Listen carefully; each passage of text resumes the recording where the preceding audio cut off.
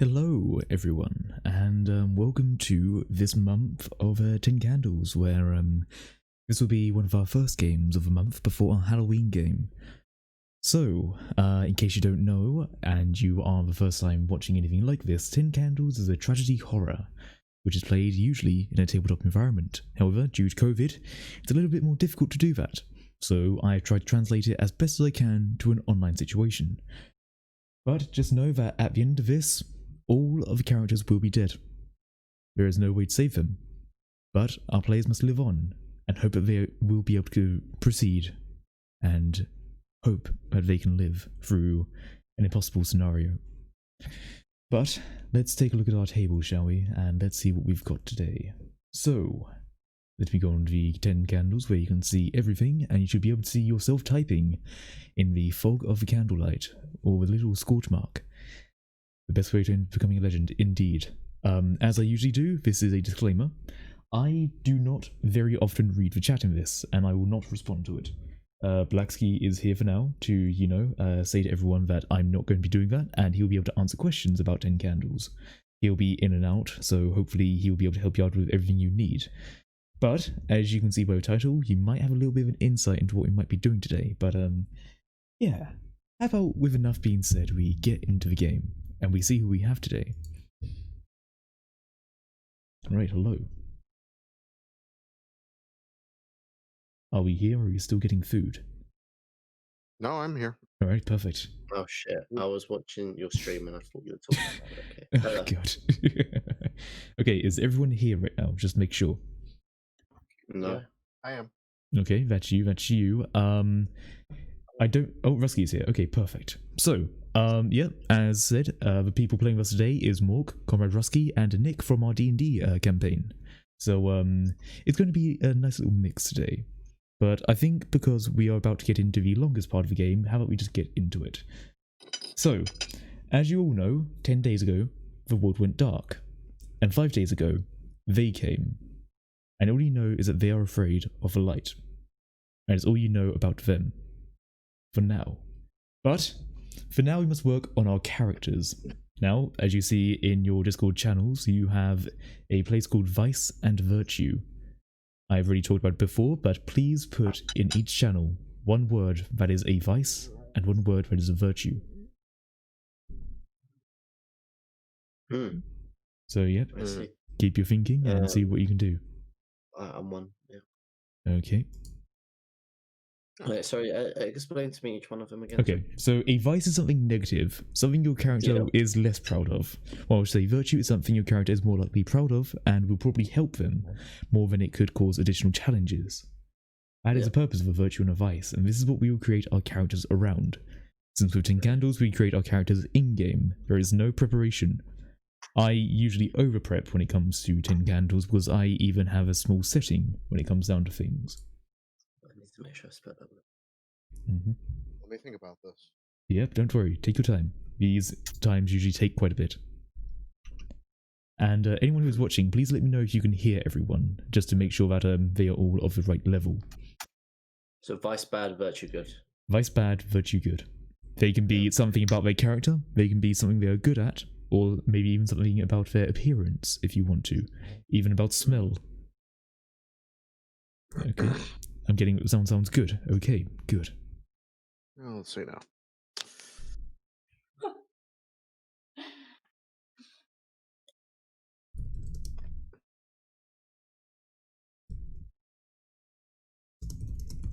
This is nothing new to me. Here. Could someone just check their player general? So yeah, one of the things I also do is that I'll send you a little message in case I think maybe you need to change something slightly. Because I'm not that evil, I like to give everyone a fairly even chance. Loads of mock stuff is still in here. Oh, really? Yeah, but it's alright, I've got rid of it. Oh, now. okay. Sorry about that. I thought I cleared it. That's something we should have checked, but okay. Only take a second.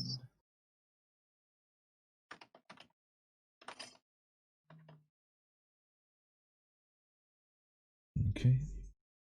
And then once we are all done, we will be able to continue with it.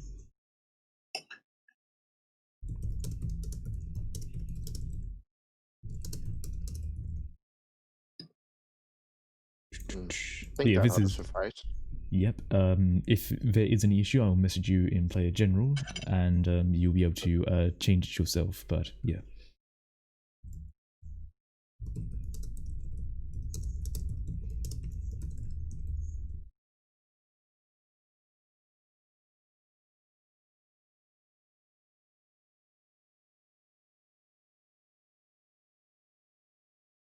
But yeah. This is usually the part which takes the longest, since it's obviously us trying to create our characters, so expect a fair few quieter spots as we all deliberate. Oh, let me think about this now. Why?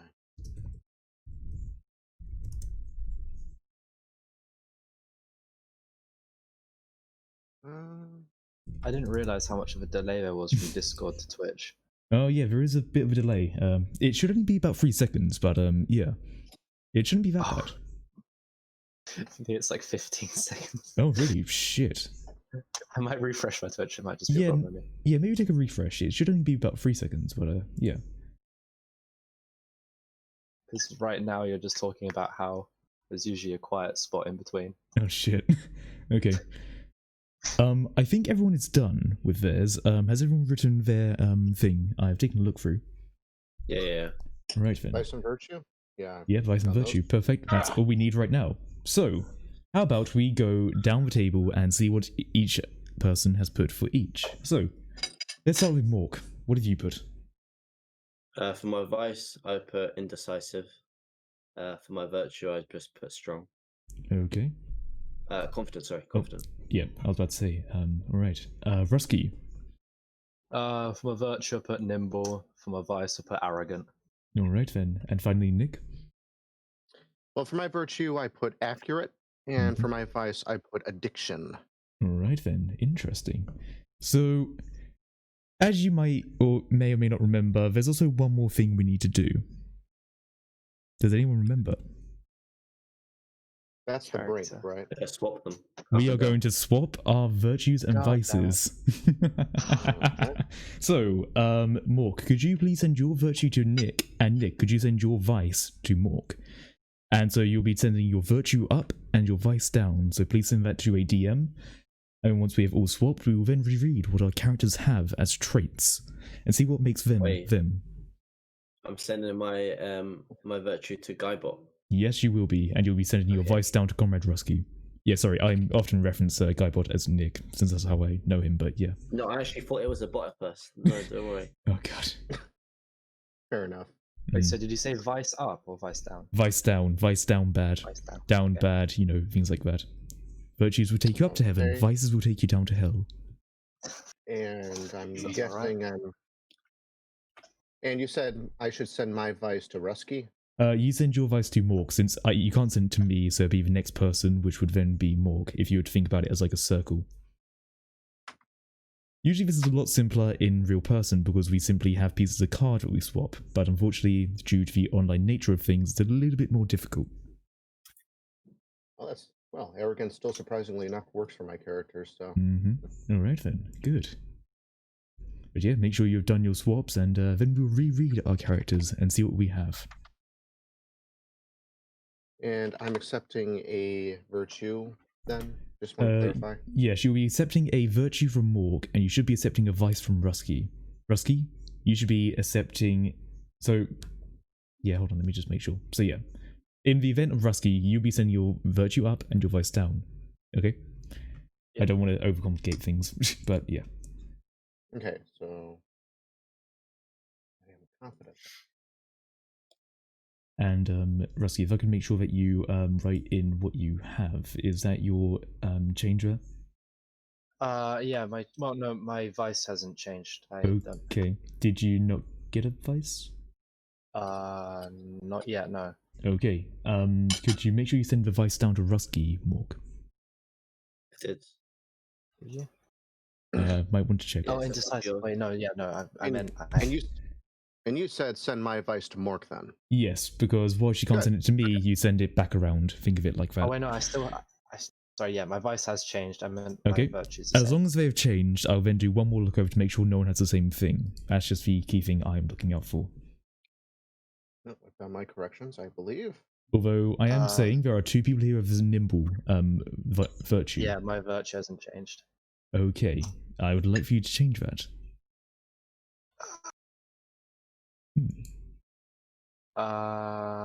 Nick, what was your virtue? My virtue was Was it accurate? accurate. It was Mhm. accurate, Right. yeah. Yep, so please change it got to that. Alright, perfect. Now, I think with probably the hardest part done, how about you reread what our characters are, and we'll see already how they might come out. So, Mork, what do you have? My virtue is nimble. My vice is addiction. Alright then. Now then, Rusky, what about you? My virtue's accurate and my vice is indecisive. Okay.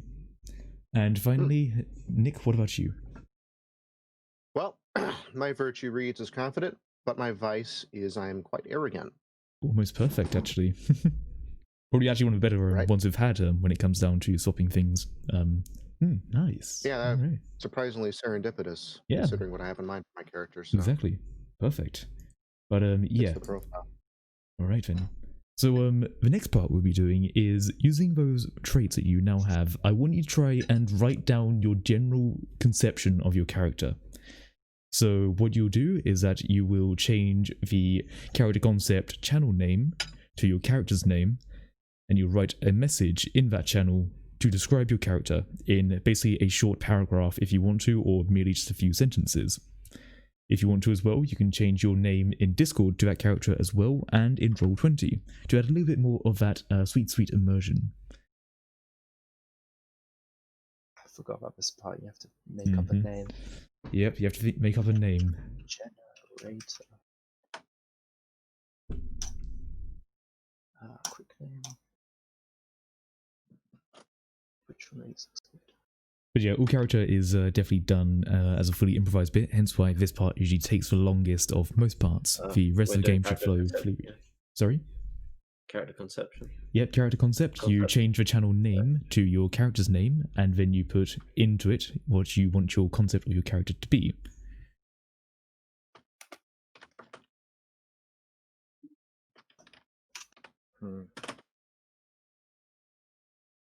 And so we'll give you some time to write that in, and in that time I'll take a look at the chat and see what people are saying.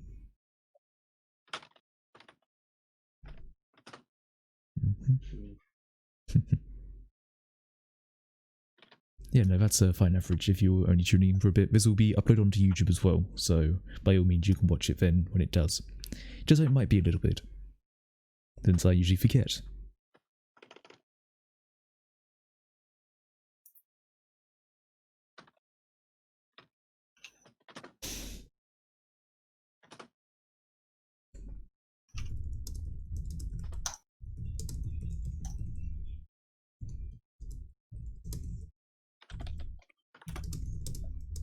I feel like I need to give someone a random name generator.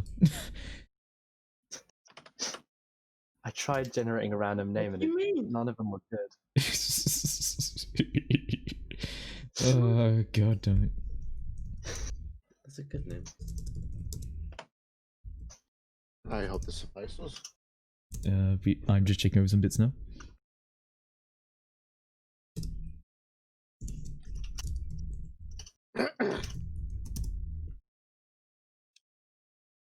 Want to go ahead and confirm What I've got here is all right.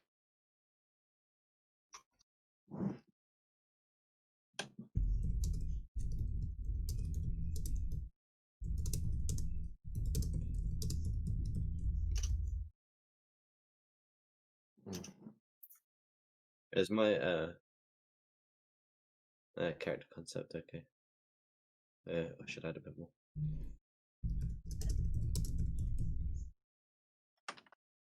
Oh, wait, That's mine. We'll be talking about the characters in a moment, don't worry about it.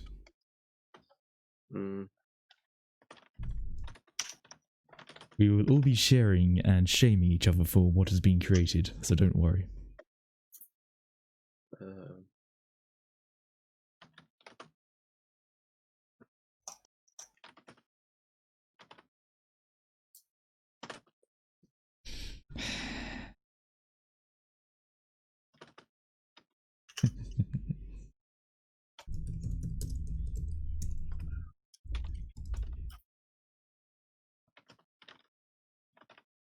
Okay, let me just change something.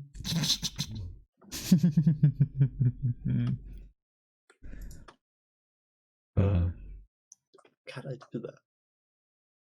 But send me a message in Player General if you want to ask me anything.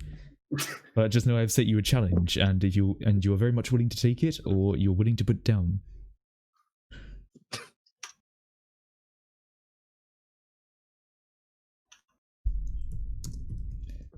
I think I've adequately described myself then. Alright. I think we're getting most of the character concepts done, unless anyone says that they need to continue with theirs. Any objections to reading out what our characters are, just to make sure? Wait, why can I see player 1's one but not player 3's one? You can't see player 3's one. No. I can't do see not player have 3's one. permission to view.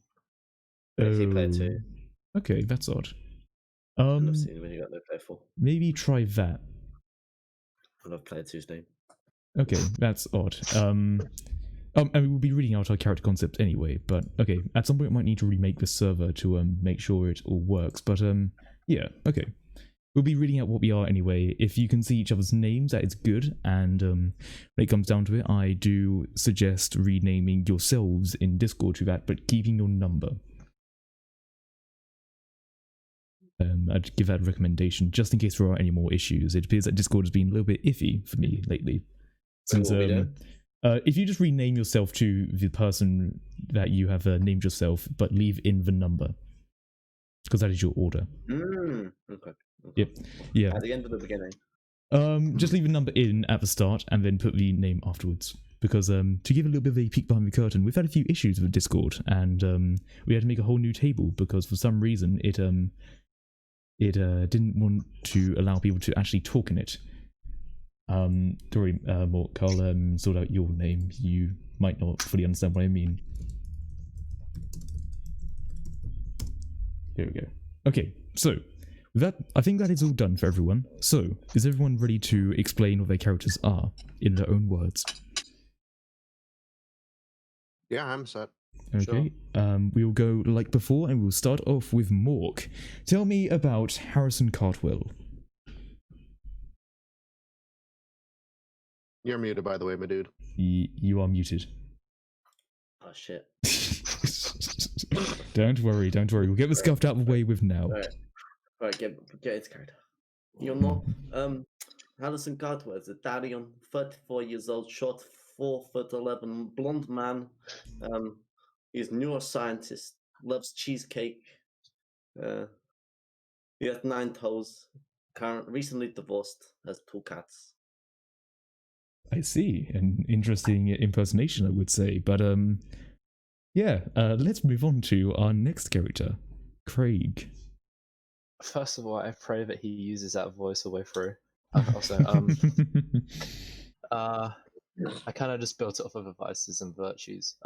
Pro archer, has good hand-eye coordination, 5'11", small build, nervous, weedy looking, bit of a simp, stash of God.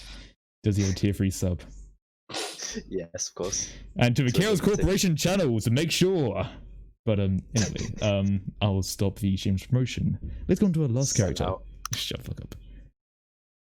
Our last character, Harvey. Tell me about yourself. Name's Harvey. I'm a jazz pianist, and a damn good one at that. Though nowadays, those who would appreciate my art are either old farts just a step away from death's door, or yuppie kids who just wanted the band credit on their profile. Fuck if I care about them. I'm a 52-year-old, kind of scrawny, kind of an old fuck. Salt and pepper hair, slightly receding hairline, all that shit that goes with the typical thing. And not particularly proud of this per se, but I've got a scar across my left eyebrow that sticks out like a sore thumb in the right light. Alright then. I think we've got a good little cast of characters here, so how about we start moving on to the part where I talk about the general concept of where we are, since I should have done it a little bit earlier, but don't worry about it. Yeah, I'm sorry, I appear to have forgotten that, but don't worry. So, let me introduce the module that we are doing. Today we are doing the module of Miramar. The Commerce Arms Building apartment building is a 10-story concrete pillar 2 miles from the Miramar Marine Corps Air Station, 16 miles north of San Diego on US 15, cheap rent and a good location, attracting a mix of residents from all walks of life. But the majority are off-base military and their families. The place was given the nickname The Armory by its minority populace in 1995. The folks have worked at Miramar, didn't think it was very funny, but it stuck. 5 days ago, street lamps around Carroll Road began randomly winking out. The village shopping centre disappeared behind a wall of night, and the light was sucked out of a Preston condominium building across the street. You hear muffled screams and other sounds that you don't want to remember. Looting and violence began in earnest a few days ago. You and the other residents in the 5th floor hunkered down. Even without the sun, Southern California is still warm, so dying of exposure to the elements is not your primary concern. That's food and water, and it's running out. Still, since the world went dark, Miramar has been an island of light, jets landing and taking off on a regular schedule for the last few days. Rumour has it, the base is powered by a small military-grade nuclear reactor. 12 days ago, alarms went off at the air station, loudspeakers repeating the same message every 30 minutes. All residents and off-site military personnel seek passage to the safe zone. The last plane will leave at 1700 hours. Meet on runway marker B25. It's time to go. So, with our module put in, we will now think about our moments. These are the things that our characters will want to achieve before their end. These are something that you will write yourself and that everyone else will know about when we talk about them. So, think about a thing that your character would like to do in their darkest of time before what might happens. So I'll give you some time to think about that, and by all means query me if you need any help. Does it still need to start with "I will find hope" or whatever? Yes, thank you for that. If you just type in "I will find hope" and then type your phrase, that will be the general situation that we have it in. And then once you've written these out, we will do one of our final steps as we get closer to the game.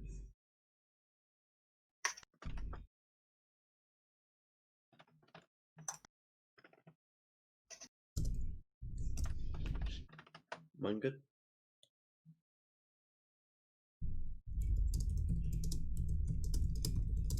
Does this work, or should I shorten that?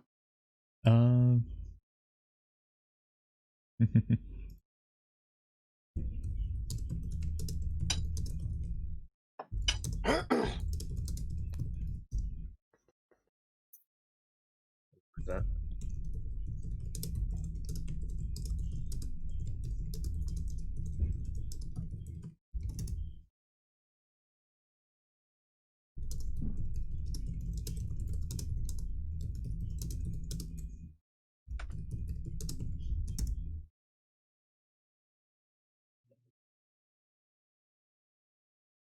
Okay, I've written to some people to play generals just to give some insights onto what might be a little bit easier for people.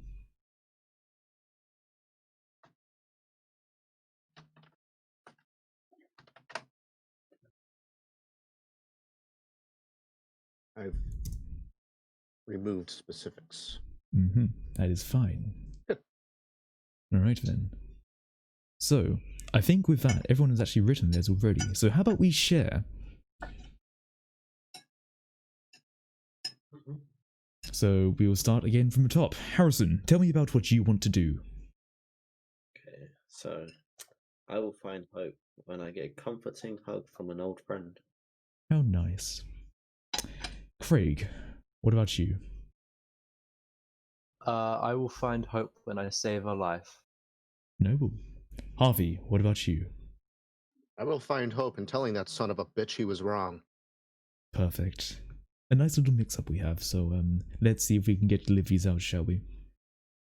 I would also like to give each of you right now a moment to shuffle around your moment, virtue, and vice, to stack the deck as you would like it. Because remember, you can only play the card or channel that is underneath player stack. So you cannot live out your moment until you have gotten rid of the virtue and vice on top, for example. See. And once you have all rearranged them to how you'd like it, we would then continue. Just remember the brink always stays at the bottom. That is your last resort.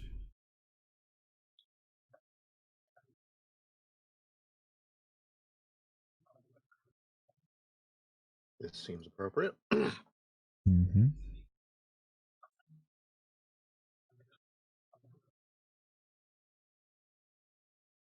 Okay. Is everyone roughly done with how they want to stack their deck? Is that a yes from you? Yeah. Okay. I am anyway, yeah. Alright then. Oh, you okay? Okay. Now we get into the part that I like the most. Since now someone here. No, we've got one more thing. Let's talk about brinks, shall we? Now, each of the people here has seen someone do something that they have done in their brink of humanity and we've lost it. And someone here has seen something about them. Nick, I want you to write a brink for them that establishes a strength or identity about them. It cannot be a weakness. And Harrison Cartwell, I'll be writing a brink for you. But what you'll be doing, if you are any of the other people aside from Nick, is writing a brink for a person below you. So you'll structure it as I have seen you, and something your character has seen the other character do. Who's Nick? Nick is Nick. Harvey Fitz. Yeah, sorry, I said Nick. God. Harvey Fitzgerald will be writing a brink for me. So by all means, get ready to DM that to me. And I'll be writing a brink for Harrison. Alright. Wait, are we sending it to you? No, you send it to a person below you, so Craig will be sending it to Harvey, and Harrison will send one to Craig. And I'm sending one to you so you can impose it on whomstever. How do we Indeed. start it? Is it just like... You start it as I have seen you. Oh, okay. Yep, and in your case, Harvey, you'll just say to me something about them. So this will be your opportunity to say something your character's seen them do. Okay, so basically I'm sending my brink to you so you can impose it. Just want to Yes. clarify. Yes, personally. indeed. Okay. Yep. It cannot be a weakness, but as long as it's anything Wait. else, it's all good. Okay. Let me put it in my brink so you can tell me. Yep. You can put it in your brink first, and I can check it over if you want me to. But I've sent you Just your check. brink. Okay, I'll put that in a second. Is that okay to send?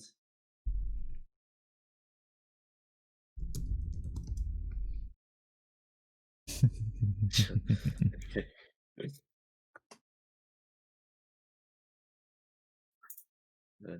If you want to post a brink in your channel first before you send it, by all means you can. I can then do one more check over. That's Ooh. interesting. That's interesting. That is interesting. I'm actually trying to think about this. Give me a second. Yep, don't worry. Take your time. It's Because- Wait, should I just copy it and post it in my own brink? yes, the one you have gotten, you'll copy and paste into your own brink. Cool. And then Craig will wait for you to send a brink to Harvey. And we'll wait for Harvey to tell me what he's seen them do. Okay. Sounds about right, actually. Mm-hmm. I have sent Harvey one. All right. You have sent Harvey one. Harvey needs to inform that he has. And just remember, this is something that your character knows about the thing they have seen do. So by all means, you'll have that knowledge in game. You'll know how dangerous that person can be, or what they might be.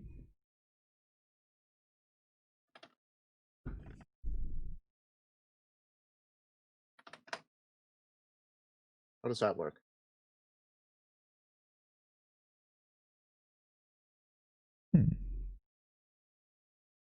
That could definitely work, even though that is the key aspect that I'm going for anyway. But if you're happy with that, I can definitely take that as a brink. Just trying to reinforce ambiance, you understand? Yeah, no, that is perfectly fine. I think I can work that into my general idea pretty well, actually. Stop doing evil cackles. Oh, don't worry about it. Alright. Now, remember, these brinks will not be anything we will tell about. These are hidden, and will only come out when we get to that moment where everything else is lost. And that will be where we are most powerful. So, has everyone gotten their brink? Yeah, I do. Alright, perfect. Mhm. So, we now get to the last part, which is notoriously a little bit difficult for some people, but this is the part where we do the voice recordings, where I will be muting my mic, Fuck. and you'll be talking within your character as your last Get message it to the fixed. world. So, let me get it all up, and once I mute my mic, it is ready to go. And so, I would like for Sorry. everyone to mute their mics. Oh, sorry. I was just going to clarify, you're going to be recording us? I will be recording you on my phone recorder. Okay. Yep, so don't worry, you don't need to do anything yourself. All you need to do is just talk when your moment comes. So if everyone could mute their mic, and I'll explain how we would do it. So, as everyone is visibly muted, what we will do is that once I mute my mic, We will have Harrison talk first. He will unmute. Then once he is muted, we will have Craig talk. He will unmute. Once he is then muted, we'll have Harvey talk. Once they're all done talking, I will unmute my mic and say we are done. So Harrison, keep an eye out for when I mute up my mic. Understand? What are we doing again? What are we talking This is about? where we have our last message to the world. What our characters would do as one final message in case they don't come back. Okay. So, get ready because I am getting ready to get the position of putting my phone literally in my headset to record the sound as well as I can. It's a pain in the ass, but it's honest work.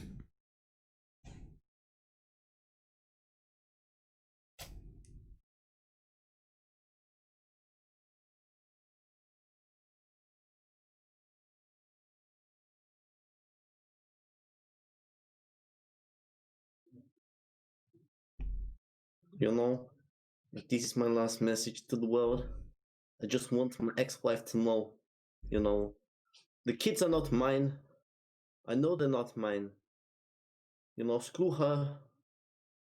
I know she took everything from me, but yes, hope I come out alive. Peace.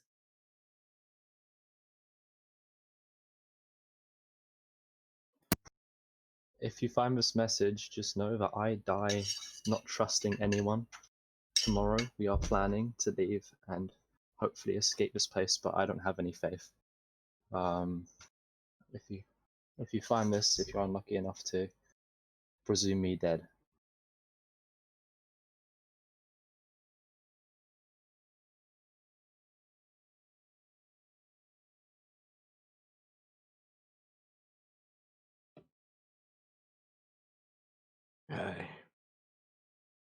Is this thing on?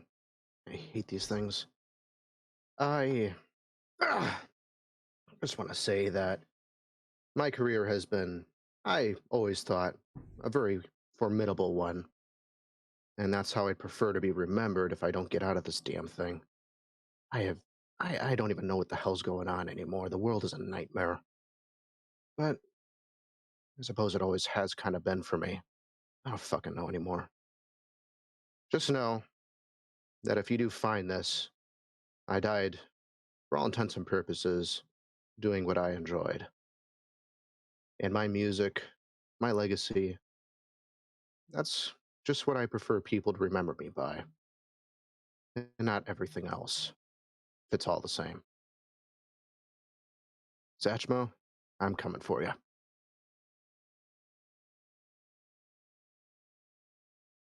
Alright, thank you everyone. That was actually pretty seamless this time, so congratulations, we have evolved. Right. Well, that is basically all the prep done for the game. So, let me do one final check. Does anyone have any questions before we begin? I've got oh, sorry. Oh. No, go ahead. Alright. Sure. Oh. Go on. Oh yeah, is it alright if I've got a meal here? It's probably going to be quite loud. Is it alright if I just continuously mute myself? You can continuously mute yourself, yeah. I will keep in mind, like, obviously I'll keep in mind the careful with candles rule, but you've let me know about that, so by all means. Alright, cool. But yes, I think without further ado, we will begin with our situation. Now then, as it has been said, you are in the 5th floor of an apartment building. The light in your room is slowly going out. You're pretty sure it's some old oil lamp, probably given to you by Harvey, but it's slowly running out of fuel. The people who have phones amongst you probably only have about enough for a few minutes, but hopefully you can get what you need in those few minutes and take a look at what might be lurking outside. Feel free to discuss among you on what your next position might be, and let me know for any other questions you have about what you need. Okay, so we're in an apartment, yeah? Apartment building. You're in an apartment building, yes. I would say that for now you're in the living room, and that is a room that is probably much like a living room and a bedroom with the kitchen in the living room, and a bathroom to the side. Not a large place, but big enough for you three.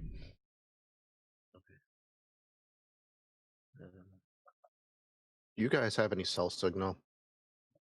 I do not have cell signal. So Well, broke. That's fucking reassuring.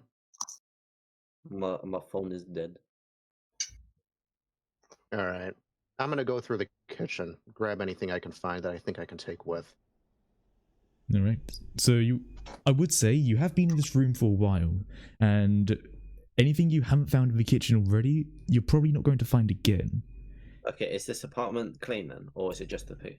It is a clean apartment. By all means, you've been in here for about 10 days. Whilst you haven't opened up a window, and it is quite muggy inside, it's still clean, and you haven't seen any of them nearby. All you know is that the scream died out a few days back. You have yet to open up the door. We've been in here for quite a while. I think we should probably see what's going on outside.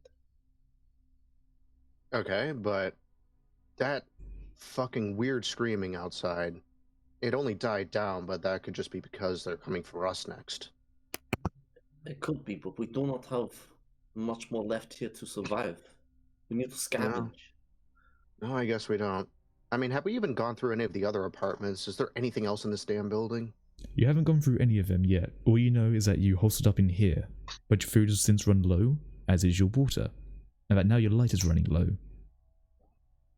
We need light. You can't just stay cooped up. I think we should stick together and search the rooms, one by one. See if there's anything left in this shithole. Fair enough, I guess. All right. I have the light. I'll take point. Okay. Alright, so you want to take point and take a look into the hallway? Yes. Yeah, I'm just going to kind of poke my head out and see if I can hear or see anything out of the ordinary, considering circumstances. I'll give this one to you for now, but when you open up the door, immediately the smell of blood hits your nose. But at least looking around your immediate position, you don't see many corpses yet. Although you don't hear anything either. It seems silent.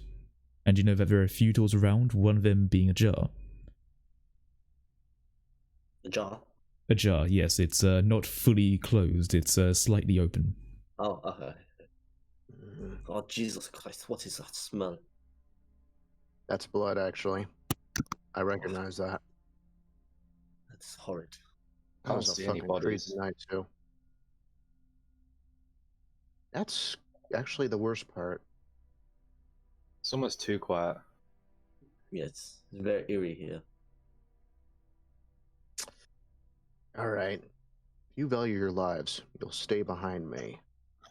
And then it's at this point I start very carefully walking towards the door that's ever so slightly ajar. Right then. The echoing of your footsteps definitely can be heard, but nothing seems to come to you. Stepping over a few piles of blood, you do get up to the door. Are you deciding to open it? Who's immediately behind me? Is it Craig or Harrison? I guess me. I hand you the kerosene lamp. I take it. I hold my hand up and I kind of poke my eye through the door, just not really opening it. I just want to see what's immediately through it. Okay, well, you see, this is where we are going to have our first conflict, since we don't know what might be behind that door. And you're going to need a roll to tell me what is behind it if you succeed. So, okay. I will need you to roll 10 d6 dice, apologies.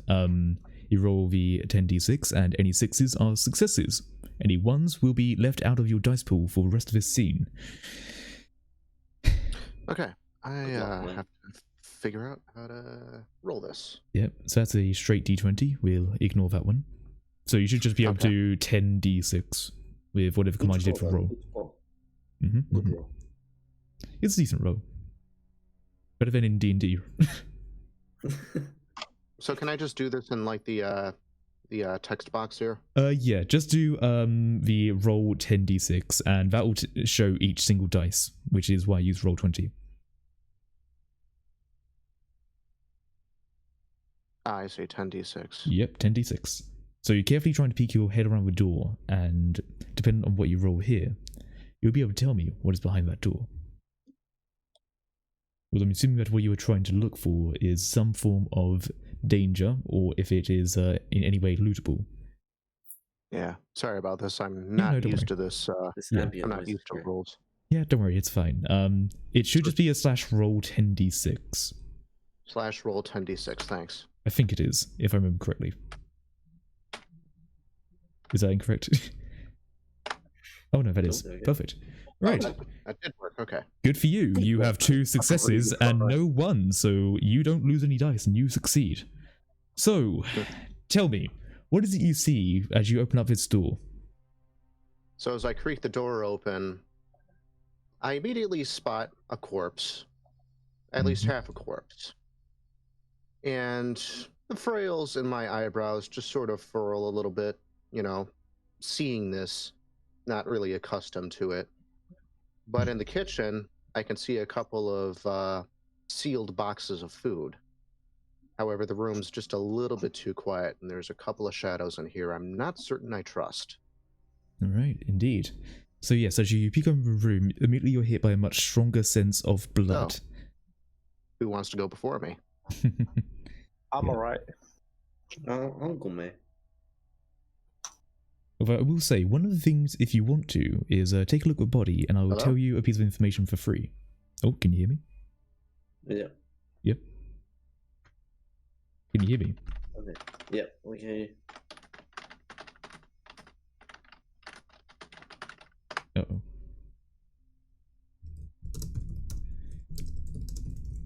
Okay, so we might be having some technical difficulties with Discord again. Please do bear I'm not with us. getting any audio input. Damn it. Hold on. You could listen to the stream. The stream is apparently a little bit delayed, so... Okay, how is it now? Good point. Can you hear me now? I do, yes. Okay. Do you hear me? Yep, I hear you. Everything's fine. Sorry about the issue, but sometimes Discord has been fucking up for us. But yeah, one of the things we'll say is that by the corpse, you do see something in its hand, like a small piece of paper. Right. I have the lamp at the moment, don't I? You do. Okay. Okay.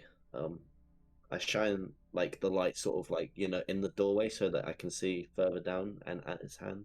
Right. Okay. Clearer. Yeah. The piece of paper is folded, but it is in its hand, so it's being kept away from any form of blood, which clearly protruded from its leg, which you can see is in quite a terrible state. Okay, I guess like my next move is to like slowly walk towards it and try and grab the note.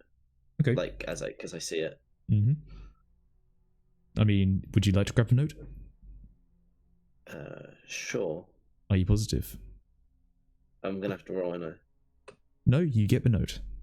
Oh, okay. Would you like to see what is on the note? Yes, I proceed to read the note. Alright, take a look in the general chat right now. And also, I'd like for you to take a look in Roll20.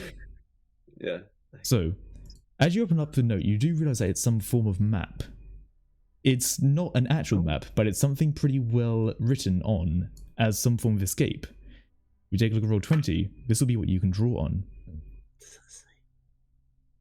Yes, it's clearly quite hastily written, and it's clearly done by someone's handwriting, but it seems to be anything that they knew about the area before everything went to hell, and what they had hoped to achieve. It looks like evacuation play. Road be full. Very haphazard one, but I guess it's the best we got right now. Something on there about a truck. Yes, let's try and make sense of this map. This guy has shitty fucking handwriting. Yeah. What the fuck? What the fuck is this? Yeah, what a loser. So the road gonna be full. Sorry? Road gonna be full. Is that what it says? Maybe? You don't know. How good do you really think it might say that? I mean, yeah, road gonna be full, so I don't think there's much. I don't think we should use a truck then. I think we should just like hold on to this map for now, and then come back to it once we understand it a bit more. Wait, where are we right now on the map? I feel like wherever we are, we're not wherever X I think we probably add the red X, right? If you want to, you can draw on this map. If you want to draw on it. No. I see. Okay. So feel free to draw on things to make your own annotations. You should be able to remove your own drawings when you need to. Wait.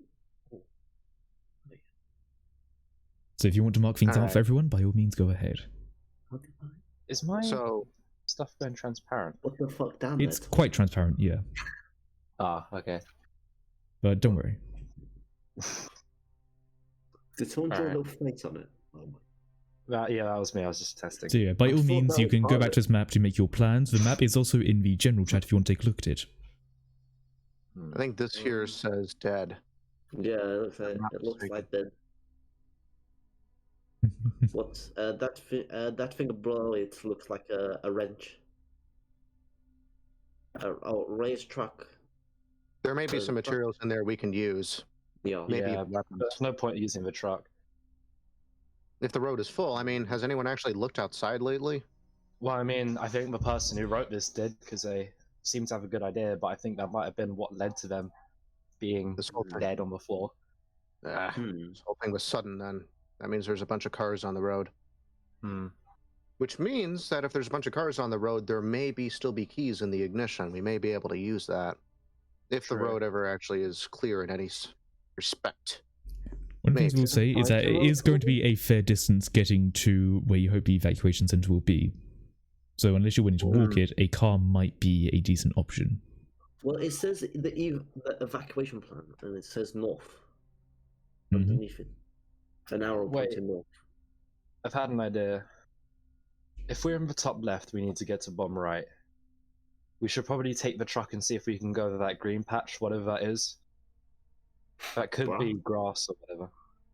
I mean, we're currently inside. True. We should probably think about getting outside first. But... Yeah, that's It does also say there, what the fuck down there, Todd. So that's not very good. That's a bit worrying. Something tells me if we go down that road, we're not going to be in very good shape. How do we know that's a road? Oh. I want to check, is anyone here, would anyone say that their character is a local of the area? Probably I would be. Anyone else? Because any local of the area would probably be able to guess that, from a rough understanding, the small statue guy there is the statue from the outside. They can probably also assume that the bit in the bottom right is the Miramar base, where the evacuation center is. Wait, so can we see the statue from where we are? If you take a look out now, it is too dark to see. Wait, does that Do we know that there's a statue out there though, like outside the building? There should be. Alright. That place lands down in the bottom left. right looks like sort of an airplane strip, maybe. So they're probably trying to fly people out. Also, there's something in the top right that says what looks to be air, GTA. Yeah, B-34 could mean like base 34 or something. Like, They might be runway, mm. like nut bindings. I'm interested by that thing to the left of that big green patch with the arrow going down. Yeah. That looks like maybe a shop. Guns. Harvey, Maybe. you would know this is definitely a small shopping area. Yeah. There's no guns. Where there's shopping, there's resources. I say we take everything we can and make a break for it. Alright. But we need Okay. to get out first. Are you done looking at the map for now? Safely. For Sure. now. Okay, I will move you back to hopefully our scene. Oops. Oh, just delete. Oh, actually, don't worry. It's just don't touch it. Don't touch it. Don't touch it. Don't touch it. Don't touch it. It's fine. Oh, It's fuck. Oh, Excellent. it's fine. It's fine. It's Oh, fine. perfect. It's fine. Beautiful. It's fine. Anyway, It's okay, it's just a match. yeah. Anyway. So, with the map fully Graffiti.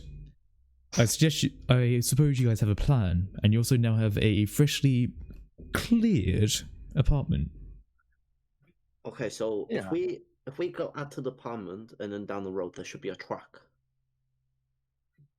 Maybe. And that truck may If the just be roads our are way full, we out might be here. able to off-road it. Yeah, past the statue should be a truck, race truck. Yeah. Oh, just like to remind Uh-huh. everyone here, there was supposedly food in the house that Harvey did see. A box of it. Yeah. Yeah, I think we should Yeah. explore this place first. Yeah, let's I might step around Mac the Knife's last lead the victim way here. with the lamp. Sure. Yeah. One thing you will say about this Eileen? apartment is that it is quite in a bad state. It is clearly some Yeah. form of struggle that happened. Oh. Shit. But you don't see Yeah, the blood of anything else. Yeah, I just slowly lead the way into the room, stepping over the corpse Mm-hmm. and That's making right. my way into the kitchen where the food is. Yeah, much like the area before, there is a bathroom to your left with a door shut, and a bedroom to your right with a door shut, and the living room and kitchen is a all-in-one thing. I think we should explore the kitchen and the living room first as it's open, and then slowly make our way through the doors. It's not a bad idea coming from your head. Thank you, sir. Mm-hmm. All right. Okay. So immediately to you now, Yeah, you have food available. You don't know what else might be in there. Is it? Is it in a box? It is a box of food that Harvey said are preserved. How long has it been since people were eaten? It's been at least 10 days. You were lucky with water. You had a 10? few water bottles, but it's been a Okay. long time. And when we say eaten, we're talking meals. You've had a few snacks, but Okay. you can feel the fatigue of hunger eating away at you a bit. You would very much prefer to eat something properly. Okay, guys. We right. should do that then. Steak. Yeah, I think we should search this apartment, shut the doors, and then just have something to eat so that we're strong for whatever is ahead. Yeah, if Yeah. you don't mind eating over a corpse, that's cool with me. But we could bring the food back to our old apartment or into the hallway, and you did that. Hmm. I think at we least we should know explore that. the rooms first. Yeah. Just to ask, did you shut the door when you came in? Nobody said they would. I kind of Okay. assumed that was implied we Who's behind should. the door? That I'm is just a good saying, idea. would you like to say now is it shut? Sure. I'd say so. Yes. Okay, I just want to make sure. Unlocked. Perfectly reasonable. All Yeah, right. I'm padlocked. Okay. So I would just like to cautiously poke my head in the kitchen, just on the off chance there's something in there. Yeah. As the rooms are sort of together, if anything was in there, it would probably jumped out at you now. Because basically, if you want to picture it, as you walk in, there's like a TV area with a sofa. Then behind the sofa, there is like a sort of counter for the kitchen, where it then has like a small island area for it. So it's very much all in one sort of open plan sort of thing. So yeah, that's how you're able to see the food. It's just on the counter. And when you do take a look at the food, you do see it is very much preserved foods, but they're the sort of homemade preserved food. They're not the store-bought beans and anything like that. They're much more like the pickled, gherkins and things like that. Salty. Oh, that sounds good. That reminds me of home. I want to take the lamp and open the door slowly to the bedroom. You want to investigate the bedroom? Yes. I'm going to have you roll for that. Because your light is slowly starting to dwindle. Yeah. Soon you'll what I have to thought. chip into your phone light. So you better really hope that you can keep going. Oh, fuck. So can you do a roll for me, will you? As you open up the door and see what is behind it. It is currently rolling. It is... I think you need to do a slash. Yeah, Oh, you do shit. do slash rolling 10 slash roll 10d6. I knew that. I was testing you guys. Yes, sure. It's only been your third time, don't worry. Wait. Sorry. How do I do this? Should just be a Slash slash roll roll 10d6. 10d6. Oh, slash roll. Yeah. Okay. Well, you have three successes, but you have one. Now then, Mm. what would you like to do with this? Because if I take a look at your deck, you could by all means burn your vice to try and re-roll that singular one, but by all means you do succeed. I don't want to re-roll the one. Alright then. So, you succeed. Tell me what is behind the door. Okay. I make my way into the bedroom. Again, there is very foul smell. Mhm. Very foul smell. The bed looks oddly very neat and tidy, but there's blood all over the floor. Mhm. I do see a partial part of a suitcase sticking out from under the bed. Mhm. And the wardrobe is wide open, but it's sort of at an angle, so I can't actually look into it from the door. Hmm. Right, okay. Yeah, so you open up the door and that is exactly what you see. What would you like to do with that information? I would like to investigate the room, like slowly make my way in, trying to avoid the blood on the floor. Mm-hmm. Okay. And then just explore the room, make sure it's safe. Yeah, no, that's fine. Just going back to you two. You're not quite sure what it is, but you start to hear like a little, like something is scratching, and it seems to be coming from somewhere outside. Outside, like outside the building, or outside in the hall? You're not quite sure. All you know that it's walking on concrete and having scratching sounds. Concrete scratching, that's coming from outside. Will our light attract it, or repel it, or just tell it where we are? All you know is that Everyone it is stay the afraid fuck of the away light. from the windows. It's afraid of the Stay light. away from the windows and make sure that door stays shut. Yeah. Maybe draw the curtains on the windows, if there are any. One thing I would Are also the like to curtains drawn in mention, here?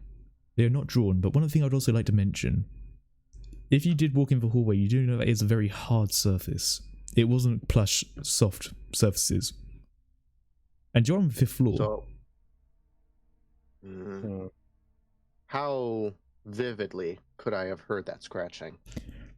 Bear in mind the whole apartment complex is very still. You only just about heard it, but you heard it from like maybe a few doors down. You're not quite sure. Okay. Can I see if there's like a fire escape or anything? You can take a look for a map of it, and I will tell you now, the fire escape plan is nothing like going out of a window. It would be going into the hallway and going to a backside of the apartment building. Son of a... Okay. But that is what you All right. hear. I would like to start going through the kitchen. I'd like to find like a French knife or something like that, something to defend myself. In that case, I'm going to need you to search, because I'm assuming that you're looking through the drawers now for something, which can be a result that we don't know of yet. So I need you to roll for it, to see if you can find yourself something defensible. Okay, and it's the multiple d6s again. You are now correct? rolling 9 d6, so we have lost one. So that's for all of us. Okay. Mm-hmm. So you're taking a look through all of the cupboards and all of the drawers, see if you can find anything that could be serviceable as a defensive weapon. Whilst we have our friend also in the other room. Okay. Nice. So, you succeed. However, those are 2 ones. Would you like to do anything about that? Remind me again what I can do about it. So, your active card right now is arrogant. If you could justify being arrogant in helping you in this moment, you could maybe re-roll those ones to hopefully not lose them. Let me see. Alright. You two, you need to stay the fuck put. I think I can handle this. Okay. There's something outside, and I'm not taking any fucking chances. So you're burning arrogant. I think I will. Alright then, very well. Put it into the fire pit, but arrogant is gone. And as you arrogantly stroll over to this drawer like hot shit, you know you're going to find exactly the best weapon you can look for. Anything else is inferior compared to you, okay? You'll find the best knife that you can imagine. Or anything even. As you take a look through that, and tell me what you find.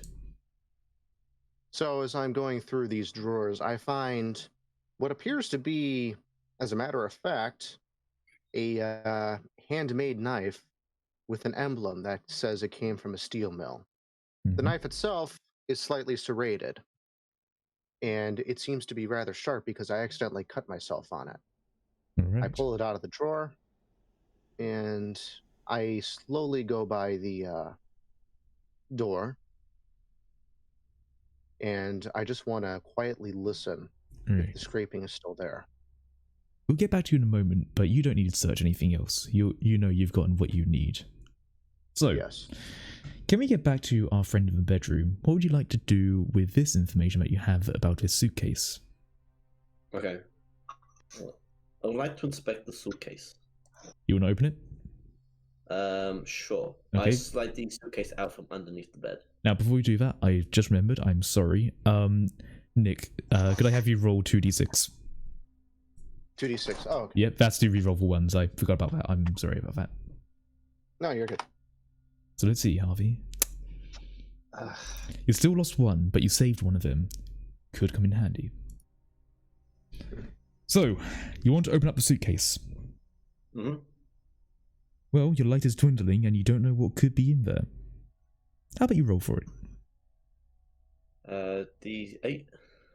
You need to roll 8d6. 86. You better hope it isn't locked.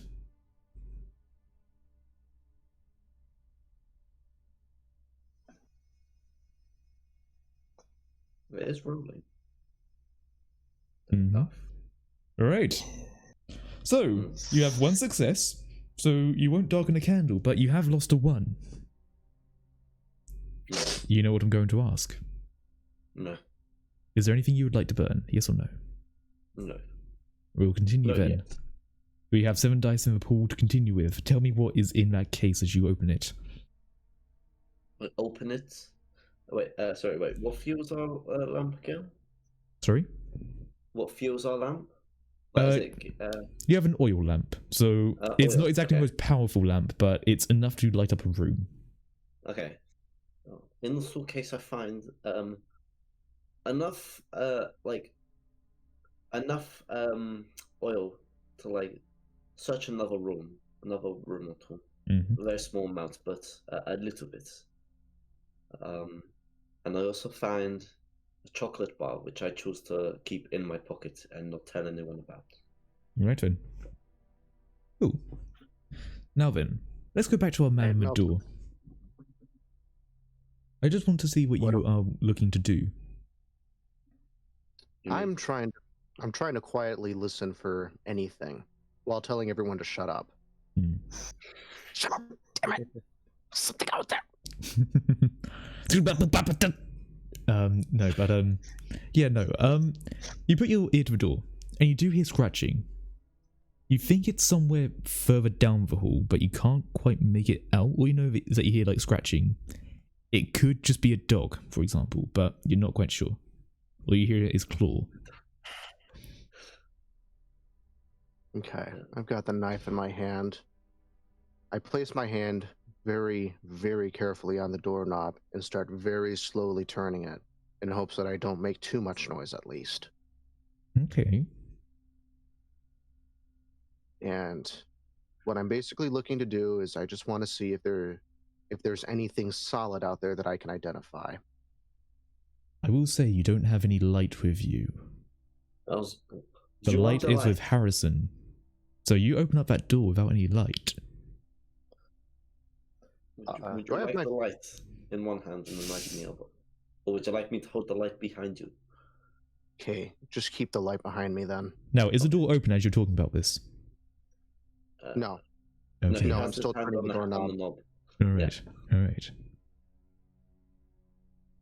Just stay behind me. I'm close. Don't worry. So, as soon as the knob is clear enough for me to open the door, I start to very, very slowly open this door. Mm-hmm. Praying to all Lord God that it does not creak. Mm-hmm. Would you like to roll to see what is out there? You know what? I believe I should. Okay. Let's roll to see if you find anything out there. Whether it be alive or dead. We have 7 dice for you to roll with. They are starting to dwindle. As you carefully look outside with your oil lamp, which whilst not the strongest light, is at least something. You do succeed. However, you have ones, but if we take a look at your character, I do believe you have something you could burn if you want to. Confidence. Would you be willing to risk it all already, or are you going to save it for another time? No, I've already risked one. I'm going to save this. Alright. You start to open the door and you don't hear the scratches. What do you see?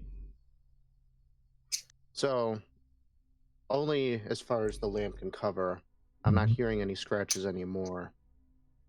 If whatever is out there, I know enough that it doesn't seem to like the light because the entire world just went dark and people started dying. So, I open the door enough for everyone to leave. And I gesture for the guy behind me to bring the lamp out. And the lamp illuminates the hallway. Mm-hmm. Now, I'm not sure what I'm dealing with here, but there's something at the end of the hall, and I'm pretty sure it sees me because I can see the reflection of its eyes. Mm-hmm. It's completely still. I don't know what it is. Do you know what it is?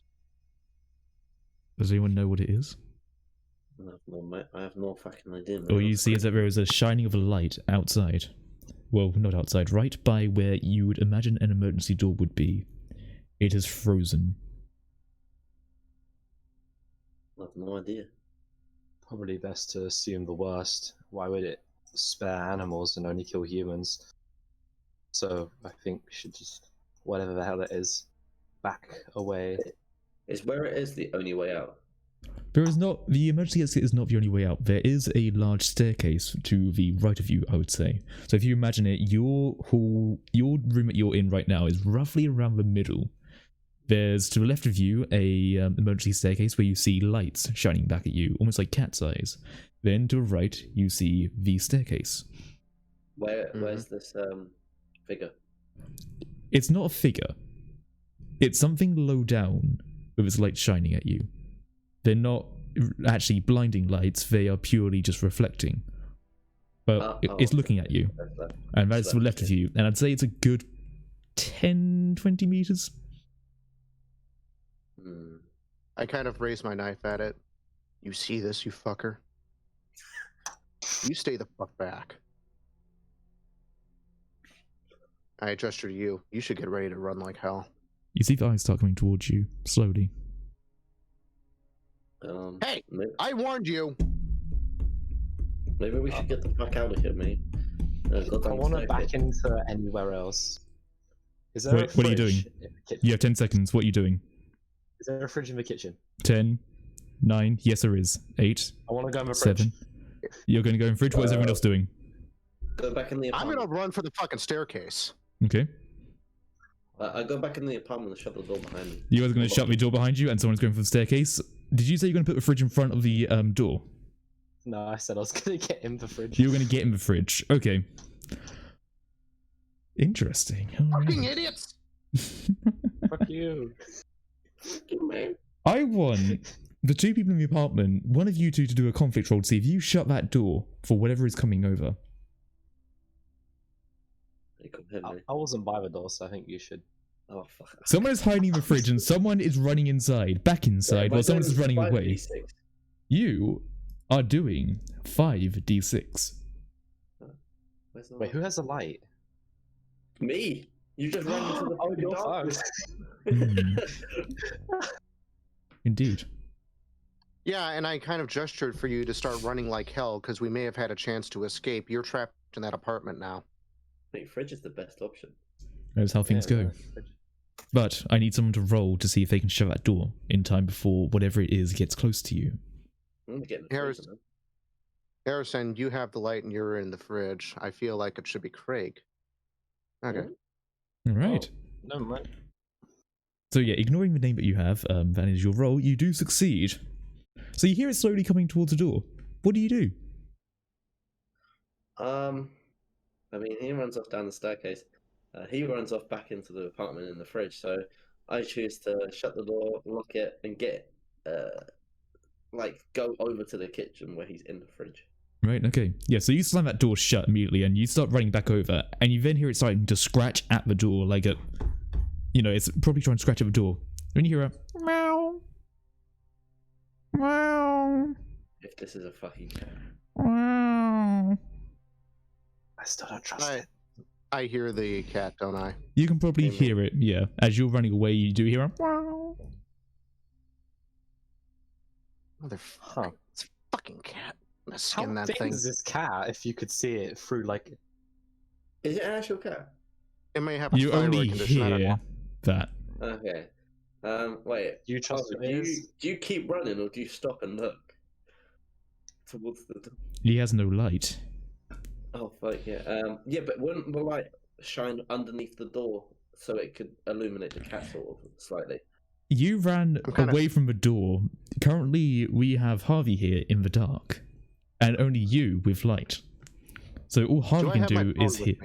All I hear is scratching. I'd say you have a phone. I'd say whilst you are, a bit more of the older generation, I'd say you at least have a phone that is capable of protruding some light. Okay. It is at this point I take out my first generation iPhone that I was able to get my nephew to refurbish for me. That's 3%. And I kind of turn up the screen illumination because I just barely know how to do that. And I shine it at what I think may be at the door. You kind shine of at using the door. it halfway as a flashlight without actually using the flashlight. Indeed. You shine at the door. And you see a small black kitten. Damn it. Okay, at this point though, we still don't know it's a kid, so you're gonna have to like tell us somehow. I then walk up and knock on the door. Relax, it's just a cat. I don't know, mate. Cat boy. The cat walks off It's over me. to the Open other the door. fucking door. It's just a Are kitten. we fucking sure that's Harvey out there, man? Could be You'll kitten. find out it's Harvey in another 4 seconds if you don't open this fucking door. Oh fuck. Yeah, just open it. Okay. I save for my fridge. Harvey, And then could I have you... So, Harvey, it's up to you if you want to do this or not. But would you like to roll a conflict roll? for what? Just an optional one. An optional conflict roll? Yeah, just something if you want to roll it to maybe notice something. Uh-oh. Okay. Well, seeing as if I say no, I'll probably end up dead, I suppose I'll weigh my options and say, yes, I think I will roll that. Roll 5d6. Because you just slammed on that door and you made quite a bit of noise. Oh fuck. Stay in the fridge. Yeah, no, I never said I was getting out. Okay. Why do I keep rolling ones? This is optional. Nah, this This is an optional one, so that's fine. But you roll a 1, that's fine. But tell me what happens around you. Does anything happen around you? Well, nothing seems to immediately happen around me. The kitten actually starts running away from me, probably either because it's me or because there's something larger. Frankly, I'm not 100% sure. I'm just annoyed that they locked the door on me right now. I've still got this knife, but kind of feel like it's starting to get a little bit cold in this hall, and I'm like, okay, are you going to open the door or do I have to fucking break it in? Because it's definitely me. Yeah, I'll walk over and unlock the door. Yeah, the cat, just for all intents and purposes, is going back to the emergency exit and clawing at it. Follow the cat. Yep, follow the cat. Follow the cat. You know what? I think there's something out here besides me and the cat, dude.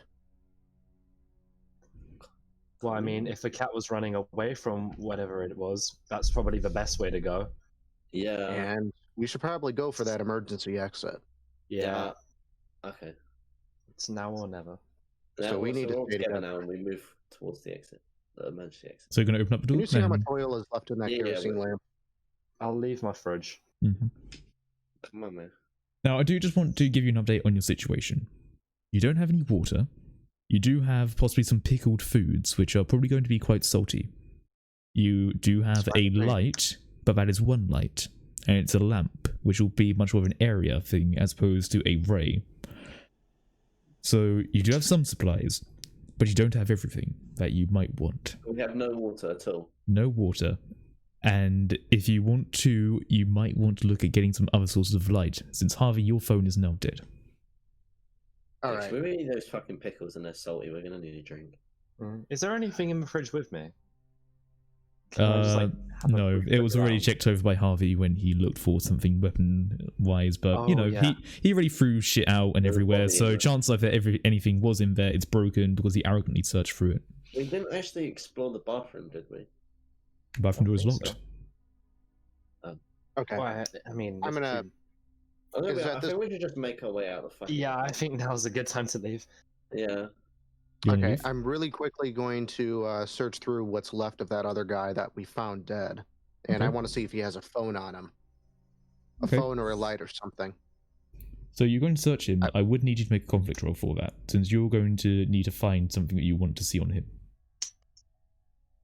So that's a 46 now. It's a 4d6.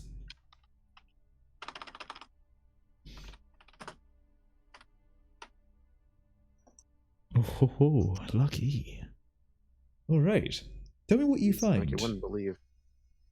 So, obviously, set of car keys, a fidget spinner for some reason. I quickly throw that away because fuck those things. I do find a cell phone. It's like a nice, fairly recent Samsung device. And it still has about 80% battery on it, which may also indicate that this guy has been dead for quite some time, seeing as the room kind of smells like death. Yeah. I also take the liberty of examining the corpse itself, and yeah, there's about half of the guy left, but the method in which he was torn apart, there doesn't seem to be any apparent claw marks on it or anything too visceral. It's almost as if he was disassembled. But I don't know. The light's kind of low, so I can't 100% tell, and I'm not a fucking doctor. Yeah. All I have experience with in terms of medication is whiskey and just whatever else is in the bar I'm playing at the night, so... Yeah.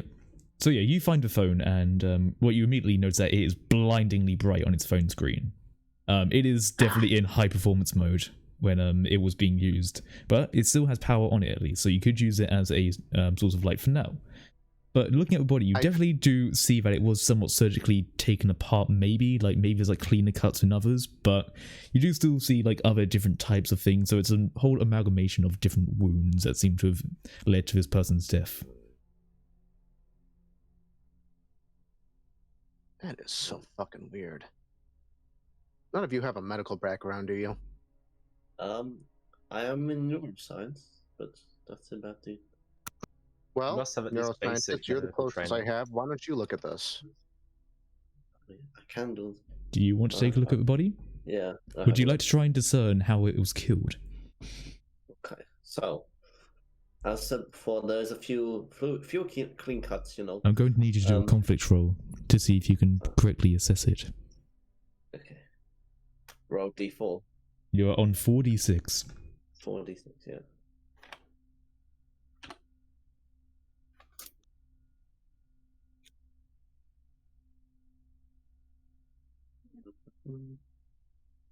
So you're hunching over his body, who has clearly been here for at least some time. But you do roll very well, you lucky people. Whew. Well, I'll tell you now.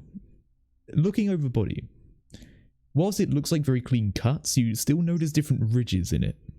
Almost like many, many tiny little teeth. But then you still see clean cuts as well. Along other less vital areas, along areas like the chest. But you do definitely see tearing marks from teeth is the thing, but not teeth that you can at least immediately understand. At least definitely not the cat's teeth. I don't know, man. So, what do you do with this now? There is a locked bathroom door, and there is food that you have yet to grab, and you still have yet to get maybe a way to carry it. You should grab the food, as in like each bit, take a bit each. So it's in boxes, isn't it, right now? It's currently in a box, yeah. Yeah, so I think we should take the box and get the fuck out. I'm just saying, carrying this box is very heavy. It's glass jars of pickled food. Wait, how many? There are at least 20 jars in that box. It's a full-on prep pack of things. Almost like it's a hobby. Okay. I think that okay, mate.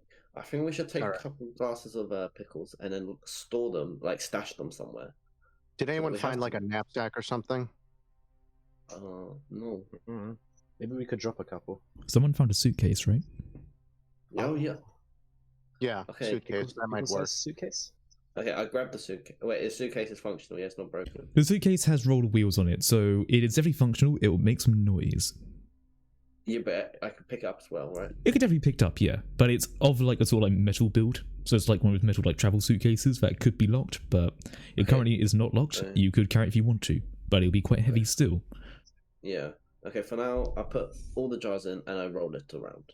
Right then, yep. You hear like a much like in like any form of airport, the sound of the wheels going over any form of hard surface. It's definitely going to make noise.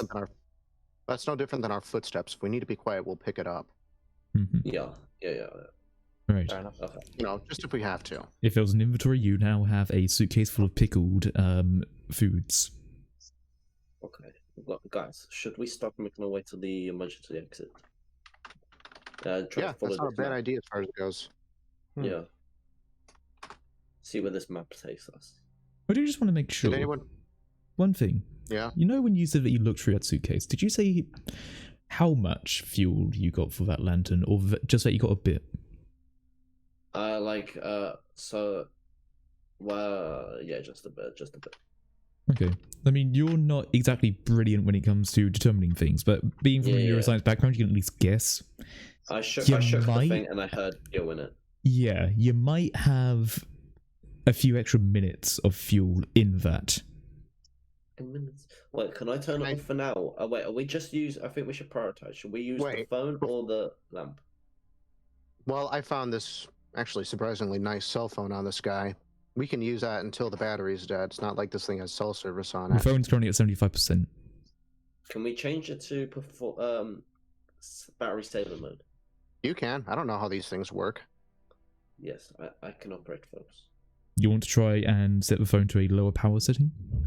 Yes. If there's some kind of lower power setting, you can put it to and just like put the screen to, I don't know, fucking half brightness, I guess.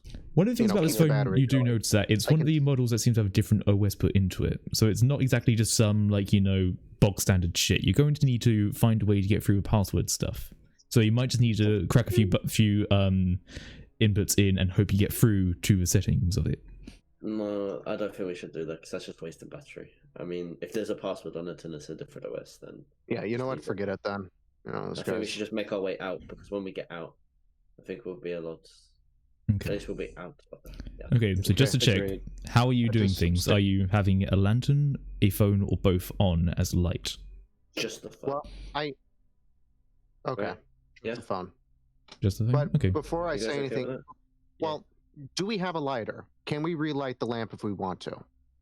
You could relight it if you want to. You said that you were looking for a light on that guy's body, right? Yeah, I was looking for a lighter or just anything like that. Yeah, I'd say you found and I one. found a phone and then... And bear in mind you had the lantern beforehand, I would say that you have a means to relight it if it did go out. However, you would still need the fuel for it, which you don't have a lot of. Yeah. Mm-hmm. You have enough for, if you were to say, maybe 1 or 2 extra rooms. I think I have that now anyway. All right, I have a lighter. No cigarettes, obviously, so that's going to be fun. Put the lamp out.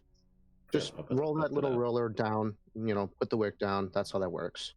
And I then take out the cell phone. You hear something outside. Shit. Fridge. You know what? Fine. The door is shut, but you hear immediately the cat scream out. Okay. We have to save the cat. We have to save inside. The cat's dead, mate. Is the door shut? Are we The door all is in shut. The apartment? It's a cat. It knows how to live. Get the fuck inside. I want to peep. Like the door has like a peephole, right? Like normal. There is a door peephole, doors. yes. Yeah, I want to look for the peephole. It's dark. I won't go back in my fridge. World is dark out there. Anything? Who cares? Just fucking hide. There's something out there. I'm getting in my fridge. You don't hear anything. Like in the chest of freezer. Chest of freezer. No, as I said, There's a fucking freezer. the world is dark, but if you had a source of light, you might be able to find a way to take a look outside. Okay. So... Wait, I know what we can do. We can slide the phone. Is the door underneath the door big enough for the phone to slide under, like so it will light? If you want to, you can slide the phone under, yeah. Okay, really quickly. My old ass phone versus this new phone that I have. Which has less battery? Your old phone is dead. The new My phone old phone has... is dead. yeah, your new phone that you've seen now, for some reason, has about 71% from 75. And you haven't put on the torch yet. I think we should just slide it under the door so it illuminates the hallway, and then we can look through the peephole. What's that? Why can't you put one of your phones under this thing? Mine's dead. Do I have a phone? Your phones are dead? Alright. But you have power. I then click the phone on and I slide it under the door, and then I look through the peephole. I'd like for you to roll a conflict roll to see if you see anything out there.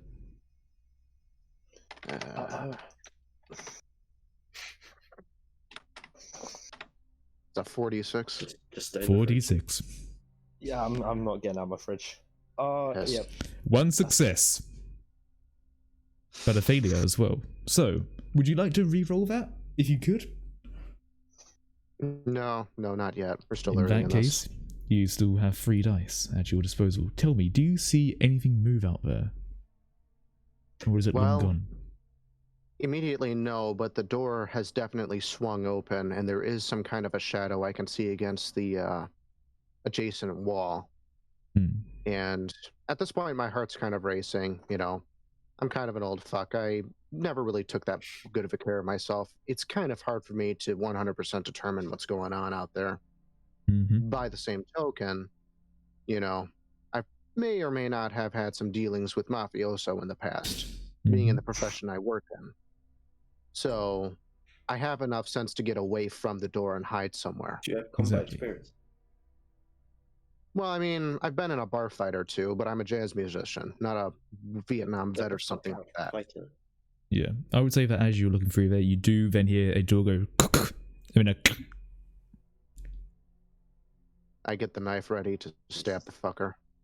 Does each one of the apartments have a fire escape in it, as in out the window? Each hallway has one fire escape. There is no fire escape outside of a window. Where you are right now, unless you want to smash window and jump 5 floors down, the only way out is through that door. I mean, like, we've been in here for a while, guys. I think. True, we're not making much progress, are we? We need to get the fuck out. Yeah, that's fine with me, but there's something out there. I might wait it out in my fridge. We need to go together in a group. Can we not just wait it out? We've been stuck in our apartment for 10 days. I just slid that phone. You know what? I just slid that phone out of the door. Whatever's out there is gonna think that there's something in here. We might as well make a break for it. Make a break for it where? It's fire escape. It came from the fire escape. It came from the fire escape, but there's still a hall. There's still a fucking staircase or something that we can still go down. There may be another fire escape on the next level. Is there a Put it this way, there is a main staircase that is much like one of the staircases you get going around the building, then like a large bit in the middle, which is just open. It's a large concrete staircase. We should leg it towards that. Huddle together and run. It's kind of what I'm saying. Sure, why not? So if I understand the plan, is your plan to open up the door and peg it down the stairs to another fire escape? Yes, or that's Well, let's just go down one level. Let's not risk it any more than that. Let's just go down one level and find a new room or find a new fire escape even. You're still going to be running, aren't you? When we get to the next floor down, we stop. The suitcase. Fuck, that thing is heavy. Plus, our footsteps are going to alert whatever it is to the direction we're going, so... If you're going to be running out there and making a dash for it, I'd need someone to do a conflict roll. Well, seeing as we haven't agreed on anything yet, we're probably not going to do that quite yet. Great. What do you want to do? Alright. Yeah, I can do it. Okay. Why don't we, put a diversion out there then? We'll throw something down the other end of the hall and... Sure, why not? You know, it's what has a smell to it. It'll confuse him. Are you going to pick your phone up as we're running? You could try. Yeah. That's a part of the conflict roll to see how well your plan works out. And see who takes narrative control, me or you. So should I do roll 3d6? You'll be rolling 3d6, whoever is taking point in this. I'll do it. Who hasn't rolled yet? Craig, right? How about you do a roll? I haven't rolled at all yet. No, I'll do it now. Let's get you to do a roll. Maybe everyone else is having good luck but you. Oh my dear! The satanic number, but dear lord! Let's fucking go. Well then. Oh, that's good or bad. That is very good. I'm genuinely impressed. You feel the darkness even come around a little bit lighter for a moment. As you run out that door, tell me how this plan goes. Do I have to? You have to tell me how this plan goes. Okay. You're the one that rolled it. Live it. Alright, I pick up a pickle jar out of a suitcase, shut it quickly, and go over to the door. As soon as the door is opened, I roll it down like a bowling ball to the end of a hallway where it smashes and makes a loud, crash noise. And we all manage to make it out of the room roughly at the same time in a bit of a huddle and make it to the staircase. Mm-hmm. We don't hear anything behind us, but we still feel like there is something there. Okay. Are you going down the staircase now? Yeah. Okay. So yeah, you throw that jar and, well, you roll it and immediately everyone bolts out. You don't hear anything following you. All you hear is a sound of glass going against a polished floor as you quickly go down to the staircase and get to the other level, where you do notice there is a bit more blood than usual on the other floor. The phone, right? We grabbed the phone. Did you say you grabbed the phone? Yeah. No, did you say you grabbed it? To the contact room. Yeah, but did you say you grabbed it? Yeah. We grabbed it as we were running. Yeah. Okay. I'll say you will. Okay. I mean, after that, put it this way, I can't fully remember if you did say you grabbed the phone as you ran, but I'll give you benefit of doubt. Are you checking the phone? Exactly. I'm giving you benefit of doubt. But I will say, you do look at the phone, and immediately you do see it is already getting lower on charge. It's at 60%. It's probably shit. You've left it on a high power mode with the torch on whilst you were arguing, and then you went up to get it. Huh. I guess. But you are now on a new floor. You notice a bit more blood on this floor, and there is some form of figure slumped against a wall down the hallway where you'd assume another fire escape would be. So there is another figure down there. Against the wall, yes. Can we see what this figure is, per se? If you shine a torch at it, you could. Shot in the dark. And then I shine the torch at it then. Yeah. You shine a torch at it and you see the body of a child against the wall. Oh. Okay then. You can see from here, not brilliant detail, but you do see the bottom parts of their legs almost completely gone. And you see one of their arms missing. Rats. No, I'm not kidding. It looks like rats did this to him. All of that? I could have swore that it looks like that kid was eaten halfway up by rats. Holy fuck. But you think that's what killed him? I don't know, maybe. It looks like it anyway. Can you think of anything better? Not that I want to think of anything. Oh, you're one of the smart ones. What are you doing? You know what? We're already 4 floors down. Why don't we try to make it to the ground floor? Through the wide open staircase. Fair enough. But to be honest, if anything was on the fire escape, it could easily go back down and see us.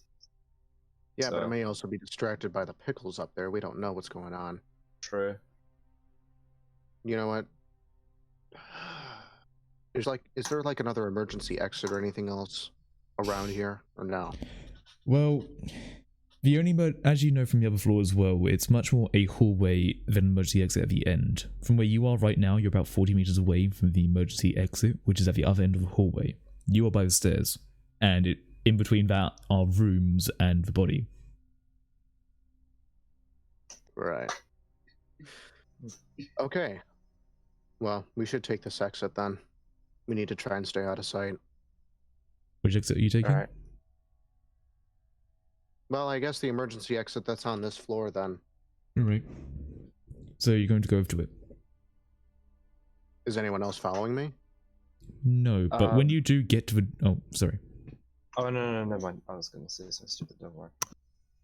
Is everyone going with you, or are you going there alone?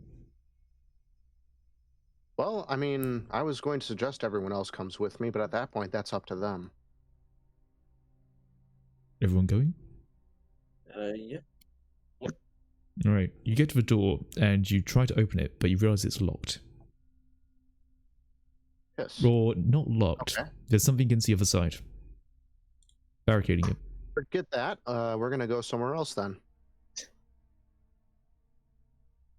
Fair enough. What are you doing? Well, So basically, you're telling me there was only those two exits then? The emergency exit here, and then the big staircase, right? Currently, what Or you am I know misremembering? is that there is the exit there. That exit is seemingly blocked from the other side. There's the exit up on top of you, which is an emergency exit, which you threw the pickle jar around. You then have the big stairs. You are on the 4th floor right now. Bear in mind, this is America. There is 3rd, 2nd, then 1st. Mm-hmm. Maybe we should go down a bit and then maybe jump out a window. If we jump Yeah, now, maybe. we'll die. Would also like to say you haven't heard anything else happen, so you probably would have heard anything come down from the large staircase, but you haven't heard anything. But to be fair, we didn't hear anything after the cat died. We just heard the cat die. Harvey heard a door shut and lock. Oh. Well, we can lock doors. That probably means they can unlock doors. This thing is intelligent then. It has enough sense to understand how we navigate at least, so. That screws us over. Is there a laundry chute anywhere? No. Damn it.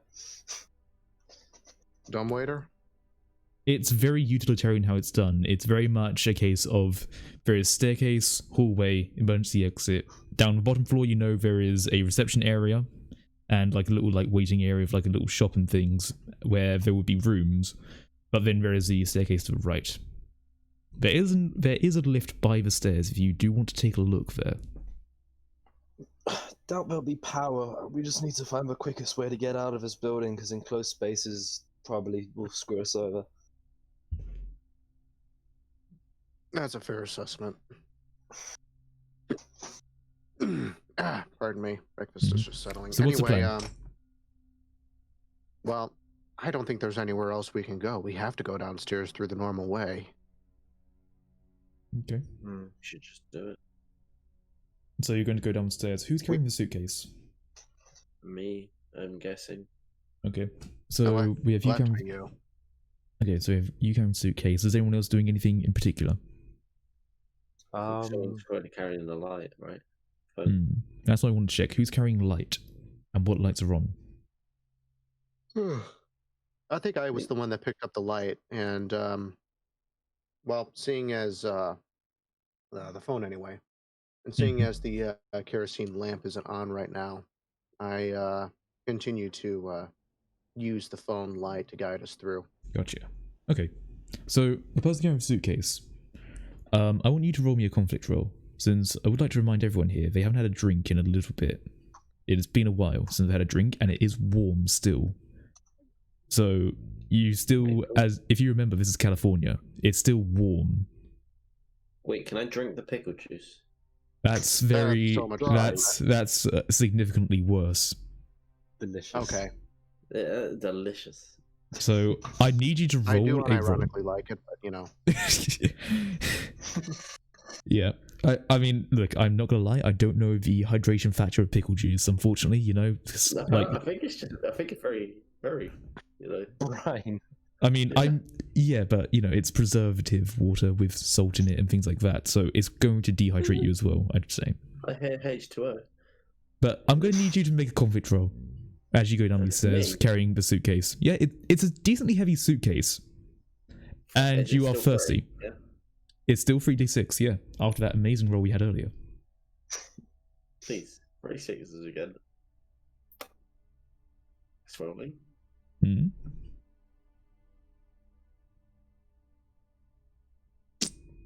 Still rolling. Okay, take your time. Oh. You still have a 6. This is going on quite a while. I'm impressed. Yeah. Holy shit. So, Get the hell out would of you this like to re-roll that one, or would you like to tell me what happens as you go down the staircase? Okay, I'm not gonna re-roll the one. Okay. Okay, so we all slowly make our way down the staircase. With Harvey leading, me second with the suitcase, and Craig following close behind. We get down to the bottom of the staircase, Okay. where an even stronger stench, something mixed with the blood now, we can smell, and a lot more blood and just gruesome shit. And I'd just like to say I see the remains of the kitten at the bottom of the stairs. Okay. The last step. All right then. Don't know Yes, how they got there. you see them there. You're not quite sure how they got there. You also see significantly more bodies, more corpses. Because as you come downstairs, you realize that the door's shut and you unlocked it from your side. As you open it, the immediate smell of visceral gore, painted bright by the door, overwhelms you. There are many bodies here, and something horrendous must have happened here. This is probably why there aren't many residents in the building, at least to what you remember. But they're all down here. And blood is everywhere. But if you do look around, you can see it's still a reception area. Where the rooms would have been, there is somewhere that looks to be a laundromat and a small little 24/7 shop. But the floor is painted in blood. Some of it fresh, some of it not so fresh.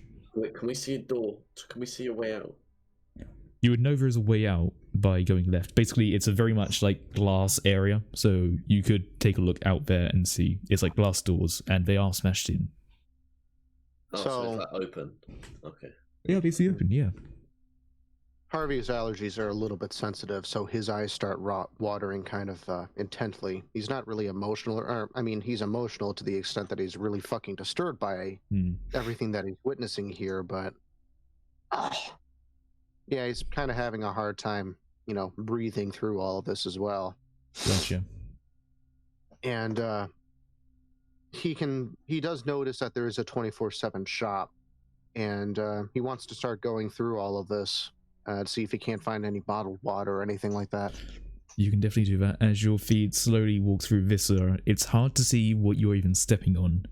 You can't tell if it's bone or muscle or sinew or what even part of the body it is. It seems to be just, while still able to keep some form of shape of a corpse, a massive pile of viscera. And stepping in anything but blood or meat is impossible. And you also know that the suitcase wheels are probably going to get caked up if you're not holding it. But by all means, you can walk yourself over to the 24/7 shop. Good. And I was already holding it going down the stairs. all good, all good. And the 24/7 shop is dark inside, and the door is shut. Fuck. Is the door see-through? It's a see-through door, but it has like a sort of curtain over it to sort of see it. Basically, it's not a very well done place, put it that way. It's much more, it was like adapted from 2 rooms. So it's basically much like an apartment door, but it has like a small window cut in and curtains to put over it when say it's open or closed. Yeah. Yeah. It's basically a makeshift shop that was done to supply. If we shine the phone light in there, can we see through the crack of the curtains? Crack of the curtains? Not really, no. Okay. Also, just for all intents and purposes, the smell of viscera and gore is incredibly stupendous, and Craig is currently taking a sit over in another corner, vomiting. Hey, Greg, your game, man. He's vomiting. He sort of like puts a hand up and just sort of does like a thumbs up, but yeah. It certainly isn't me covering for anything, don't worry, but yeah. So, you can't really see anything through if you put the torch up, like, with the phone now at 55%. Oh, fuck. What do you want to do? The door doesn't seem locked. I still have my lighter, don't I? You have a lighter and a lamp that is currently not lit, and you have some fuel for. Okay. Can I tell about how much of the fuel is in my lighter? Lighter fuel... Yeah, you sort of can. You'd say that if you were to have it on continuously, you'd have it for about an hour. It was pretty well, stocked. Yeah, I see. And like, it's also one of the fancy lighters as well, which is like one of those electric lighters. So it's basically the one that you could also like recharge, for example. But Oh, I see. I say that was another gift from my nephew. Harvey's kind of old-fashioned. Yeah, and a lighter is still very much not an optimal light source, though. Yeah. I'll with that then. Okay. Where's that lantern?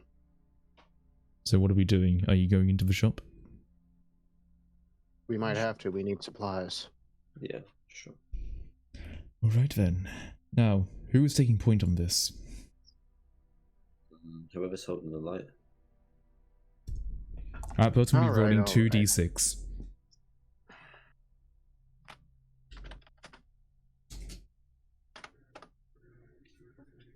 Scheiße.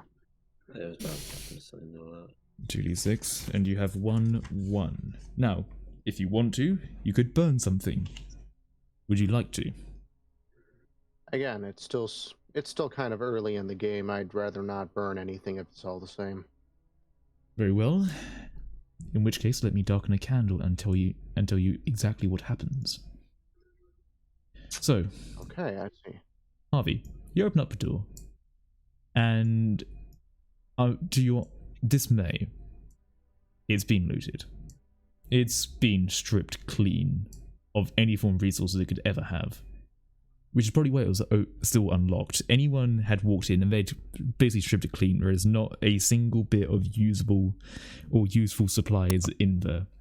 There's obviously magazines of varieties, but at the end of the day, there is absolutely nothing left in there. And what is even more troubling is the fact that you hear sounds coming from above you as a door opens on maybe the floor above. Oh, we lost a candle? We have just lost our first candle. Why? What happened? What did I miss? We tried to search a shop, but unfortunately it did not work out. And you are currently being sick because you saw a pile of viscera. Yeah. So, Alright. we turn to the part where we speak our truths. Now, because Harvey was the one to fail, he will be the one to start us off. We have 9 truths to say, and the last truth will always be that we are alive. Repeated. So, in order to illustrate that, I will mute my mic when it comes, so watch for that. Okay, now, what exactly does this truth entail? I don't 100% remember that. So, a truth is basically anything that is immediately true in the world. It could be something immediate, or something more law-based. For example, you could say you hear something off in a distance, someone gets injured, you find an item, anything like that. Right. So, Well, yeah. okay. Well, I guess I know what I'm going to say then, so whenever you're ready. Yep. So, let us begin. These things are true. The world is dark. Well, the world is dark. I am pretty sure I'm going to get everyone killed, but I'm going to do my damnedest not to do so. This room that I've just carefully opened is barren, and I'm kind of furious at that. I'm also basically sick to my stomach, and my allergies are going haywire because there's literally a room full of dead bodies in here. It looks like the after party of a political thing. Indeed. So what is the truth? I'm convinced that there is some... What? What is the truth, though? The truth is, I'm convinced that there is something in this building hunting us. There is something hunting you in the building. Yes. Okay. Yeah, you can make it very concise. You don't need to say what you feel like. You can say it very concise and it will be true. Okay. So, in that case, there is something in this building hunting us. But I am alive. You are. But for now, we will... I mean, we save it at the end, but that's fine. Okay. Yeah, no, don't worry. It kind of sucks that you were the first one to say it, but, you know, we'll come around again and it'll be all good. But, yeah, I would now say a truth because I get to join in on this too. Cool. A police siren goes off in the distance. Did you say police siren? Yes. Much like on a car.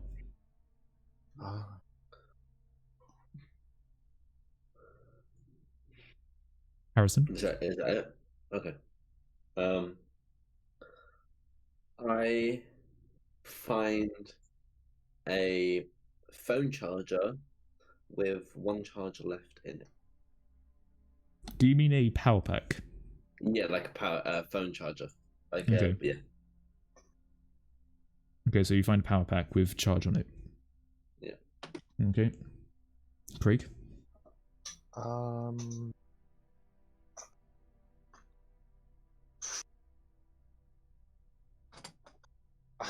Damn it! I forgot about how to do these properly. Don't worry, it can be anything lore-based or anything immediate or just anything at all, aside from anything about them. Okay. There is a pile of soup cans on the floor that are full of soup and are quite heavy. I have reason for this. Okay. Back to you, Harvey. Well, there are about 3 bottles of water behind the reception area that I almost missed. Okay.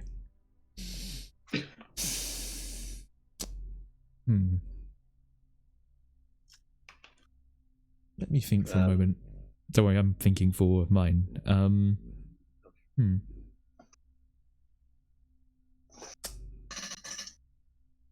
Oh, strange. I'm just trying to think of one. The noise from above you gets louder.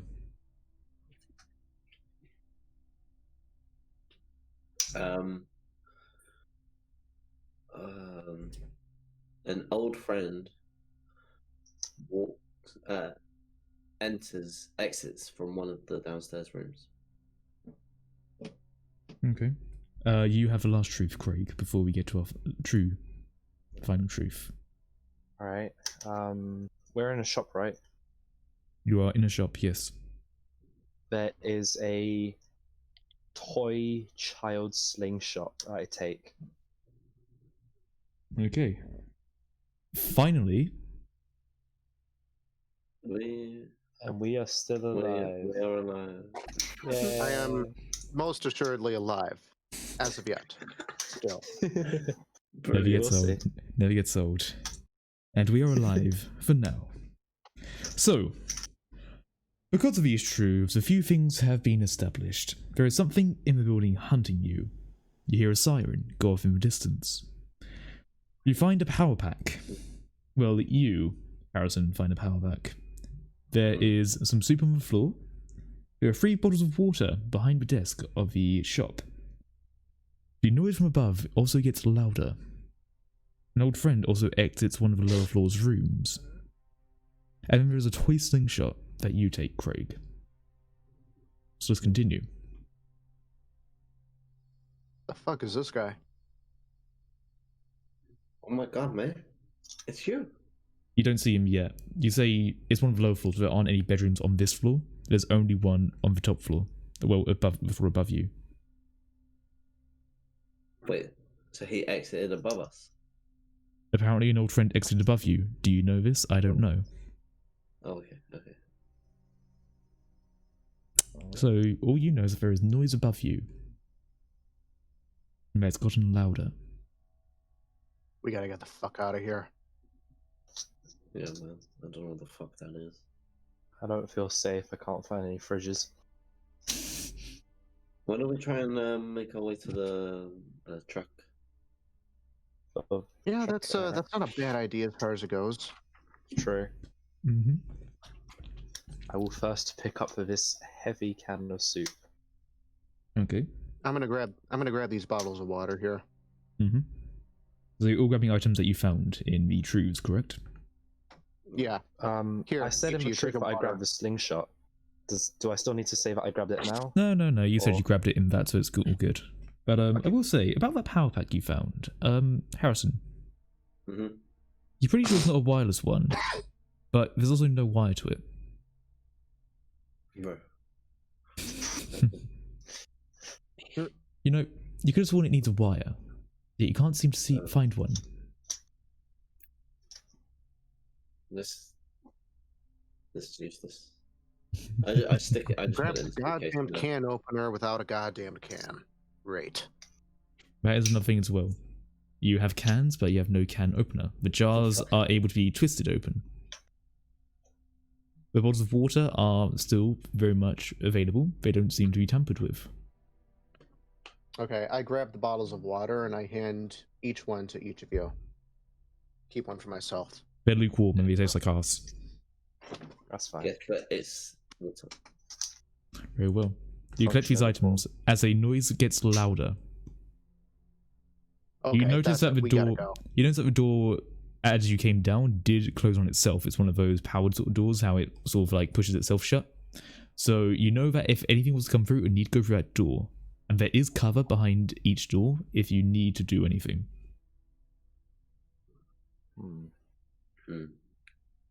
Well, is this old friend going to make his way down, or are we going to have? Because I know You don't hear know how noise from it's, above. You don't know if he is there. All you know is that there is noise, and that you've said in the truth your old friend is up there. Whether you know that or not, as a character, you don't know. Okay, I think we should just get the fuck. Yeah. At this point, I'm kind of halfway at the front door. Yeah. You're right. And I will join you. So you're all leaving? Sure. Yeah. All right. Yep. I In definitely which case, am. let me set the scene for you. You leave through the already smashed-in glass doors, and as you get outside, you see, much like in there, bodies and blood. More blood for bodies, but they are still very much apparent across the street. The traffic seems to have been not in a prime time, so there is still the availability of getting around cars should you need to. But as you walk out the building, you see a road in front of you, a statue just to the left of you, very slightly, and another road going left. Should probably, well, looking at the map. I see where we are. We're heading south. Yeah. We're facing Well, first south we right gotta head east. Yeah. Would you like me to put you onto the map screen? Yeah, alright. Okay. If you need to do some editing, you can do it here. Woohoo. Alright. So, from the looks of it, We just follow the road, or are we going on the green? we've probably... Wait, have we reached about here then? I just did it like a big red blob. As I said, there is a road in front of you. There is a statue just to the left of you, but still straight on. And there is a road to the left. Okay, so we're still at like all the way to the left, basically. Oh. So I think we should go walk past the statue and where your blob is. Alright. Also, But as you I'm do guessing see, we'll- you do see a police siren, basically just opposite the statue from where you are, basically completely behind the other side. Its lights are on and it is making noise. Wait, where the little X with the circle is? It's Or- maybe more where that arrow is pointing to. Oh, I get a little bit spooked by that siren, and I'd like to start making my way towards it to see if I can't shut it off. It's probably going to attract whatever is out here. Okay, which way are you going? So this That is a could be little a bit good thing, further down though. the street. And there are still buildings around. It's just that basically that statue is in like a park area.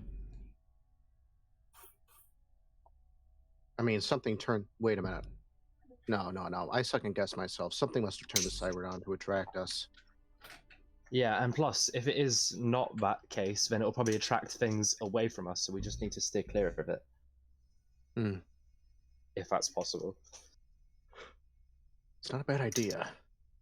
Stick to the shadows if we can, but obviously keep the lights on if we can. So let's say you're standing outside this building. Which way do you plan to go?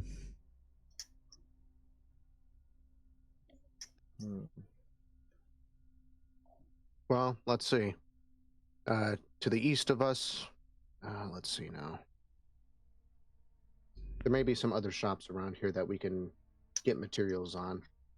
Yeah, I think that we need to start considering arming ourselves a little bit more intently than just one surprisingly well-crafted knife. one of the things you might see is a small sports shop somewhere to the east of you if you look left. Mm-hmm. Maybe a little bit by where that arrow is also marked.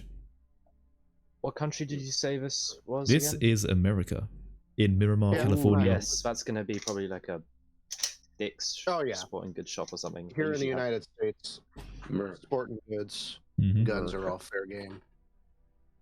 Mhm. That could be helpful. And considering, let's see now, Harvey, had some dealings with some mafioso in the past. He may have some familiarity with firearms.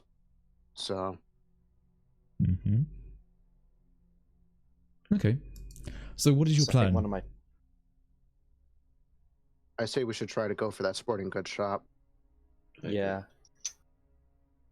You want to go towards it. How are you doing it? About how far away is it from us? Well, it's definitely walkable, and it'd probably take you. It's not an exhaustive amount of time. It's just that it would take you a little bit of time if you were being careful. So you would be delaying your escape to the evacuation. You don't know what the time is. If I were to really quickly check the phone, can I see what? You want to see what time? Can I see what the time is? Yeah. Okay. I'd say the time is about.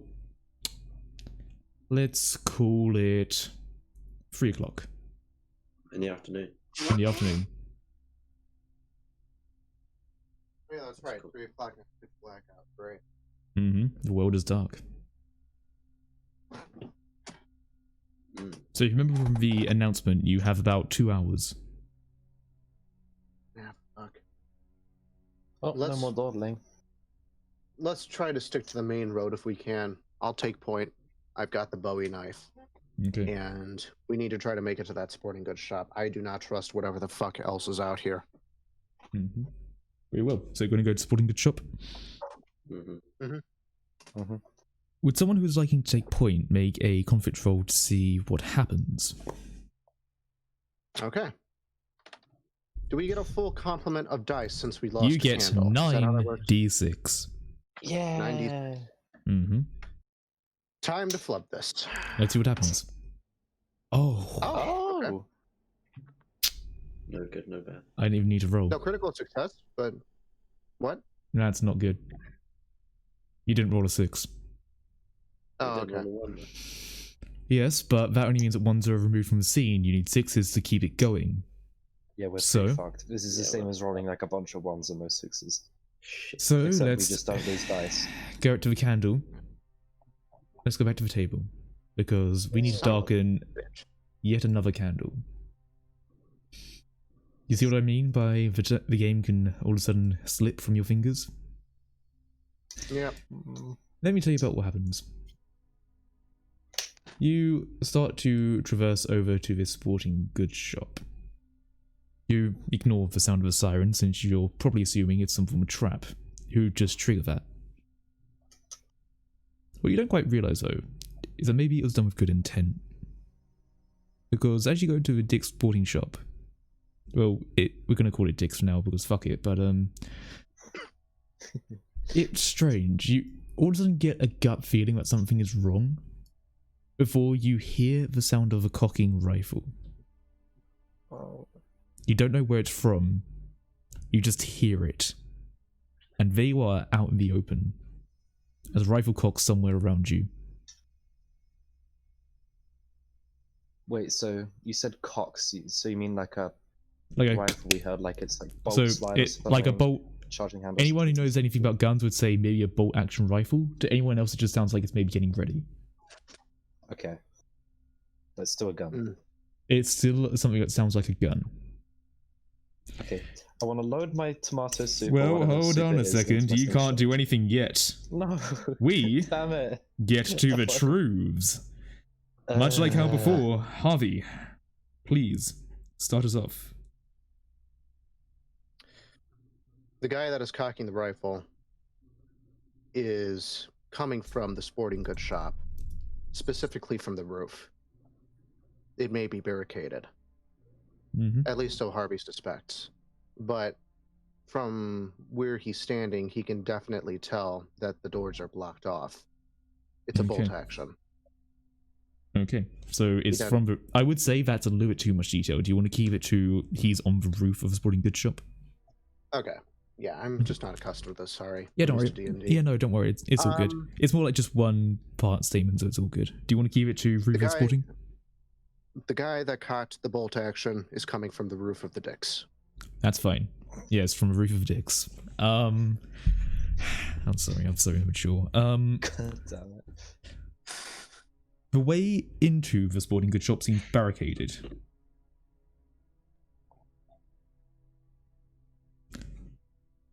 So, Harrison,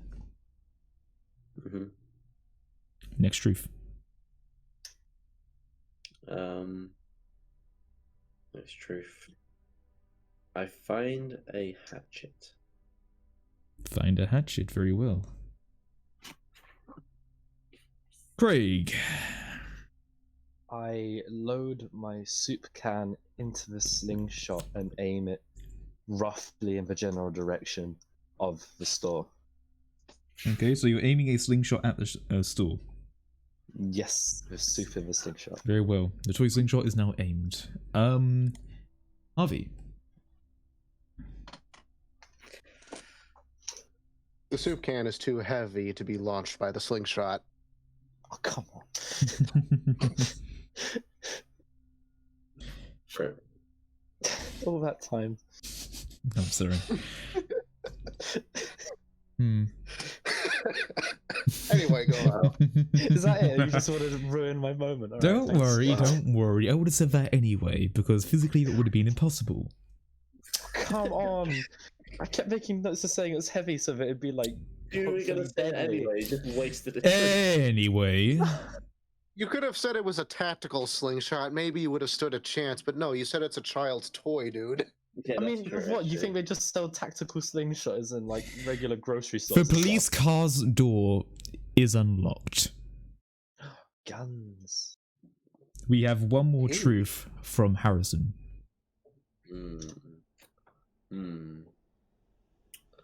Okay. There is a large bang that comes from inside the shop. Okay. Finally, in unison. We are Yeah, alive. we are still Yeah. alive. By all A bit accounts. better. A bit better. So, to recap. On the roof of Sporting Goods, there appears to be a man cocking a bolt-action rifle. The store is barricaded, but Harrison has found a hatchet on the ground. A slingshot is aimed at the store, but physically, it will probably not even go a meter. The car door to a police car is unlocked, whether you know that or not. Although, one thing is also certain, you hear a bang from inside of the shop. You can't tell if it's gunshot or simply a thud. What are you doing? You are out in the open with a few cars around you. I kind of throw my hands up at the guy that's pointing the rifle at me, and I start moving backwards. Let's head back. You know what? Maybe that police car is unlocked. There may be a rifle in there. State your business! We're just trying to pass through. We're not going anywhere near your shop. Sorry to bother you. This ain't my shop, but it is now. Yeah, I kind of said that. So fuck off. You go about... What? Fuck off! I just said we're gonna do that. So Yeah, yes, you do that's that. what we're doing. Good. We're fucking off. Keep doing that. Can we have a look in this car first before we fuck off? Hey, don't touch that car over there. That's my car. Why not? What, you mean How the much police of this car? is yours? It's my car now. Well, you're See? kind of an asshole. See? And he goes and shoots the car. It's my car. Not very good. That's loud. That's a loud fucked up. thing. A That's shot does really Does he ring have out. a silencer? Sorry? Does he have a silencer? No, it's a fully loud rifle that he is using. So how about you fuck off? Yeah, I think we should get the fuck off. Okay, but we're gonna fuck off in that direction so we can get to safety. Hope you don't mind. Fine, At you go least we're that not way. going- I could have hit All my right. soup.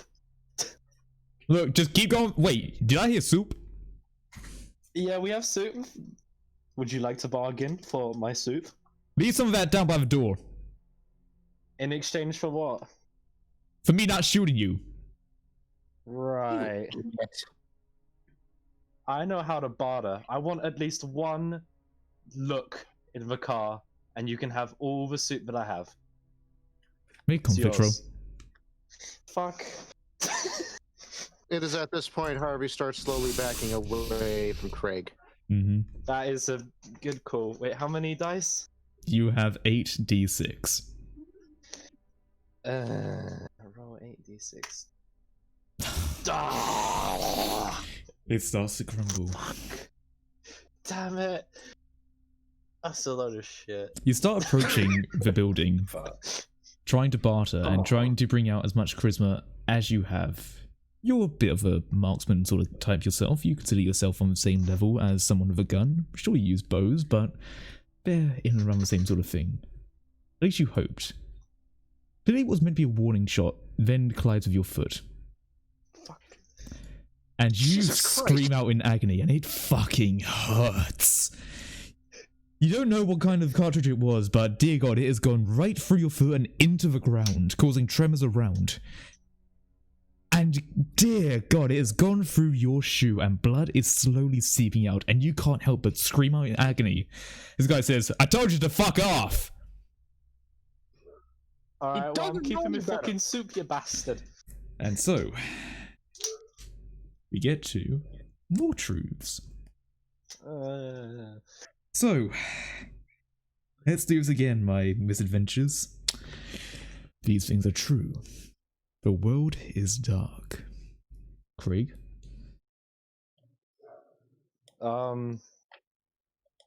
I'll leave my soup because now there's no point for it, is there?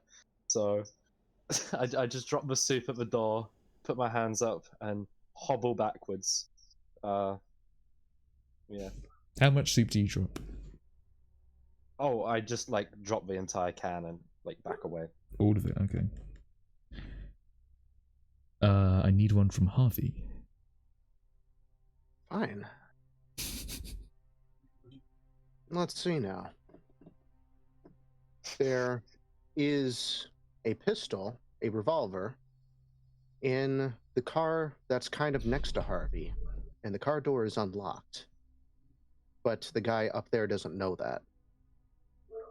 Okay. The guy leaves the roof.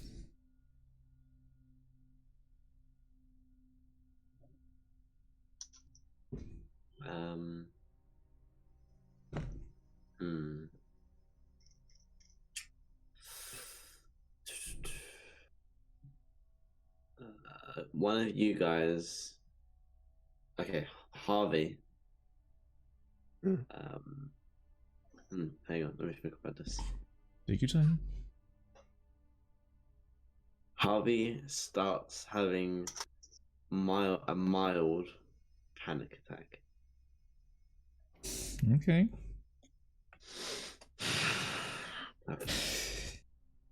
Already we are That's sowing actually- the seeds. Oh, yeah. Craig.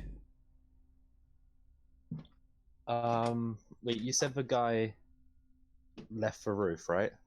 The guy has left the roof. What a dipshit. Alright. Well, I'll hobble over to the police car then. Mm-hmm. And I unlock the driver. I'm going to say you can door. only get to the car. Fuck, alright, that works as well. I Okay. hobble over to the car. Alright. Police car. One more truth from Harvey.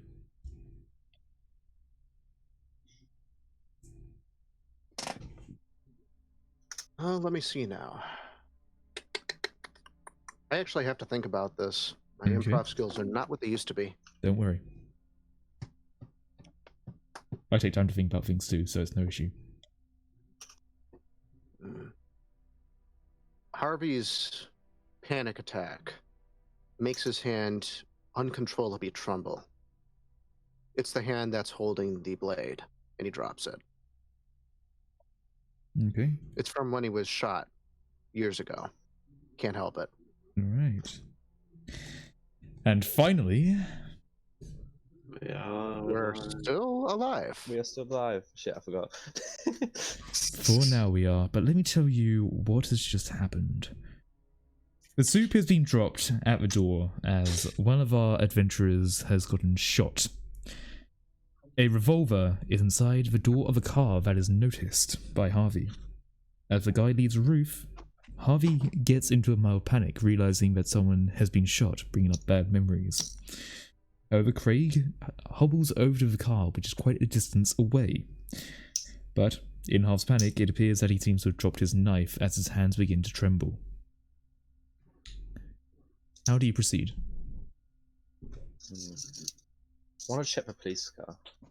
You want to check the police car? I need you to do a I'm there conflict roll. now. A conflict roll, alright. I want you to search it and tell me what you find. Roll. What is it? 76? You're rolling 76. That's an 8d6. Okay, there we go. Oh, Man. I had the best luck. I was Hold having on. the best luck. Hold Come on. Now, I want to try and save you here. I truly do. You know? Ignore my smile, because you do have advice that you can burn. Oh yeah, I do, don't I? You have 2 ones that Indecisive. you can use. Wait, let me just check something. Okay. Oh. Don't worry.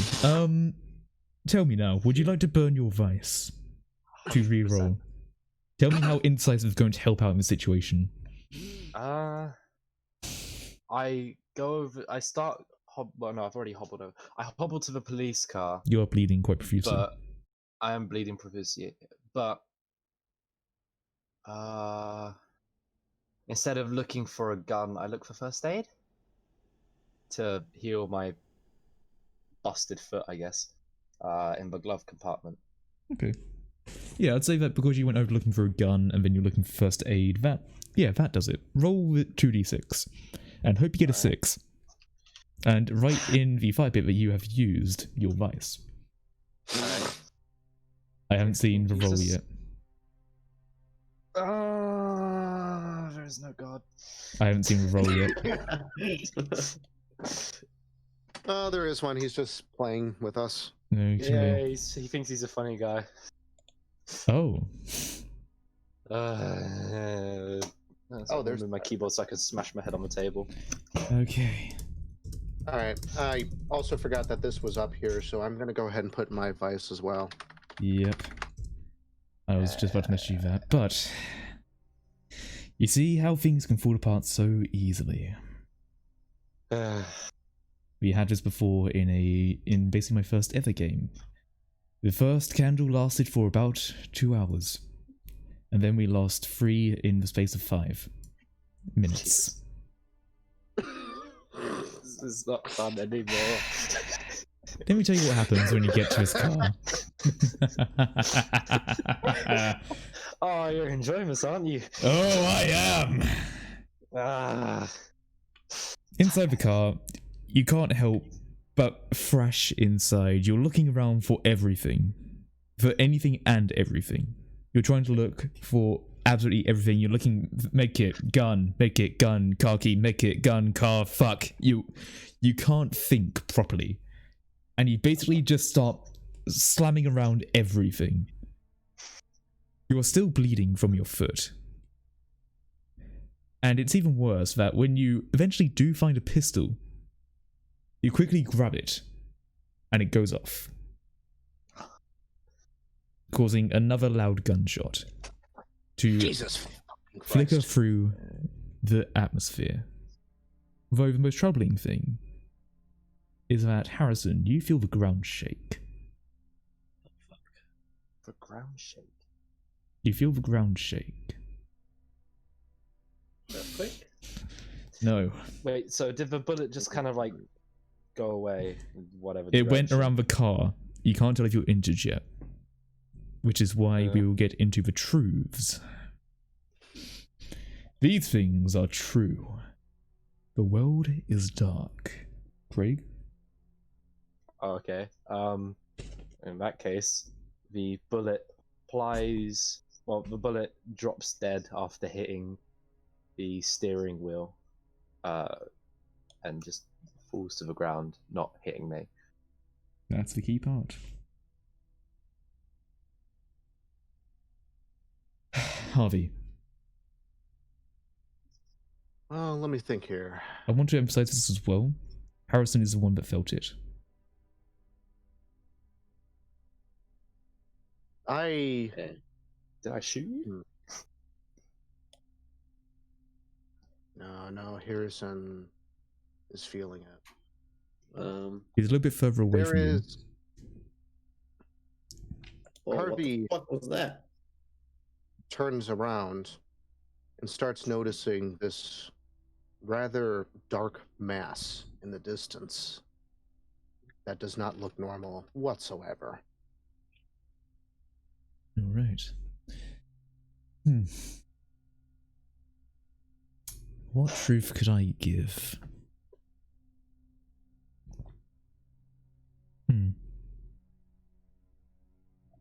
Let's think for a moment, shall we? Let me think. The car with revolver in has the keys in the ignition. Oh.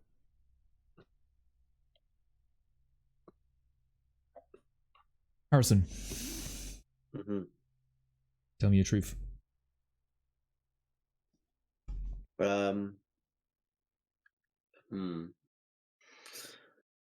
So the keys are in the ignition, you said? The keys are in the ignition to the gun with revolver in, which was noticed by our friend Harvey. Yeah. Okay. And he's still shot, right? Is he still bleeding? Craig is still at the car. You're pretty sure he's still probably bleeding. Okay. He stops bleeding as much. So the wound becomes less severe. Yeah. Wound stops bleeding. Okay. Yeah. Oh, he stops bleeding. Okay. We have one more truth from Craig, and then we get to a final truth.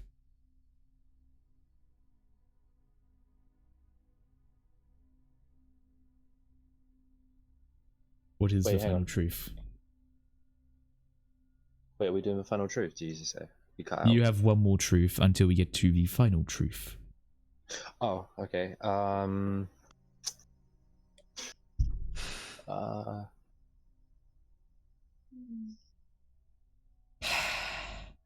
it, I can't think of anything useful now.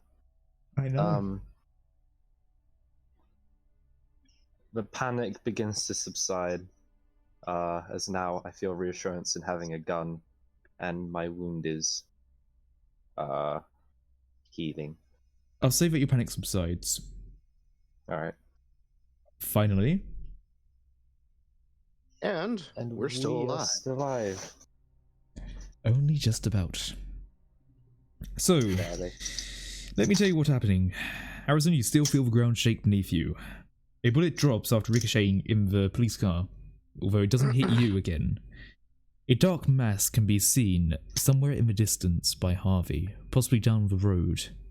Maybe down the way that the lion said you shouldn't go. There is keys in the car that has a gun in it. The wound that you have stops bleeding as much, but one of the side effects is that you can't feel your foot, really. Your panic, though, does subside, as your adrenaline does seem to kick in about the fact you now are armed. Although, one more thing that should be noted. A gunshot is loud, and a gunshot that isn't the gunshot from the man on the roof is bound to alert him.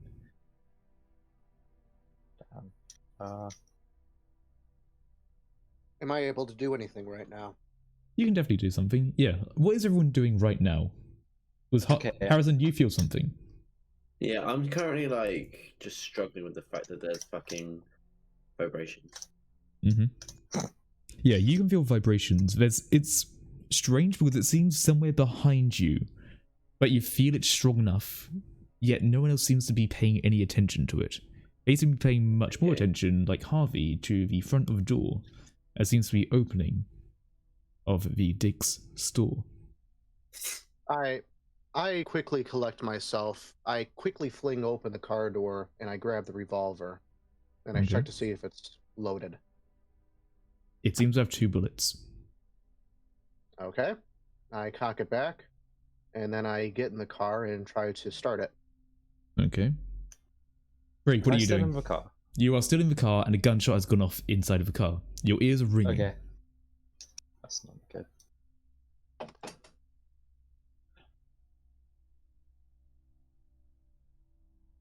What are you doing? Me? Yep. I want to get a rough idea okay. before I say what else is about to happen.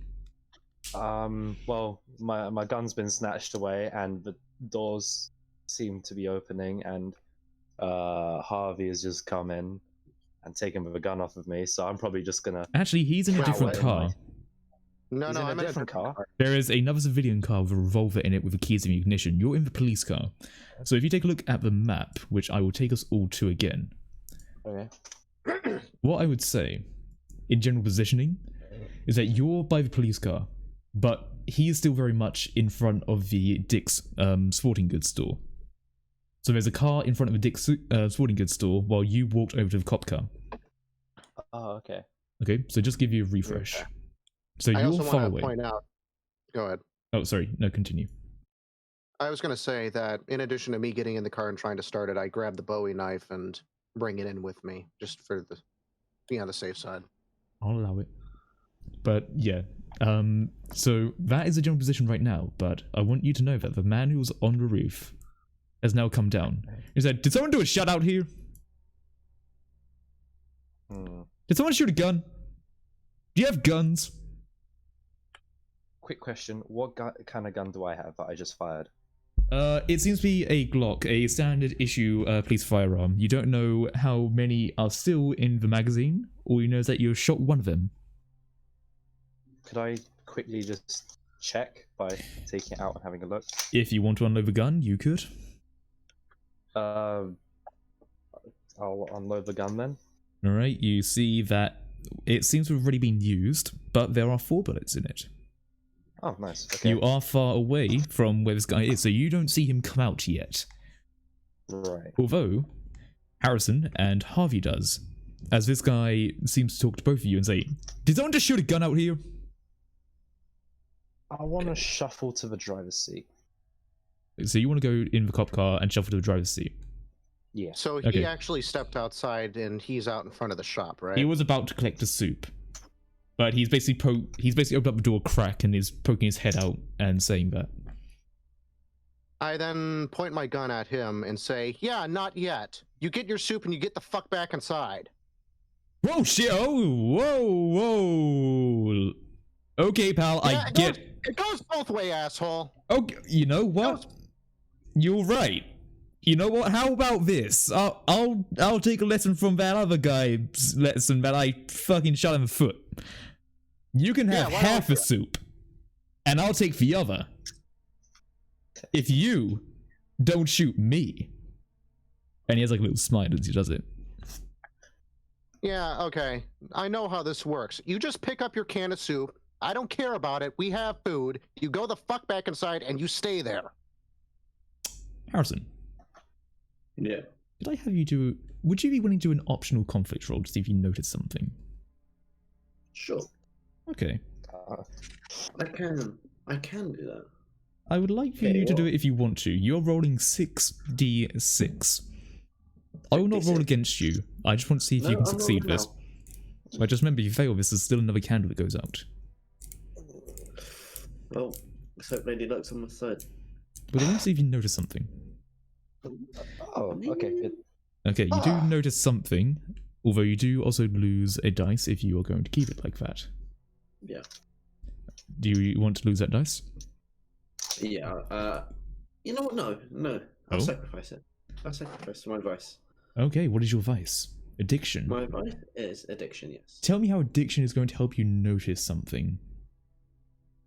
Okay, so basically, I'm so fucking addicted to getting the fuck out of here that my senses are so alert that I notice everything.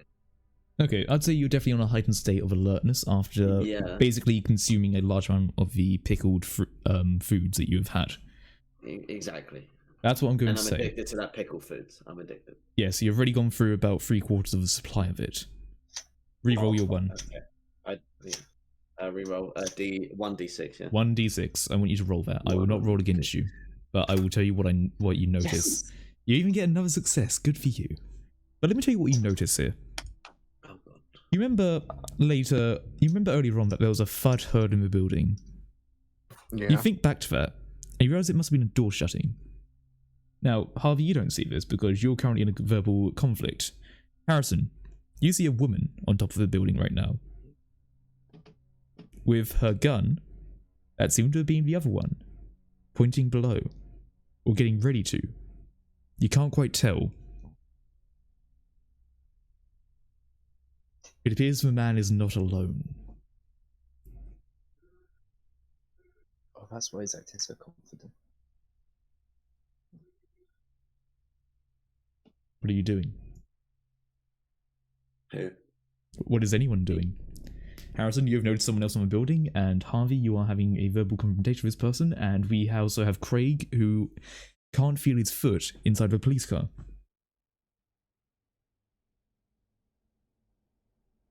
Was I able to start the car that I'm in? You weren't, I'd say. I'd say that you were able to get into it and use the door for cover, but you're basically pointing your gun outside through the window.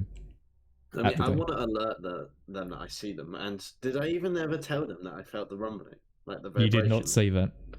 No, I think I want to tell them what I... Well, tell them. Like... Yeah, okay. Alright. Alright, guys. Well, I forgot my fucking accent. Okay, never mind. Alright, I've been experiencing weird tremors, mate. Weird tremors.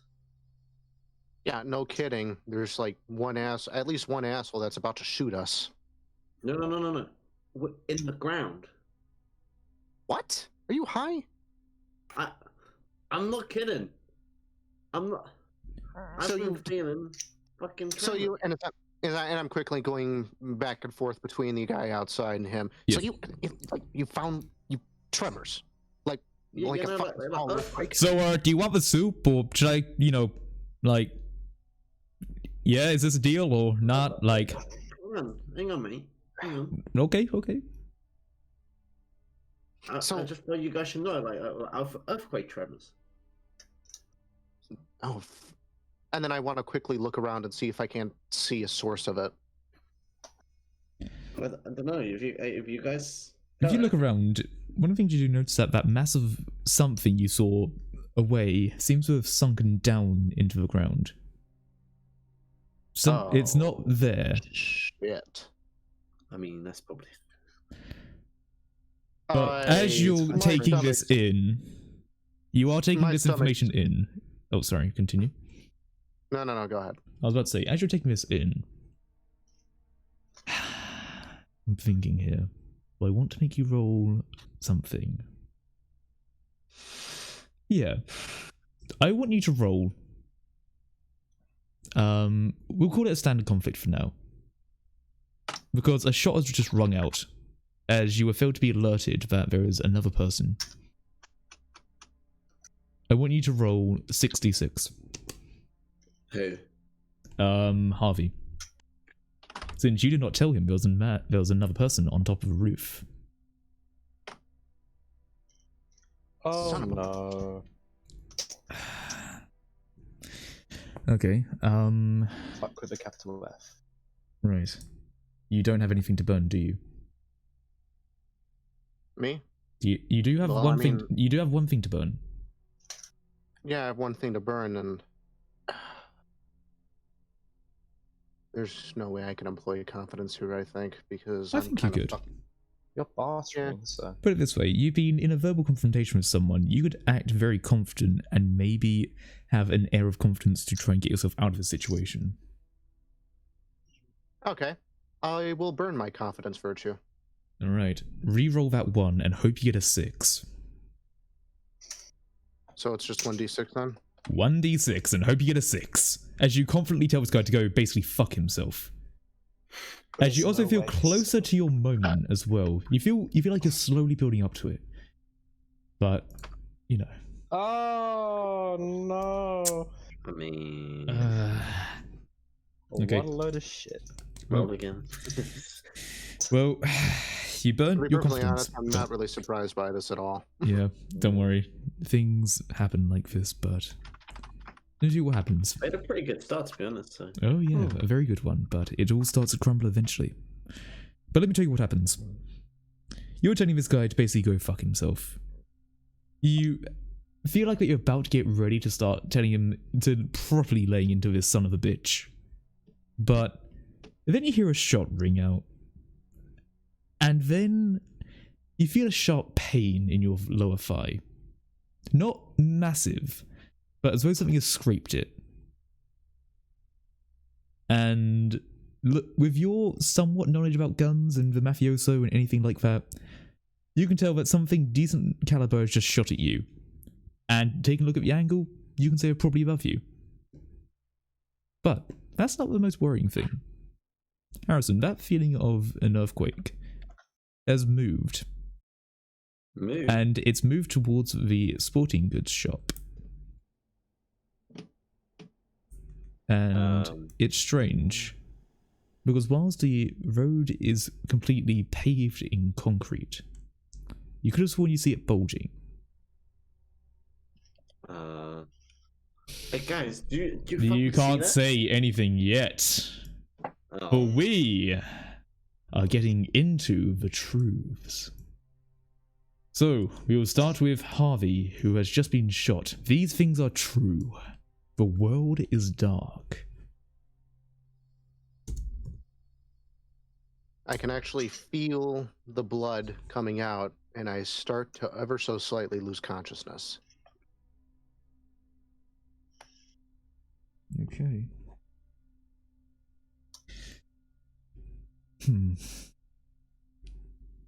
Something emerges from the ground, but not all of it.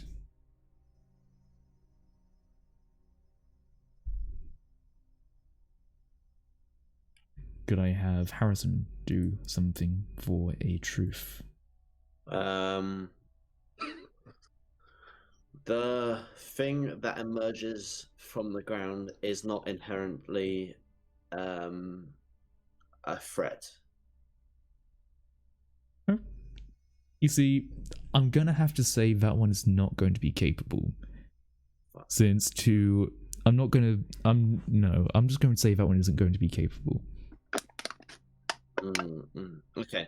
Are we still near where we came out of the apartment complex? You're a bit away from it. Okay. You're out in the open, effectively. Yeah. That friend that that obviously we didn't know about, but came out of the room earlier, I see walking down the road. Okay. I'm still in a police car. Now I'm in the driver's seat. Did you say, like, way earlier that the keys were were in the ignition? I said the police car was unlocked. I said you were in the car. I said... So I'm actually keeping notes on this for once. Oh, nice. I did not say that there are any keys in the ignition. I say you got to the car and that the car was unlocked. The keys are in the ignition of the car that Harvey is in.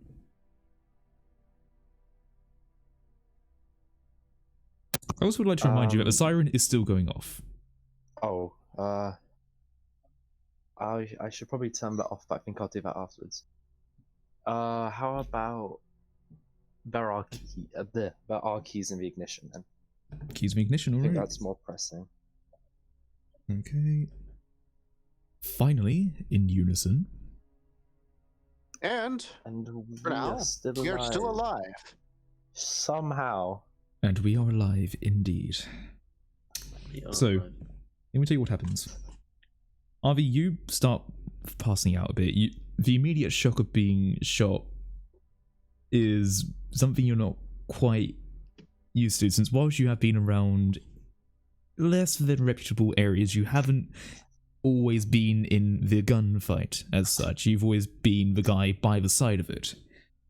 That's where you keep most of your knowledge. Well, something has emerged from the ground, and the old friend is walking on that very same ground, but just further away. The old friend also seems to have something in his hand. Although, good for you, Craig, you find something in the cop car. But now, let's talk about this thing from the ground. Whilst it has bulged, you can't quite tell, but almost like an appendage comes out. Something slim and needle-like, with a sharp tip. It immediately wraps itself around the man's leg, as he had started to step out from his shop. Obviously, the man is absolutely terrified of this, and tries to pull away. Then another one comes out, and goes around his other leg. And that is where we keep for now, as a woman notices, and immediately calls for you to help him. What will you do? I tell her to eat a dick for shooting me. Yeah. I then try to start the car again in a rather desperate state. You want to start up the car? I'd like to try to start the car, yes. That's going to be a conflict roll. You have 5d6 to work with. This is not going to end well for me. Things do often fall apart. Oh, shit. No, I'm going to sacrifice the dice. I'm not doing that. You can't. You've Cannot? burned your confidence, haven't you? And you burned your vice. The only thing you have left is a moment which you need to live. Well, that's... you know...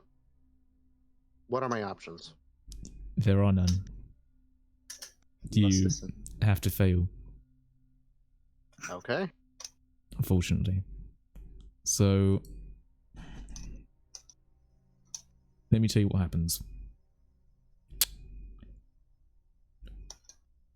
The key is very much in the car, and you try to start it, but it seems to be that when you were shot, the bullet seems to have ricocheted and gone into the engine. So all you can try to do is start it, you seem to just be leaking out some fuel. And something just isn't working with the car. And this is as the man at the shop is pulled off his feet and is slowly being pulled into the ground. You see his legs disappear first, and then a fountain of blood. You don't see what is pulling it, aside from the appendages. All you know is it must be voracious and hungry. So, we darken a candle, as we are now at 4 candles left. Fuck. Yep. Things can happen quickly. Things can be fine for a while, then change on a dime. So, everyone. But I am... Okay. I mean, yes, let's get down to the truths. We have 3 truths we can actually speak before our final truth. Okay. You start. Did you want to start? Harvey starts, since he's the one who did the conflict. Okay. Well, the world is most assuredly dark. Getting much darker, in my personal opinion. Mm-hmm.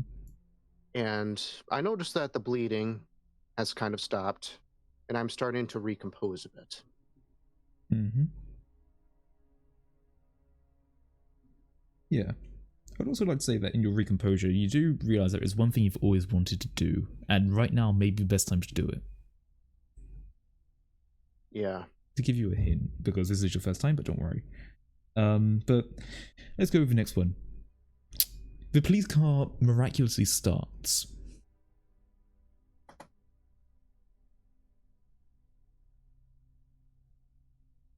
You now Okay. have 1 truth from Harrison. Oh, okay.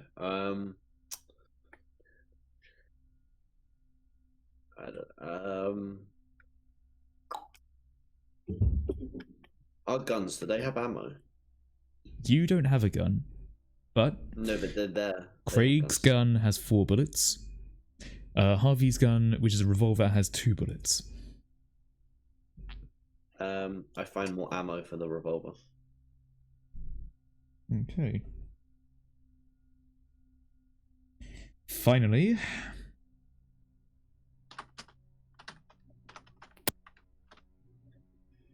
Finally, And We are we're still alive. We are still alive.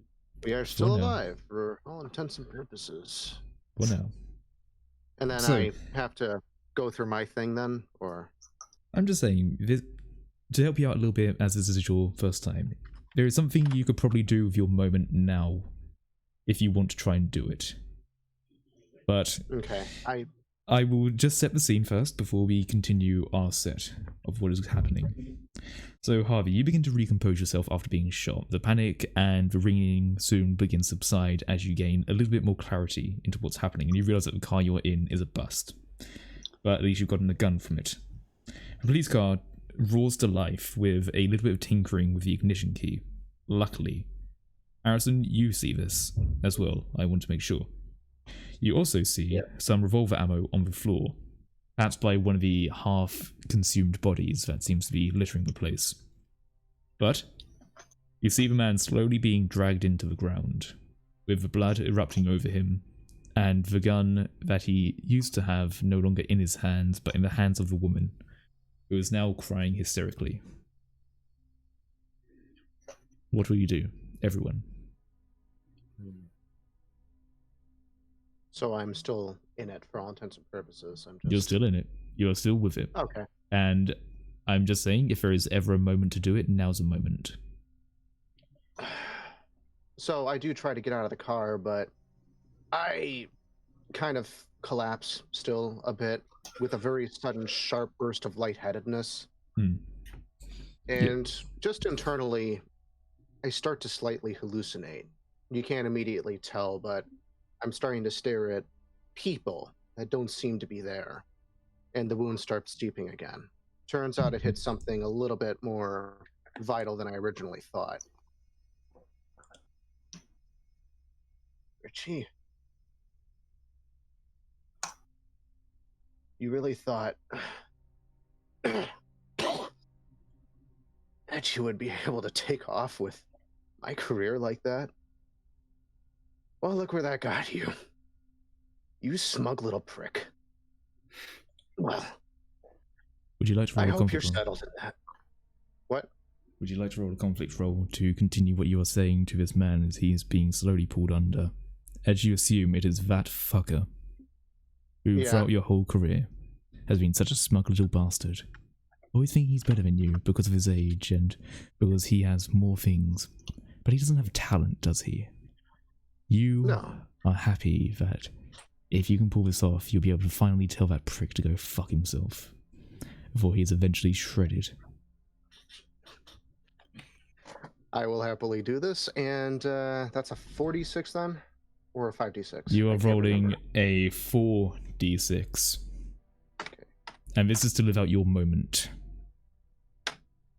Oh. Okay. Avi, Let's go. continue your speech and tell me how you tell this man that he's a son of a bitch. Tell him it straight. And tell him how fucking wrong he is. You never had anything. You were always just one step ahead of me, but that's only because you knew people. You came from those fucking idiot yuppie families that were always trying to put you in the good fucking schools, but you never had anything. Your parents just bought your way through it all. Your fucking idiot congressman father. No, I'm gonna see this. I'm gonna see you fucking drown. Indeed. And by my last fucking breath, I am going to watch you mangle. You smug bastard! Jesus Christ. With that, you see him immediately draw his attention to you. Even if it isn't him, you seem to have drawn his attention and triggered something within him just as his head slowly goes into the ground. And with seeing that, you feel hope once again. Whilst your wound might not be brilliant, a surge of pride gets through your system, and you know what? You feel like you could probably keep going for a bit longer. For each roll you have, I want you to roll one more d6, separate from it. That is your hope dice, and if you roll a 5 or a 6 on it, you'll succeed. Alright, so I'm rolling 4 individual 1d6s then, just want to clarify? No, you roll a 4d6, then 1d6 in this situation if you did it. But for now, that is all you need to do, because you have the 6s and no 1s. But you have told that man that he is wrong, and you have lived out your moment. So burn that in the fire pit. But just know that the last thing you can do is succumb to your brink. Right. For with every rise there is a fall, and for every action there is consequences. So, with that, you feel a resurgence in you. What are you doing? And Harrison, what are you doing as this other cop car is starting up and this man is slowly dragged into the ground? As something begins to rise up, as well. My penis. And that is how Harrison fucking dies. No. Out of spite. Yep, no. No. So, yeah. What are you doing now, everyone?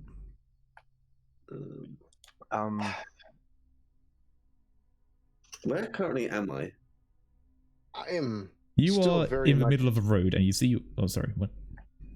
No. You go ahead. Okay, I was about to say, I'll let you're you still in the road and you do see your friend coming over with a gun in his hand. And he's sort of like waving over to you. And he's sort of like pointing towards that police car. Okay. That's fine. What are you doing? So this guy's rifle Wait is back. now on the ground, right? Or did the woman pick it up? The woman has a rifle. He didn't come out with anything, but he is currently being dragged into the ground. Yeah, I'm just gonna stand there and watch this for a bit. I'm still in a rather delirious state. Alright, that's fine. Harrison, what are you doing? And Craig, what are you doing afterwards? I sort of wave back at my friend. Yeah? I mean, he's coming towards you and he's basically like pointing towards the car and you see him mouthing something, but you can't quite hear it over the sounds of not only the siren, but the agonizing screams and the cries of a woman.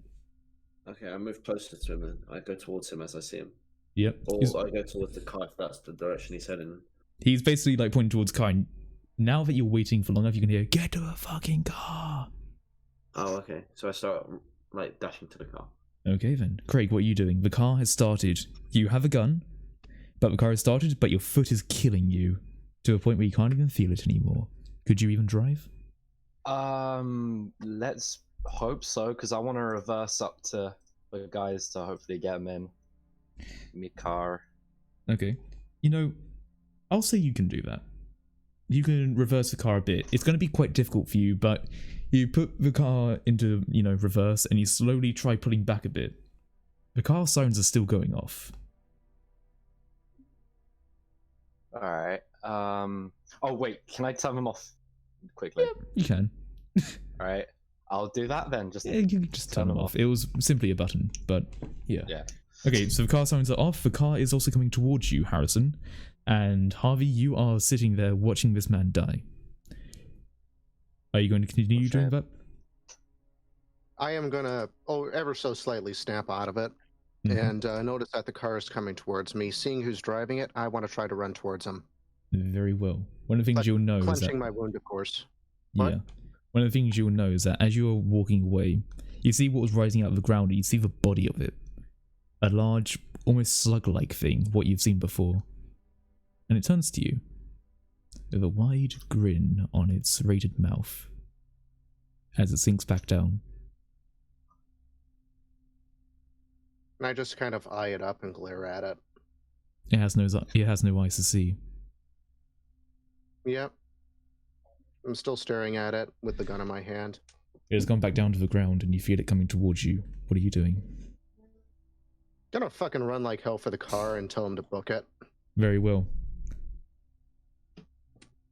Okay, so tell me, what is everyone doing in this action right now? Well, I'm currently running towards the car. Okay, you're running towards the car. You have the car being reversed, and you're also going towards the car. I'm thinking on who wants to do a roll to see if anything negative happens whilst trying to make your escape.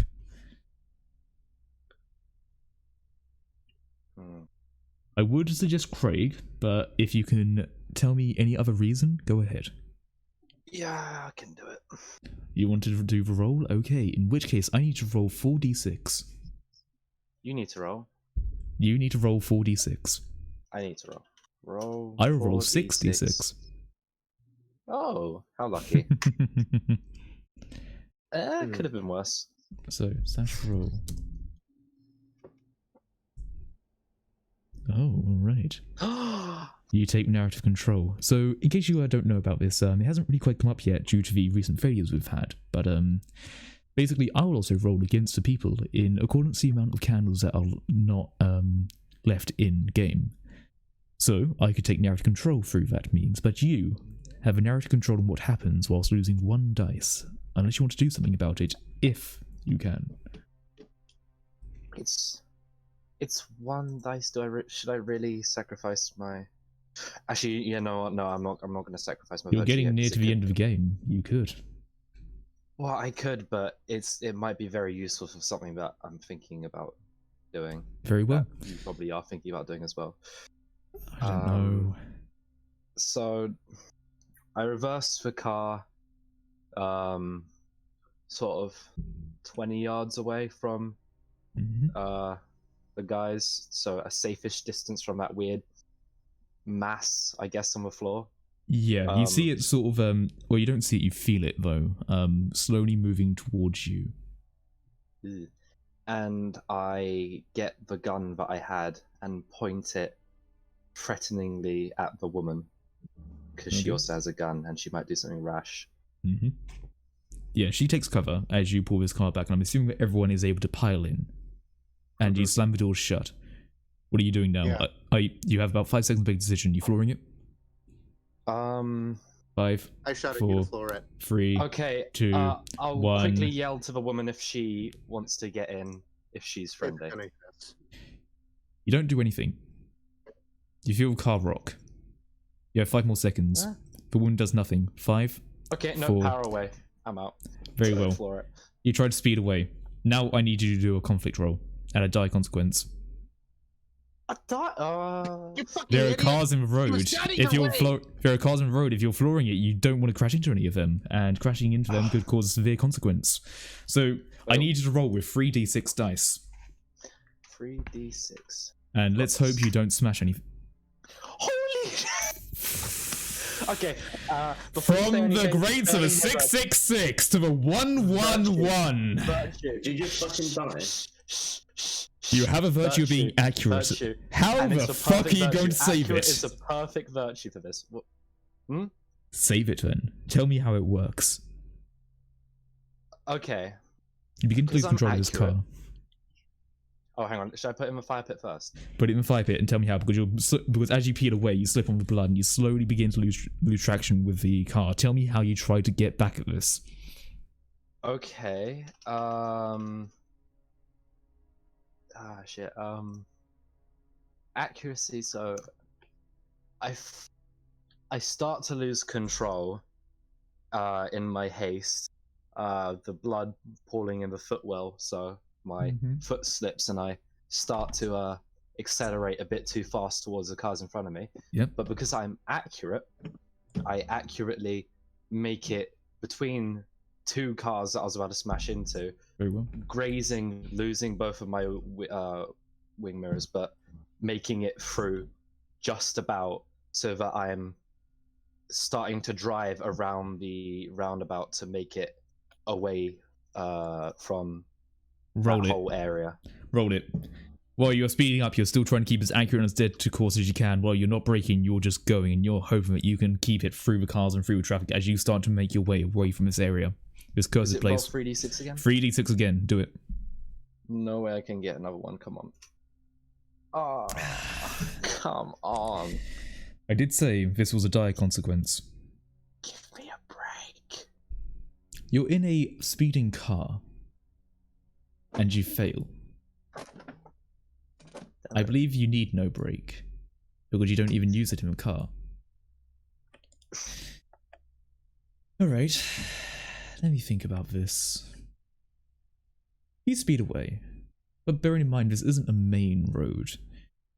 This is still a road that has relatively good use, so it's relatively well paved. But from what you've seen from monsters, they appear to have torn up the road quite a bit. Whatever they are, they seem to like popping out whenever they can. But that's not what gets you. You speed off, and whilst you do get through the first 2 cars, you immediately look back and jeer. And you don't see the truck in front of you. In your haste, you're not wearing a seatbelt. In fact, I don't think anyone is, are they? You all just got into the car, didn't you? Yeah, kind of in a, seeing as this thing was trying to eat me, I wasn't really thinking per se. Who are the 2 people in front of the car? Where are you in the car? There'll be at least one person in the back. I leaped in the back seat, actually. Yeah, I'm in the passenger seat. Okay. Harrison and Craig, you are ejected through the windscreen. And you feel severe blunt force and slashing as your body is crumpled by the glass. Harrison, whilst you have not been injured yet, you feel the significant forces and the G-force as you immediately come to a stop but keep going. And you slam into this truck. And you feel your body not being broken. But dear fucking God, does it hurt for both of you. And Craig, your foot... Was it always there? Like, you could have sworn it was never that far down the street. As it appears that your leg hit the very side of a truck, but your foot has simply been caught by a sharp piece of metal. And it has been slashed off. At least you aren't bleeding from a bullet wound anymore. You're bleeding from a stub. Yay. So, one other thing. Harvey, you're in the back of the car.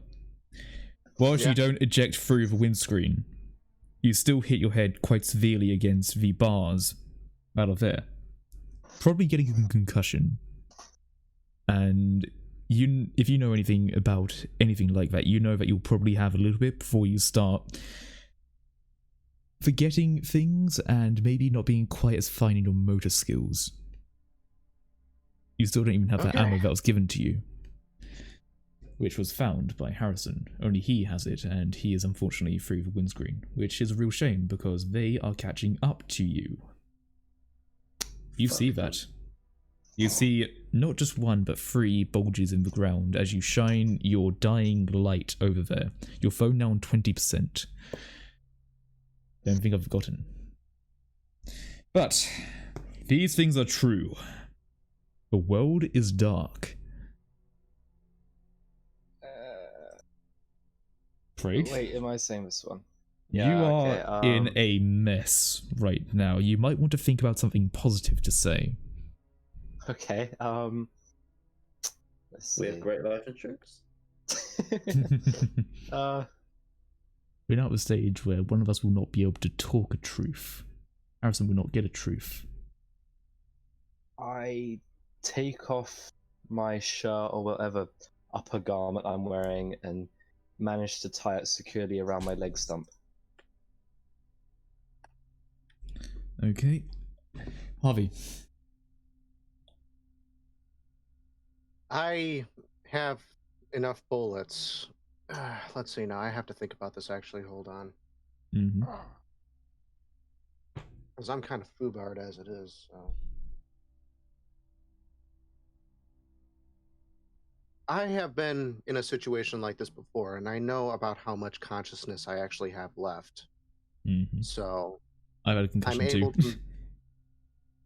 I'm able to make it out of the police car. And I have enough bullets where I think I might be able to at least take one of them out. Okay.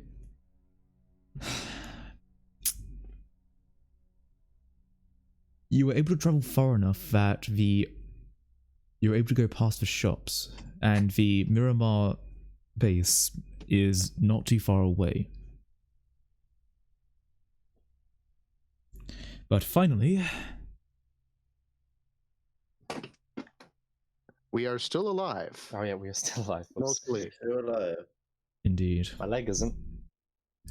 For now. So... But we are very much in the shit. Oh, yes, you are. They are coming after you. Harvey, you get out of this car and you prepare your gun. We still have 3 candles. Only 3 candles would be. We are at 3 candles. We were at 4. We are at 3. But I have Things go had such quickly. a big brain moment. Now, let me tell you what happens. You tourniquet your leg. Whilst the bleeding doesn't stop, it subsides a bit. But you know you're not walking on that. I need to find something to try and help you walk, or you're going to hop.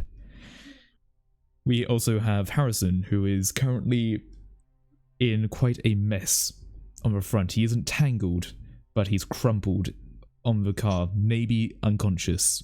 It's up to you. Harv, you know how long you have until the concussion starts to set in.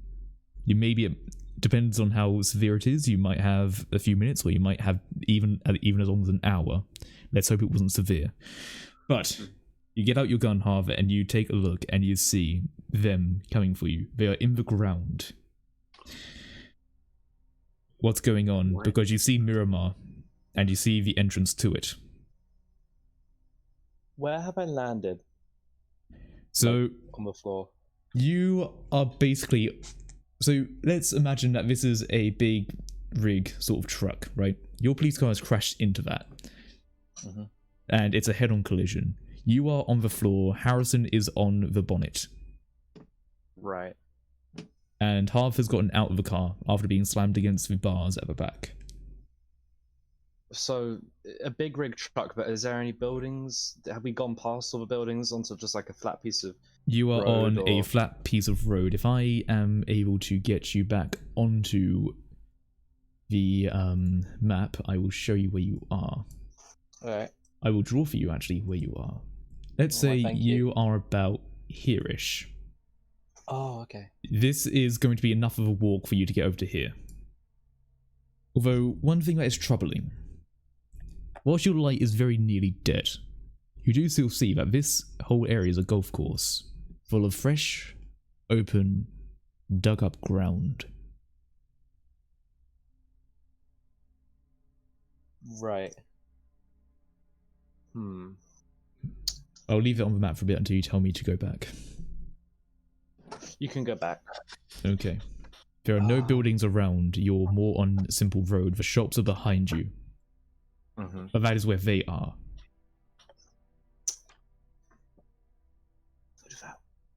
You know, all of a sudden that fridge is starting to sound pretty appealing. While you're thinking about that, Harrison, what are you doing? Because you're just about getting consciousness back from that crash, and you feel your neck killing you. You're not sure if you've broken anything yet, because you're just in a full state of sensory overload. Yeah, As the I'm sirens sort will of come like back on. laying here, like fucking contemplating life. Yep. You can't quite tell if anything's broken yet, since you haven't tried to move anything. I do try and attempt to stand up. You seem to be able to stand fine. Your leg hurts quite a bit, especially your right leg. But you seem to be able to stand. At least that's something. I guess it is strange that when you were lifting yourself off, your right arm really fucking hurt. Oh no. And are you always meant to see bone? Oh god. Yes. Why not? Harvey, what are you doing? Alright. I think I'm just gonna stay lying on the ground for a second.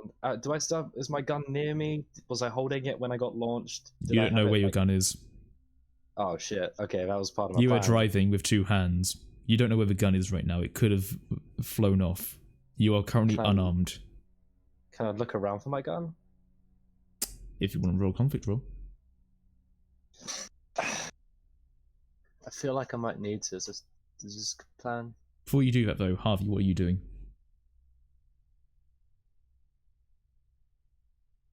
Oh, Harvey? me, Harvey, Yeah. yes.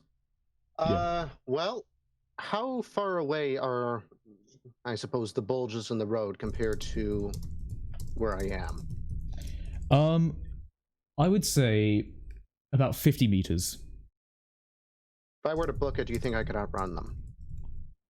From what you've seen, they're relatively slow. It's a little more insidious, at least for now. If you could run, you can probably outrun them. Okay. If I were to, if each of us were to kind of, Craig's the one with the missing foot, right? So Craig's if the we one with were missing to foot. like grab Craig by the shoulder or something like that, do you think we would stand a chance if we were to just completely book it for the base?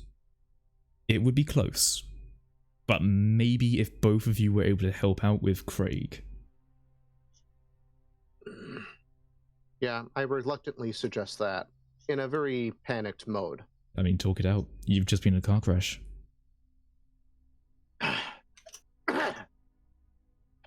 Sorry, allergies. Mm-hmm. Well, do you guys feel like trying to make it to the base? Craig, I will be willing to help carry you. I've got a better plan. But we need to find my gun for it. 40 we need to meters. find it fast. Forget it. I have a revolver. What's your plan? They're at 40 meters. I need to shoot the oil tank underneath the car. And then That's shoot. fine. And then shoot the fuel. Because we don't know if they're resistant to flame, but if they cling to the ground and the ground is on fire, it might buy us some time. All right, that's fine. I'll take care of that. Harrison, help Craig. Can you walk? Yeah, I can just about walk. So can I tell about where the fuel tank is in the car if I try to shoot that and set the car on fire or cause something to blow up?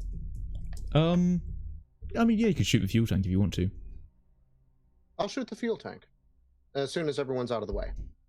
Okay, so you want to shoot the fuel tank. Yes. Would you like to make a conflict roll?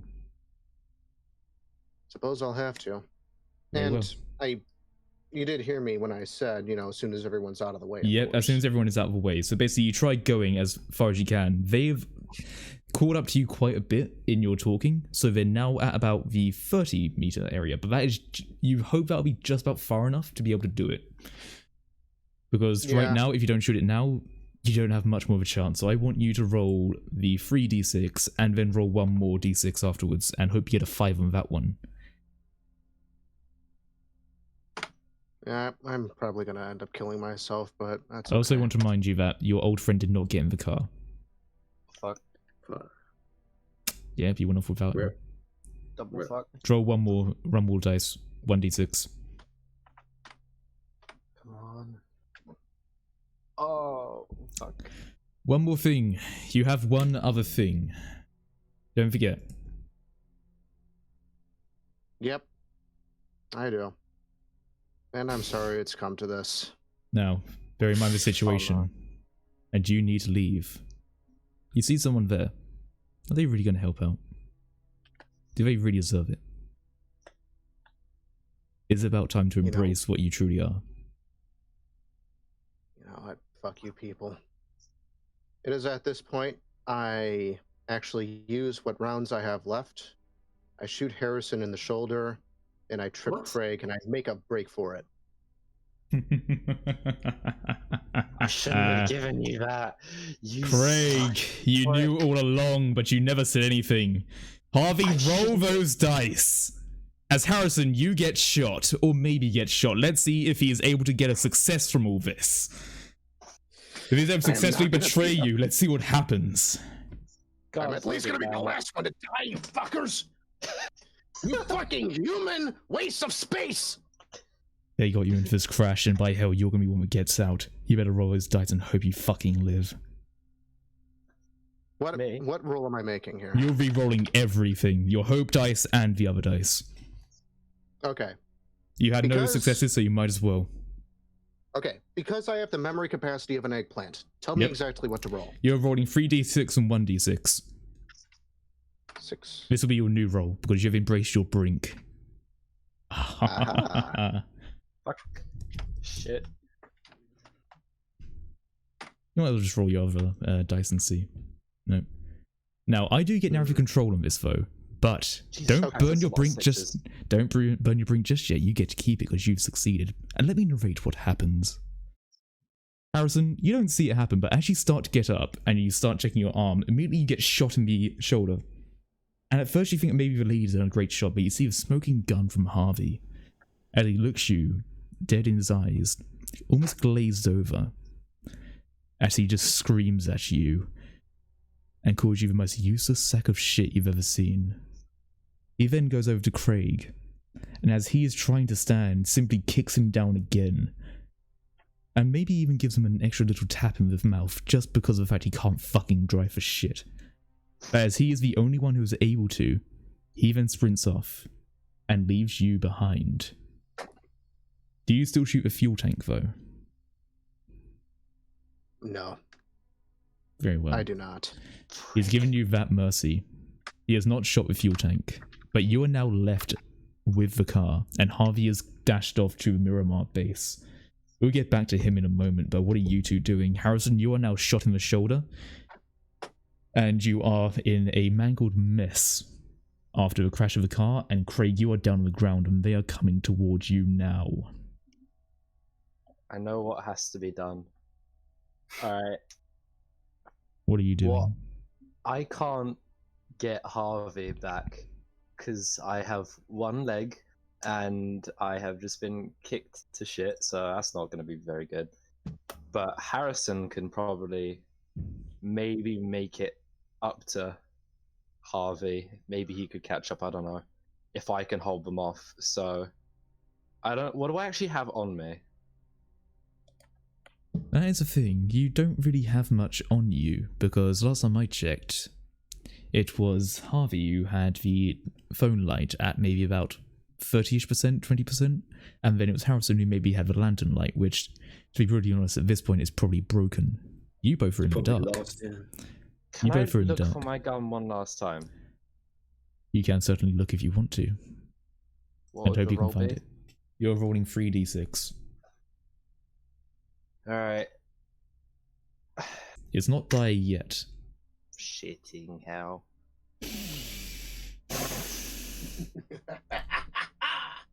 Let me tell you what happens. Let me tell you what happens. Yeah, don't worry, it isn't dire. But Okay. So I just they, don't find it then. you don't find your gun, and you're crawling over the ground, causing blood to leak from your leg. You slowly see the ground bulge just from underneath you, as something grabs your stump. Harrison, you can't see Yes. this. He is on the other side of the car. You just hear him screaming. But you have healthy legs. You don't know what his plan was. And to be brutally honest, you might as well just fucking book it to save your own life, unless you want to try and help him out from whatever situation he is in. I'm running.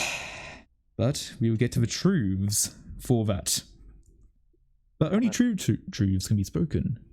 And Harrison, you cannot speak it. Not even can I.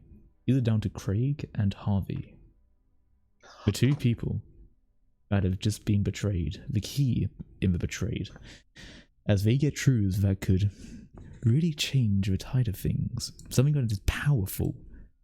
Something that could truly be a unique change. For treachery often has a cost. But sometimes the cost can't be enacted. For those who enact it are just simply too weak. But tell me, Okay. these things are true.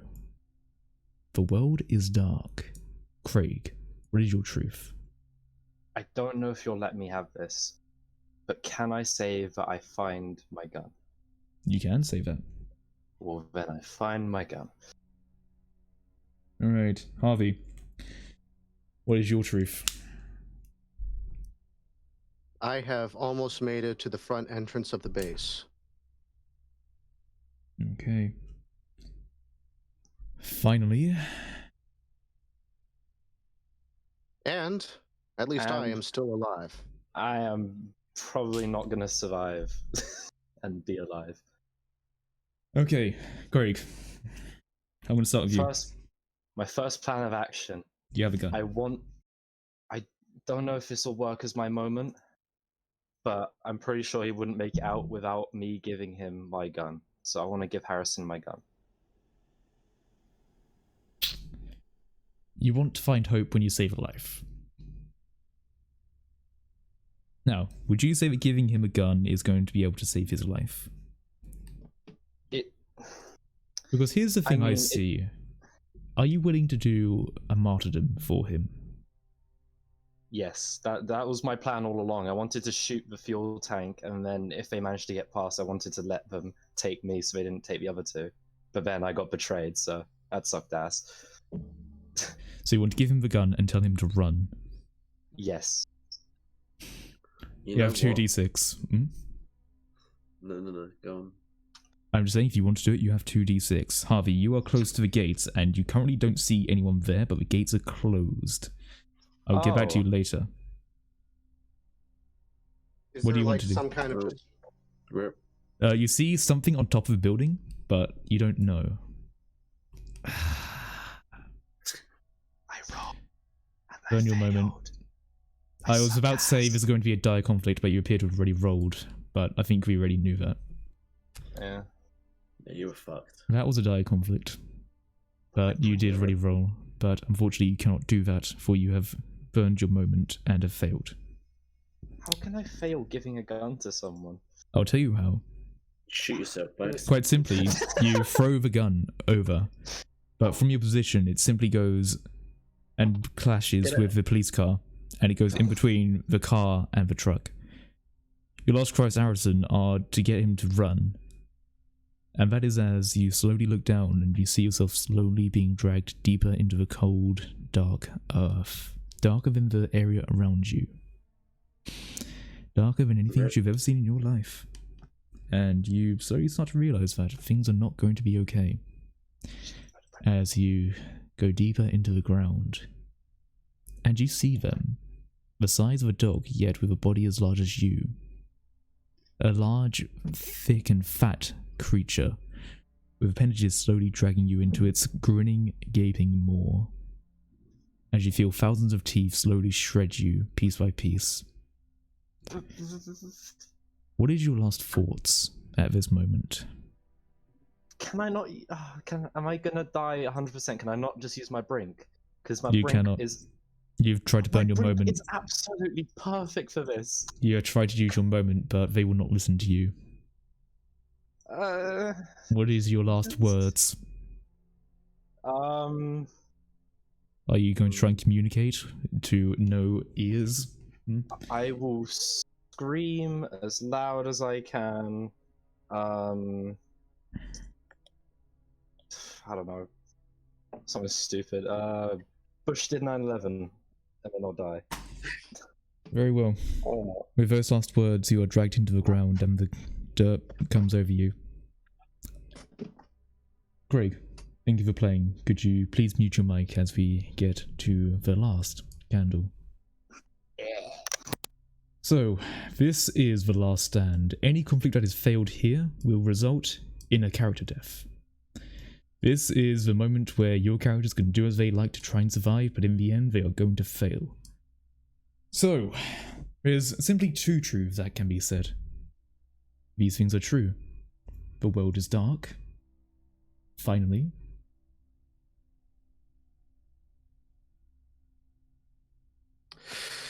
And we're still alive. We're still alive. Indeed. Harrison, what are you doing? I'm running. Yeah? Yeah. Do you want to make a roll for that? Do you want me to make a roll for that? I think you need to make a roll for that since they are coming at you and they want Okay, you. roll. What do you want me to roll? 2. You need to one. roll 1d6 because you see them and you see them protruding from the ground and you fear that you're going to meet the same fate. You don't have any other weapon with you. Even if you wanted to kill yourself, you don't have the means to. Right.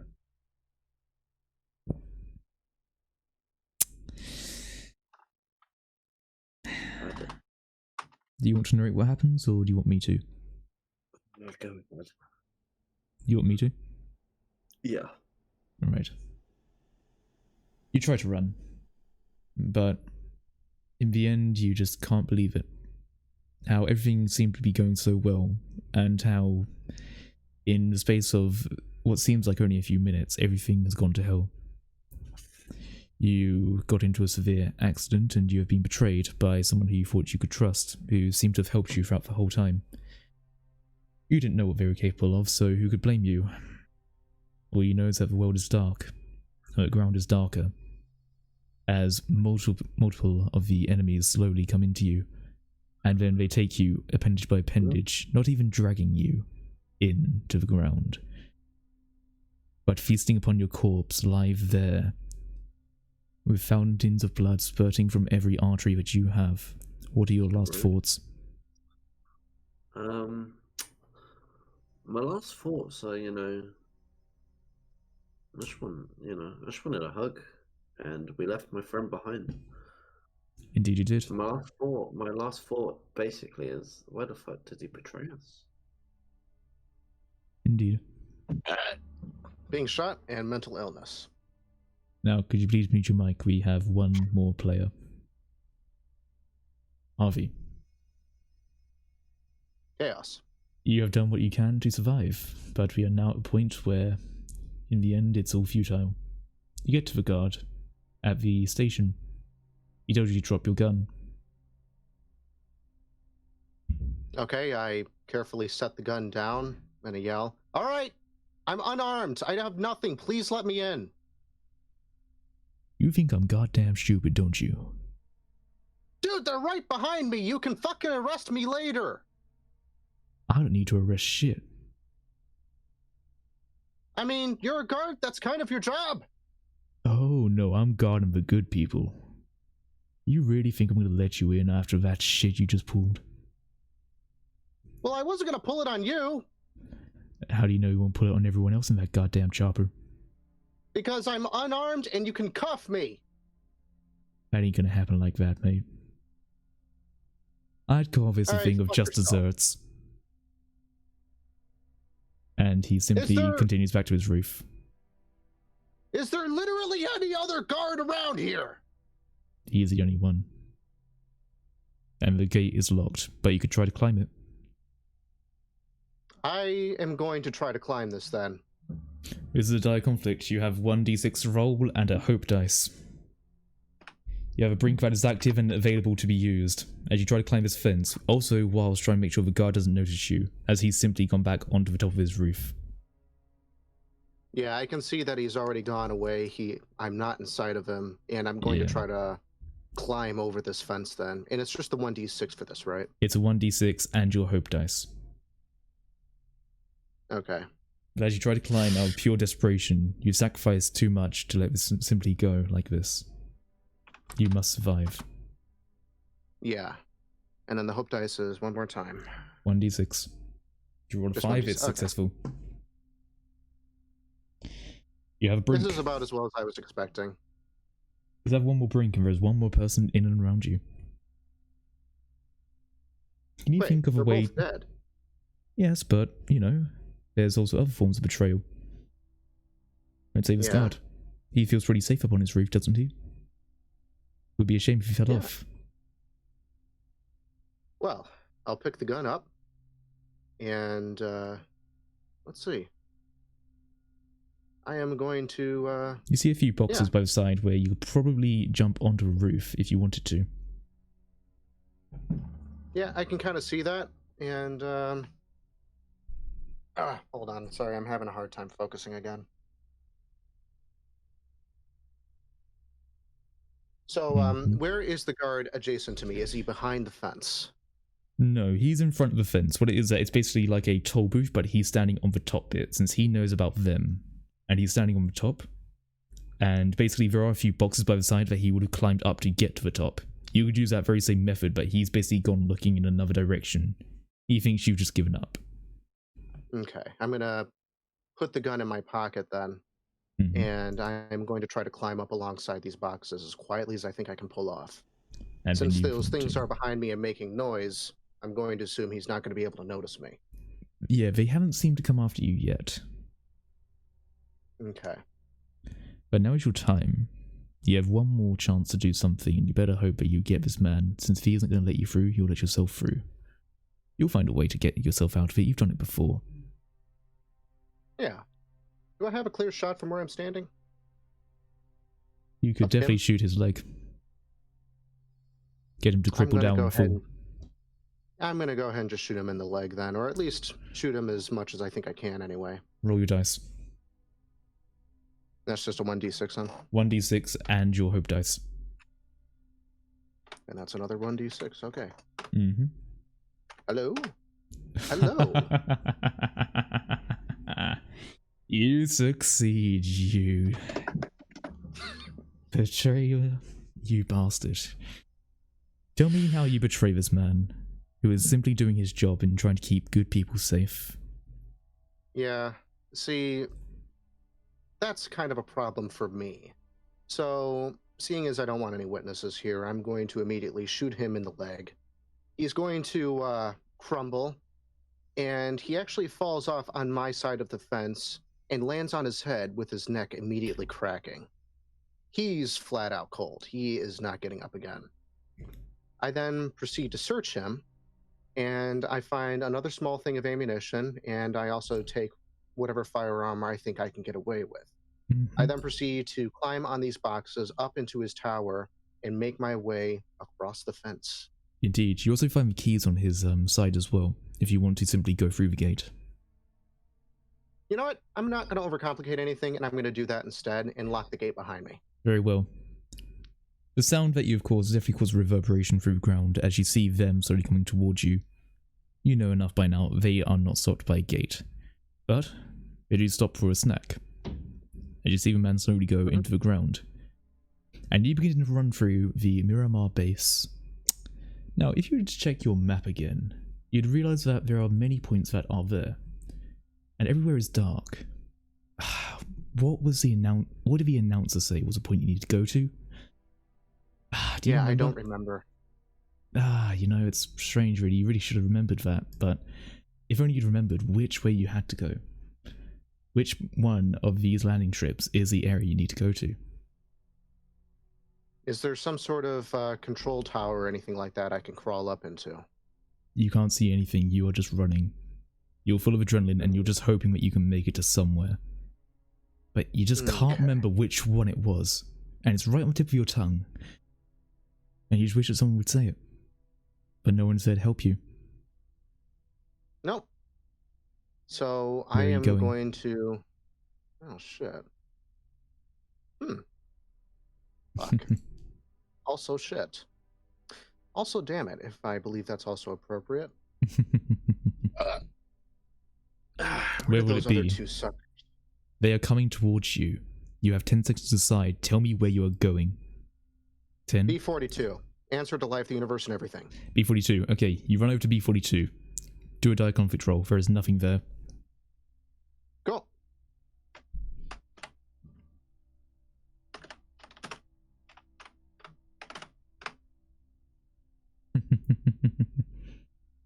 I'll catch you on the map for now, but you know, that's all good. I'm going to try... What? But you see, let's not forget, I can also roll. I just chose not to last time. I see. Because there was nothing there, you decided to go to B68. Do another conflict roll.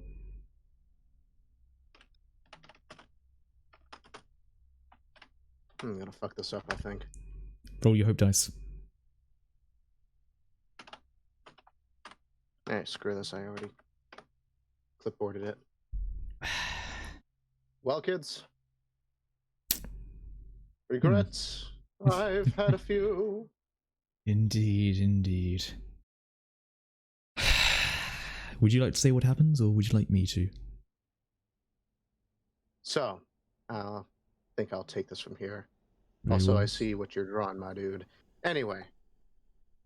So, I took this, I believe it's a semi-automatic weapon Yeah. off of this guy. AR-15. And I can... An AR-15. And I see literally no means of escape. So I just sort of stand there, kind of dead-eyed, to be perfectly honest. And then I cock the AR-15. And I can see these bulges in the ground, stopping just right before me. And one of them just comes up and grins at me, as if he knew exactly where I was going with this, and I knew where he's going with this as well. We're just kind of staring each other down. It's almost like he's psychologically toying with me. I don't take kindly to this. I then start laying into this thing with bullets, and it seems to be recoiling in some small amount of pain and actually draws back into its hole. Doesn't seem to vocalize much of anything, really, but the other two leech-like creatures emerge and come straight for my head. One particularly well-aimed tendril is able to slice my throat. And although I never really took any kind of biology courses because, you know, I'm just an idiot jazz musician, it cuts my carotid artery. I can feel my brain starting to starve. My synapses are flaring, and I'm still firing my rifle, almost belligerently now. I have no idea what's going on anymore. I then stop feeling my leg. It's gone, you see. No pain, per se, as I'm incapable of feeling that at this point. And then my arm. Part of my spine feels like it's left me. Sooner or later, about 3 or 4 of these things are on top of me. Or at least what's left of me. Actually, it's not even a person anymore. It's really kind of a combination of a red mist and just a pulp of feces, body waste, and, pits of bones and sinew left on the ground. And what's left of a broken up AR-15. Indeed. Your concussed mind till the very end. He is not resting with Satchmo either. That is how Harvey perished. His betrayal and his concussed mind. What could it really be leading up to? Was it truly in his character? Perhaps we'll never know, but thank you for playing. If you'd mute your mic, we have one more thing to do.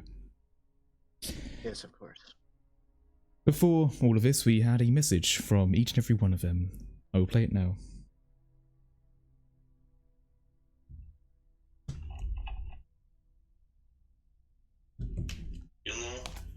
This is my last message to the world. I just want my ex-wife to know, the kids are not mine. I know they're not mine. Screw her. I know she took everything from me. But, yes, hope I come out alive. Peace.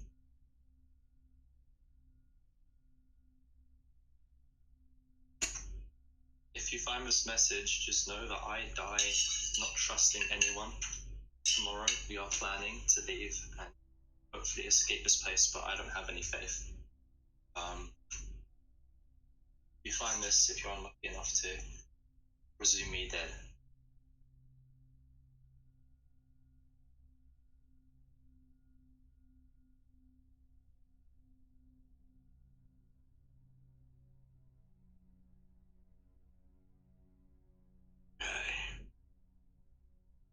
This thing on. I hate these things.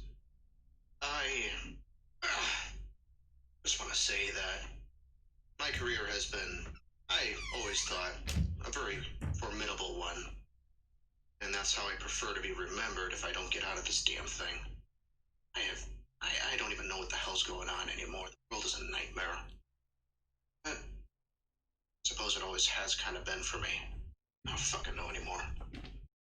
Just know that if you do find this, I died, for all intents and purposes, doing what I enjoyed. And my music, my legacy, that's just what I prefer people to remember me by.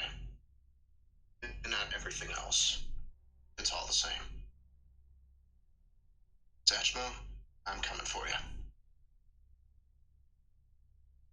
you. Alright, well, that was 10 Candles with the Miramar situation. Thank you everyone for watching, and it truly does have a different meaning. If you don't want to have a peek behind the curtain, you might want to stop now, because I'm going to talk about that module. If everyone could come back, how about we have a little chat about how things went? Alright. There, it's fun. It started with the soup, and as soon as it went from that, it was just betrayal after betrayal. Yeah. Okay, so before we start, that started out. yeah. Before we start, how about we say what each person's brink was, just to make it very clear about what was going on. I'm just going to be looking at the chat for now. Oh yeah, one thing I need to do. 2 people subscribed. Mark, thank you for giving a subscription to Zipref, and Steve, thank you for the sub. I'm sorry that I had the alerts turned off, but that's for the very reason why. They might have left. Oh, okay. Well, hopefully you'll be able to watch this. But yeah. Okay.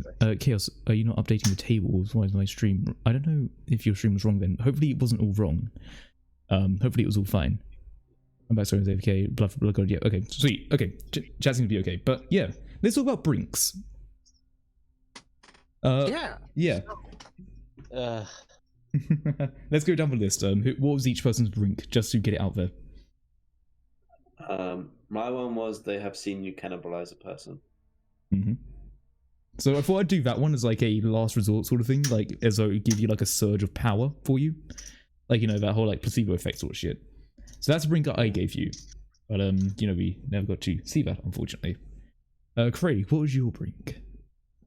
Mine was I've seen you communicate with them. Mm-hmm. It's been so perfect. Yep, indeed. Now, Harvey, you're the one that used your brink, but in case it wasn't clearly obvious, what was it? I have been seen to betray people to save myself. Indeed. And bearing in mind that Craig was the only person who would know that. So... Yeah. Yep, and he didn't fucking say. Yeah, he didn't say. I forgot that you could. Yep, well... Plus, what was I supposed to do? I didn't have a leg. I mean, I'm just saying, maybe allowing him to have a gun was a bad idea. True.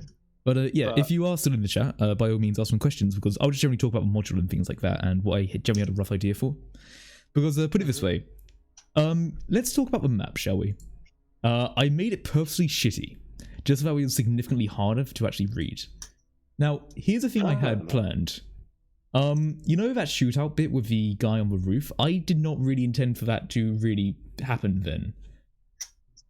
I intended that to happen at the shopping area. I intended that to be its whole own shopping, like, there's a guy on the water tower sniping down at you. And that basically the no areas were where they were infested. So those would be like, basically you went into one of the no areas here, you would see that there are significant amounts of them. And so the gun store was a no area, so it was a high risk, high reward sort of thing. Basically to sort of explain what these all look like, the sort of paddle and ball looking thing is like a cricket bat to basically show that like a sporting goods. Also, can you please delete your drawings?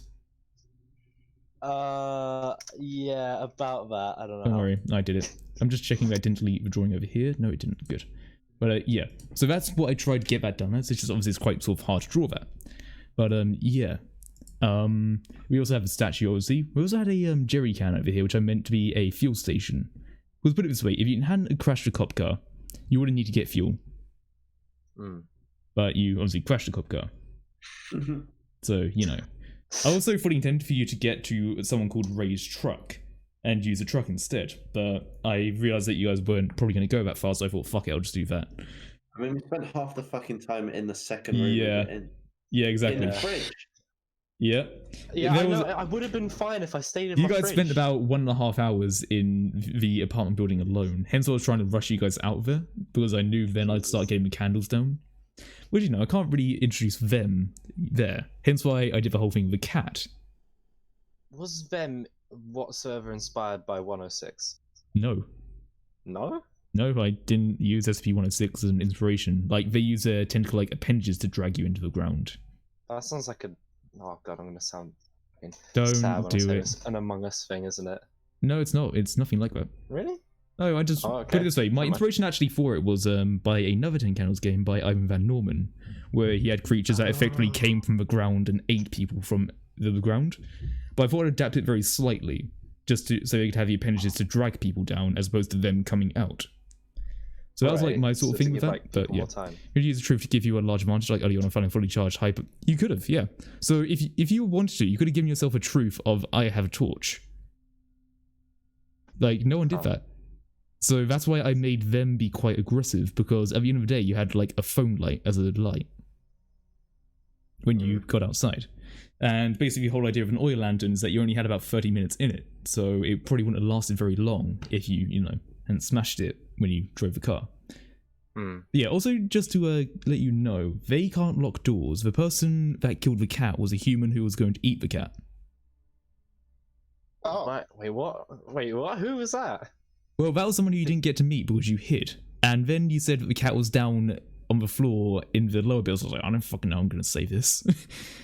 But yeah, put it this way, I probably would have said like, just threw the scraps of the cat down there. But I basically planned to have that be basically a guy who hunted down the cat because, it just kept scratching at the door and meowing. Right. So, that wasn't been actually hostile towards us? Probably not, no. He probably just been like, hey, that's my kill, get away from it. Fair enough. So that probably would have been what he was like. But yeah, what other questions do you have about it? And I'll try to help you out with that. Not really any. Yeah? I was about to say this whole thing's pretty much open and shut for me. All right, sweet. I went way smoother than the last one. Oh yeah. Did people enjoy it? Yeah. I'm not Like how I was the first one to die. I was for once the first one to die. Last time I survived for ages afterwards. Indeed. Dude, usually I'm usually the first one to die in pretty much everything else I do. Yeah, I mean that's the joke as well. I said with like D&D, like you know, you always roll really shit, but with this one you're actually rolling pretty okay. That one Yeah. from straight rolling really well to really fucking bad. Yeah, like that's the thing as well. That's the really thing. fucking well for me. Yeah, that's the thing of it. With 10 candles, it can seem perfectly okay for a little bit. Then it goes down the shitter. One thing I've noticed with 10 candles is that cars are a fucking death trap.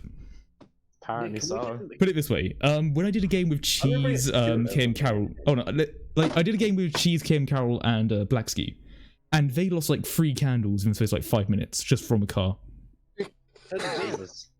And you know what happened this time? I said, hey, can you drive this car well? This is going to be a dire conflict. And you fucking crash it and basically mangle yourself and lose your foot. But yeah, thank you, Zipruff, I appreciate that. But yeah, like I'm gonna keep that in mind for next Saturday. sorry? I'm gonna keep that in mind for next Saturday when we do the, yeah. the house one.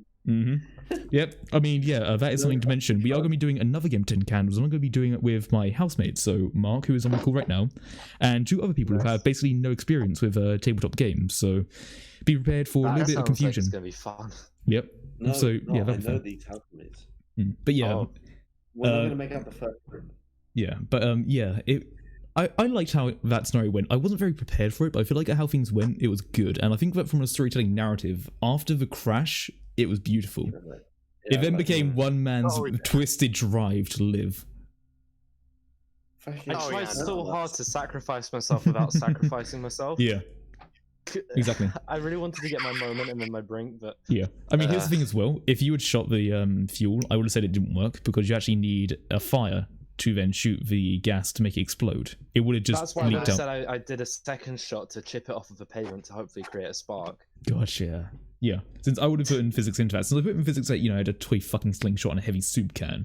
That would never have fucking worked. But my soup, that was my plan. I kept saying, oh yeah, and it's really heavy on purpose because I wanted Yeah, I to... know, but you had a shitty toy slingshot. But imagine what would You if I pulled it killed back someone by in the front. launching a slingshot soup can from a toy thing. Hence why I'm really glad it got Onto shut someone on down. the We should have rolled for that. But yeah, I mean, you should have made a truth about it, about how you know still used it or something, and it just somehow hit. But you know, but God, I don't know how OP truths can be. they can be very OP. I wasn't sure either. If I had known, I probably would have abused the hell out of that. Yeah, truths are Yeah, very me too. overpowered. You can say some very incredible shit. Just know that I will always put it against you. To answer Zipraf's question, once you try to communicate with them, put it this way: they are maliciously sadistic, but they also hunger. That was my general drive for them. Right. So I could've that's given why- them, like a chance to eat more. Yeah, you could have basically said, "Go for that guy." So Right. when he was right at the end when he was kind of steering me down, that was actually for his character in character. Yeah, that was him. Like his brink obviously was that he could communicate. Hence why he wanted to first off sacrifice himself, have that work. Then if he was going to die, he could use a brink to be like, "Wait, don't eat me yet." And then you know Yeah. maybe get someone, and then maybe use that to send them over to you. I'm assuming. I would have either sent it over to him or sent it to the woman to Yeah. get them away from me. And then- Exactly. Harrison have not, tried Yeah. to kill me. Like put it this way, they're not intelligent to a point of having fully sentient minds. They're much more of a hive mind sort of thing. But Right. like they do Yeah. understand like the ideas of more So is if I what we're said, going with. eat that guy, he's well fat, it would have worked. Yeah, they would have had their grin and they might have like slinked away or something. Hopefully. But yeah, that was the general thing I probably would have allowed for you with that, like simple things as opposed to like highly like complicated like conversations. And this is like the first time I've done a them that is basically like a hive mind of creatures as opposed to like very like sentient creatures. Right. Because I think I've done a creature that hungers before. Yeah, I did the avian creatures that were basically like hungerful ones, but Yeah, no, I remember I was kind of in and out of your stream when you did Yeah. that. That was the one Beth was in. It was Yeah, exactly. yeah. That's one of the things I always like about Tin Candles. Like generally how it goes when I seem to play them is that there's always like this is fine, then holy fucking shit, things are bad, and then someone seems to always get the god rolls.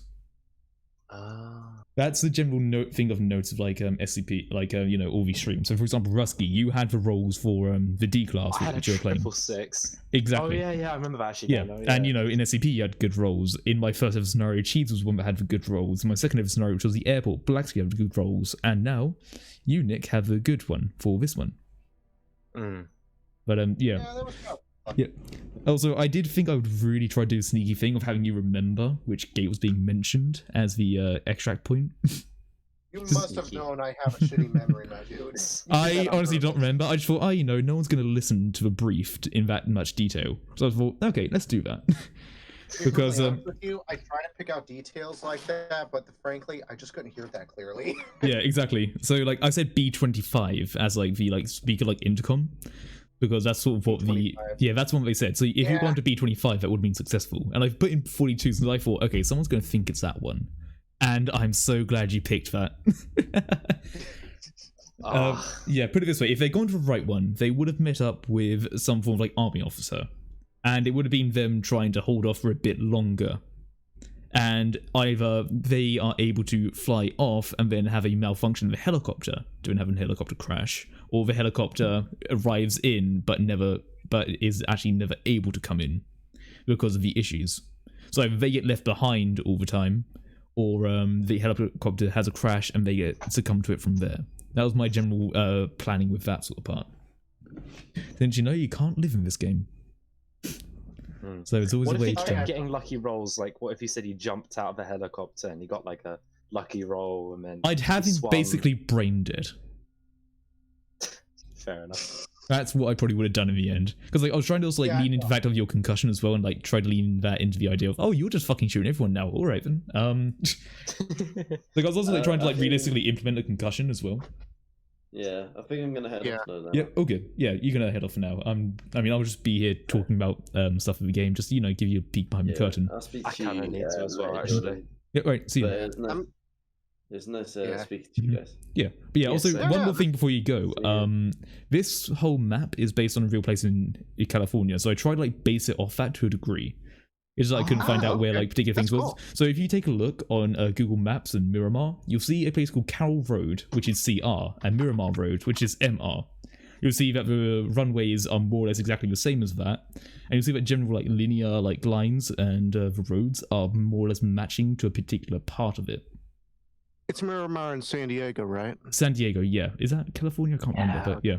So if you take a look, Wait, and if you take a look from Miramar base, Yeah, there it is. Yeah. Oh, I see what you mean. so I tried doing it like that since I didn't want to just put in the whole Google map in. I thought, you know what, fuck it, I'm gonna make it seem like someone's like last map, But yeah. No, this works out surprisingly well, actually. That's cool. I just couldn't work out where the fuck to actually put the Commerce Arms building, because that was never on there. So I was like, fuck it, I'll just put it there. I'll put these things here. Like, I'm pretty sure there's like a shopping center there. That's fine. And then obviously with Miramar base, I just drew out their runways. So like, there's that thinner line and thicker lines. But I had a bit of fun with that. But It's quite smart. I mean, it's not. It's just I took a basis of the roads, which is all good. But yeah, if you're ever curious on what this is based on as a map, that's it. Let's have a look at that. Yeah, just go to Google Maps and look up Miramar, and you'll see. Oh yeah. Oh wait, you can actually go in my hangar and have a look at some of the I'll see you guys later. Yep, see. Hercules. All right. Oh, see ya. I've seen you. But yeah, that's what it sort of bases off of, and you'll see that the green patch there is actually a golf course there. Hence why I sort of chose the underground enemies. So I basically wanted to like have the idea that they came from the golf course as it being a largely open area, but then they basically adapted to then be able to come through the concrete. Wait, so my plan would have been really stupid. What was your plan? To drive across the golf course. Oh yeah. Put it this way, okay. that's where they came out from and then went over to. So it would Probably be best that I didn't do that. Then. It would have been like molehills galore. And I also had another idea where basically there'd be the small ones, but they're feeding like one large fucker. And if you had gone there, you would have met the large fucker, which, if you recall, was that large mass that was seen by Harvey. Oh, that's what that was. I was actually quite interested by that. That was quite cool. So basically like these guys are basically feeding like the large mother mass at the end of the day. Right. Sorry, I'm gonna move my mic arm. This might be kind of loud. Yeah, no, don't worry. I'm gonna bounce. Yep, all good. But this was really cool. Yeah, thank you. Again. Yeah, So this was a lot of fun. thank you for Thanks allowing me to be here. Oh yeah, no, I will honestly, never it's all forgive good. you, Nick. But Yeah. That was a I pretty mean- good play, so good job. Yeah. So yeah, I was Nick, about to say, I've always wanted to play just the worst evil bastard, Oh, you yeah. know, because I've seen characters like that all the time. I mean, why do you think I play Alexander? That shit was fun. But yeah, Oh, Nick, no, would this you was be? fun. Yeah, Nick, would you be willing to like talk a little bit, or are you going to be heading off too? You know, what, I'm going to be heading off, but Alright. I'll be willing to talk later if it's okay. Yep, no, it's all good. Like, just overall, thank you for playing. And if there are any more questions from chat, I will take them for a little bit, and just generally talk about how we played. So, yeah, just let me know anything else. You're in the Discord now, so whenever I do my next game for everyone, you can certainly sign yourself up for it. Okay, I got you. Right. I'm See going to ya. go get some fresh air because I need to. So All I'll right, be seeing you, my okay. dude. All right, see ya. I'm gonna go spend the next 4 hours gaming. Bye. Yep, see ya. Bye. All right, see you. Right, see ya. Oh yeah, let me turn off the ambience now, since that's been playing the whole time. Hopefully the ambience was good as well. That's the first time I put it through the actual Streamlabs stuff. Yes, the SCP one is on YouTube. I can send you the link to it if you want to. I can actually get that for you very quickly. This one will also go on YouTube, so if you want to take a look at that, by all means. That's odd. Okay, I have to send the link to you in a little bit, but if you take a look at my YouTube channel, which is in the, it's in my panel area, if you want to take a look. Okay, that's really fucking strange. Hold on. I think my Google Chrome is shitting out, so I can't do that to you right now, but yeah, my Google Chrome is just completely shit out.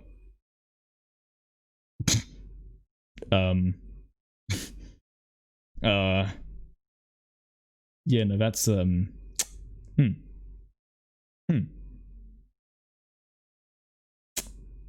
Yeah, no, that's kind of really completely shut, hasn't it? I'll put it to an intermission for now. There we go. Yeah, actually, I can do it through Firefox, so give me a moment. But yeah, I'll send you the link to my channel where it has all the stuff in. Come on.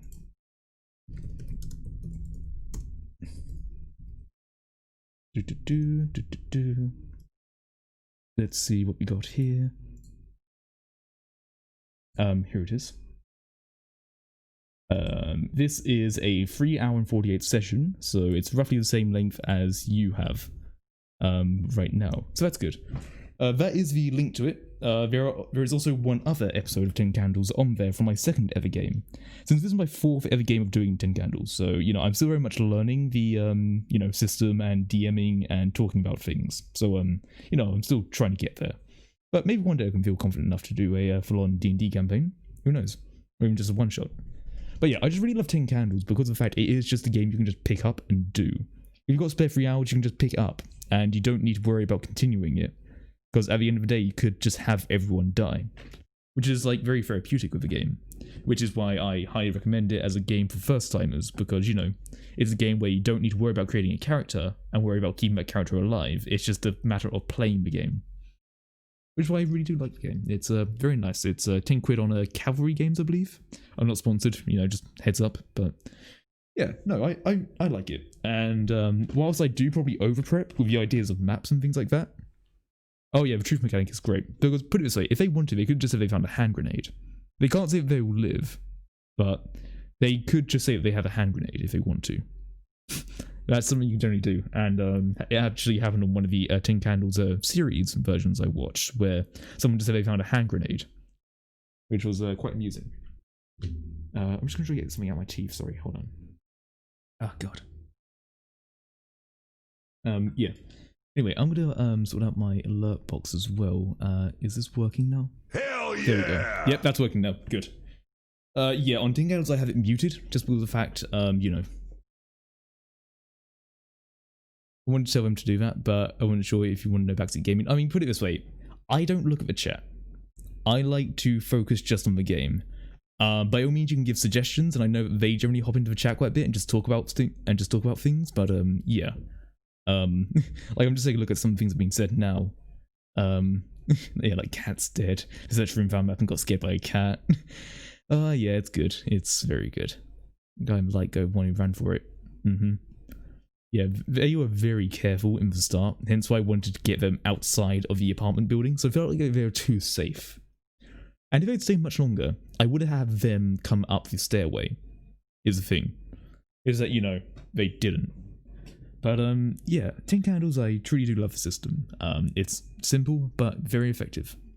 And if you want to see me GM a game of Tin Candles again this month, on Halloween at 6 PM, I'll be doing a game for my housemates with one who has never even touched a tabletop game and hardly even Discord, and someone who has had a little bit of experience, and our very own Mork, who in this session was our dear Harrison.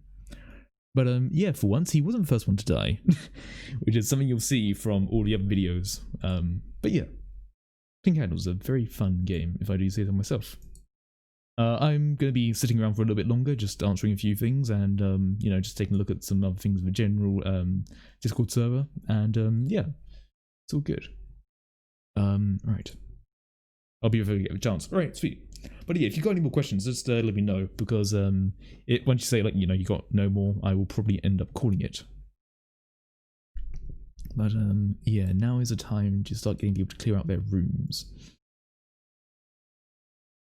But I'm very much happy that they were able to do the betrayal, because I always love a good betrayal. That's my sort of thing. Yeah. That's a sweet moment, and I love being able to remind them that they can do that. You know, not like heavy-handed, but be like, hey, you know that thing you can do? And hopefully my voice was okay to listen to throughout it, and there weren't too many issues, hopefully. I didn't end up using the digging sound that I had. Actually, yeah, let me show you this. So, I had a digging sound that I was going to use to, like, simulate them being around, but I felt like in the end it was better to keep them as, like, a more lurking, like, force as opposed to something that is immediately there. Where is it? There it is. Yeah, see if you can listen to this. And tell me what you think. Like, this sort of sound would have played. So that'd be like the sort of like sign of them being near. But now in the end I decided to go against it, and I think I'm glad I did. But yeah, very nice experience. Yeah, I think my only issue with that sound was the fact that when I did play it, it probably would have just been like, oh, you know, they're here, okay, that immediately tells them what they are. Since when they appeared, I usually like to keep it around like a 5 candle area, so that's when shit starts to get real. That's when it's much more likely someone's going to fail. Yeah, exactly, it would have been too hard to implement, but yeah, I usually like to have like little signs of them being around to about the like 10 to 6 candles, then have them start appearing at the 5th to 3rd, then at the 3rd they start doing their assault, if you want like a general idea. Because, you know, you need to give them time to grab equipment, and I would definitely say that they were not very good with their equipment. They did not get the items I would have thought they would have gotten, since technically that whole time they were dehydrated. Even though they did have a water bottle. I would have said for Siren. I would have said the guy shooting the car. Because basically, you remember how that guy said that car is mine? But yeah, I didn't really include the fact that there was a gunshot. But I would have said it was the fact that the guy said that car is mine. But yeah, no, I didn't do that in the end. But I should have said it was a suppressor, but fuck. For the sake of headcanon, he had a suppressor on it, then he took it off to then be intimidating. But yeah, that guy was fun to play, since it was basically just a dumb guy with a gun. It was like, hey, this is my car. No, you can't have it. No. Can't think of any more questions. Okay, yeah, sweet. Hopefully my American accent wasn't terrible when I did it. Yeah. It was pretty funny, good. Yeah, since I wanted someone who was like just complete fucking like numbnuts about things, really. Like, didn't get the fact that people were gonna fucking die. It's like, hey, is that soup? I kind of like soup. Can you just drop some of that? That was good to play. Put it this way, if he had been on the Watchtower, he would be much more malicious as a person. But bear in mind, he's on just like a Dick's like sporting goods. He wasn't. They wanted them to use the truth to kill him. They definitely could have. They could have just said they were able to shoot and kill him. But, you know, when it comes to narrative, not really great. So you might as well have it where they build a means to. I think that overall a more interesting story was told just because of that. And I very much also do enjoy the moment where our dear Harvey got to live out his moment. And just the flinging of insults at someone who he believes was someone called Richie, But yeah, it was a good time. It was a good time. And you know, at some point I might include more people into this Discord server that I have to play people. That was so messed up. Yeah. Harvey was a great character to have as a narrator, and someone who seemed very much helpful and basically built up a sense of reliance, and then he showed his instabilities as he went forwards. You know, that's one of the things I very much enjoy. Like the deceptive evil behind people is what I'm very much living for when it comes to good villains. Like sort of how with Alexander, like he had very much good redeeming traits, and Alexander's my D&D character from my first campaign. He had very much redeeming traits and he was quite charismatic, but he was a deeply disturbed individual who went through a significant amount of trauma and was trying to recover. You know, because it's recovery that, you know, strengthens a person, not the actual trauma. And that was something he didn't understand as a character. But, you know, that's D&D talk. This is 10 Candles, so yeah, I guess if there aren't any more questions, I might start heading off. I also, for the first time ever, actually end up taking notes during the truths, so I actually had them on track, and that actually really helped me out because I was able to call back to some truths, really, which was quite nice. So, for example, the idea of someone hunting us in a building, that was a secret then, but they never got to see it. Police siren obviously went off. They found power pack, but they never did anything with it because they didn't find a wire. The noise from above, the old friend were killing a thing that ended up happening. The guy was in the roof of the sporting bit. It was barricaded. Hatchet never came up. Harrison had a hatchet, but he never got to use it. Interesting. Ended up calling back to the bank from shop to include another person, which I didn't intend to at first, but I thought that was the best way to really include it. Dropping off soup, revolver in there. The guy leaves the roof to then come downstairs. Yeah, it must have been forgotten. Like, there's a lot of stuff happening, so when it comes from purely improv thing, that's the thing. Since all of this is improv, I just take notes and I do a bit of planning as a DM, but I didn't plan to have that person there with that sort of voice, and I didn't plan to have people go anywhere like that. I obviously had a map, and I just let them say, have at it. They could have gone down to the gas station. I would have to prepare something for that. They could have gone into the shops. I had a rough idea, but, you know, nothing concrete. So, you know, it's a massively improv game, but that's why I love it. Because it reignites a little bit of a drama student in me. But, yeah. It was just nice to also see as well that people sort of turned on each other a bit more this time. So we had a few more betrayals, which was very much amusing to see. As opposed to only having betrayal on the second one. Yeah, it was very nice, very nice. And, you know, it's all good. Yeah, I'll probably be dashing off in a little bit, but if you've got anything else to say really quickly, do it now, because I'll give you about 2 minutes-ish. Oh, God. I've taken a look at 10 Candles trying to play. Yeah, I mean, on YouTube, there are many other gameplays of it. Mine are definitely some of the very least viewed, so, you know, if you want to watch it and, you know, bump it up a little bit. But, you know, there are some really good, like, independent sort of things. If you want a very stylized series version of it with a very different GMing type, which takes more control with the GM, Ivan Van Norman does a 10 Candle series. That's a very nice one if you want a fully, like, story-based one. And you'll probably notice that when I say, dear God, it hurts stuff, I take it from him, as he was a massive inspiration for me to do horror and do this, like, DMing horror. There are many indie ones as well, like from independent people who also do it, which are also quite good, which then have a much more storytelling from the people inside. But yeah, Ivan Van Norman, really interesting guy when it comes down to horror. Don't know much about him outside of it, but definitely an inspiration for me to actually do this. And I think that definitely after doing D&D, I felt a bit more prepared for this, but yeah, it was a good time. It was a good time. And yeah. I'm gonna head out and I'll chat to you later. Yep, I'll be ending off the stream now too. So, let's do the stream ending. And I suppose it's about time to really say goodnight, stay safe, and in the event the ground starts rumbling but no one else feels it, get to high ground. That's really the only way you're going to maybe survive. See you all next time.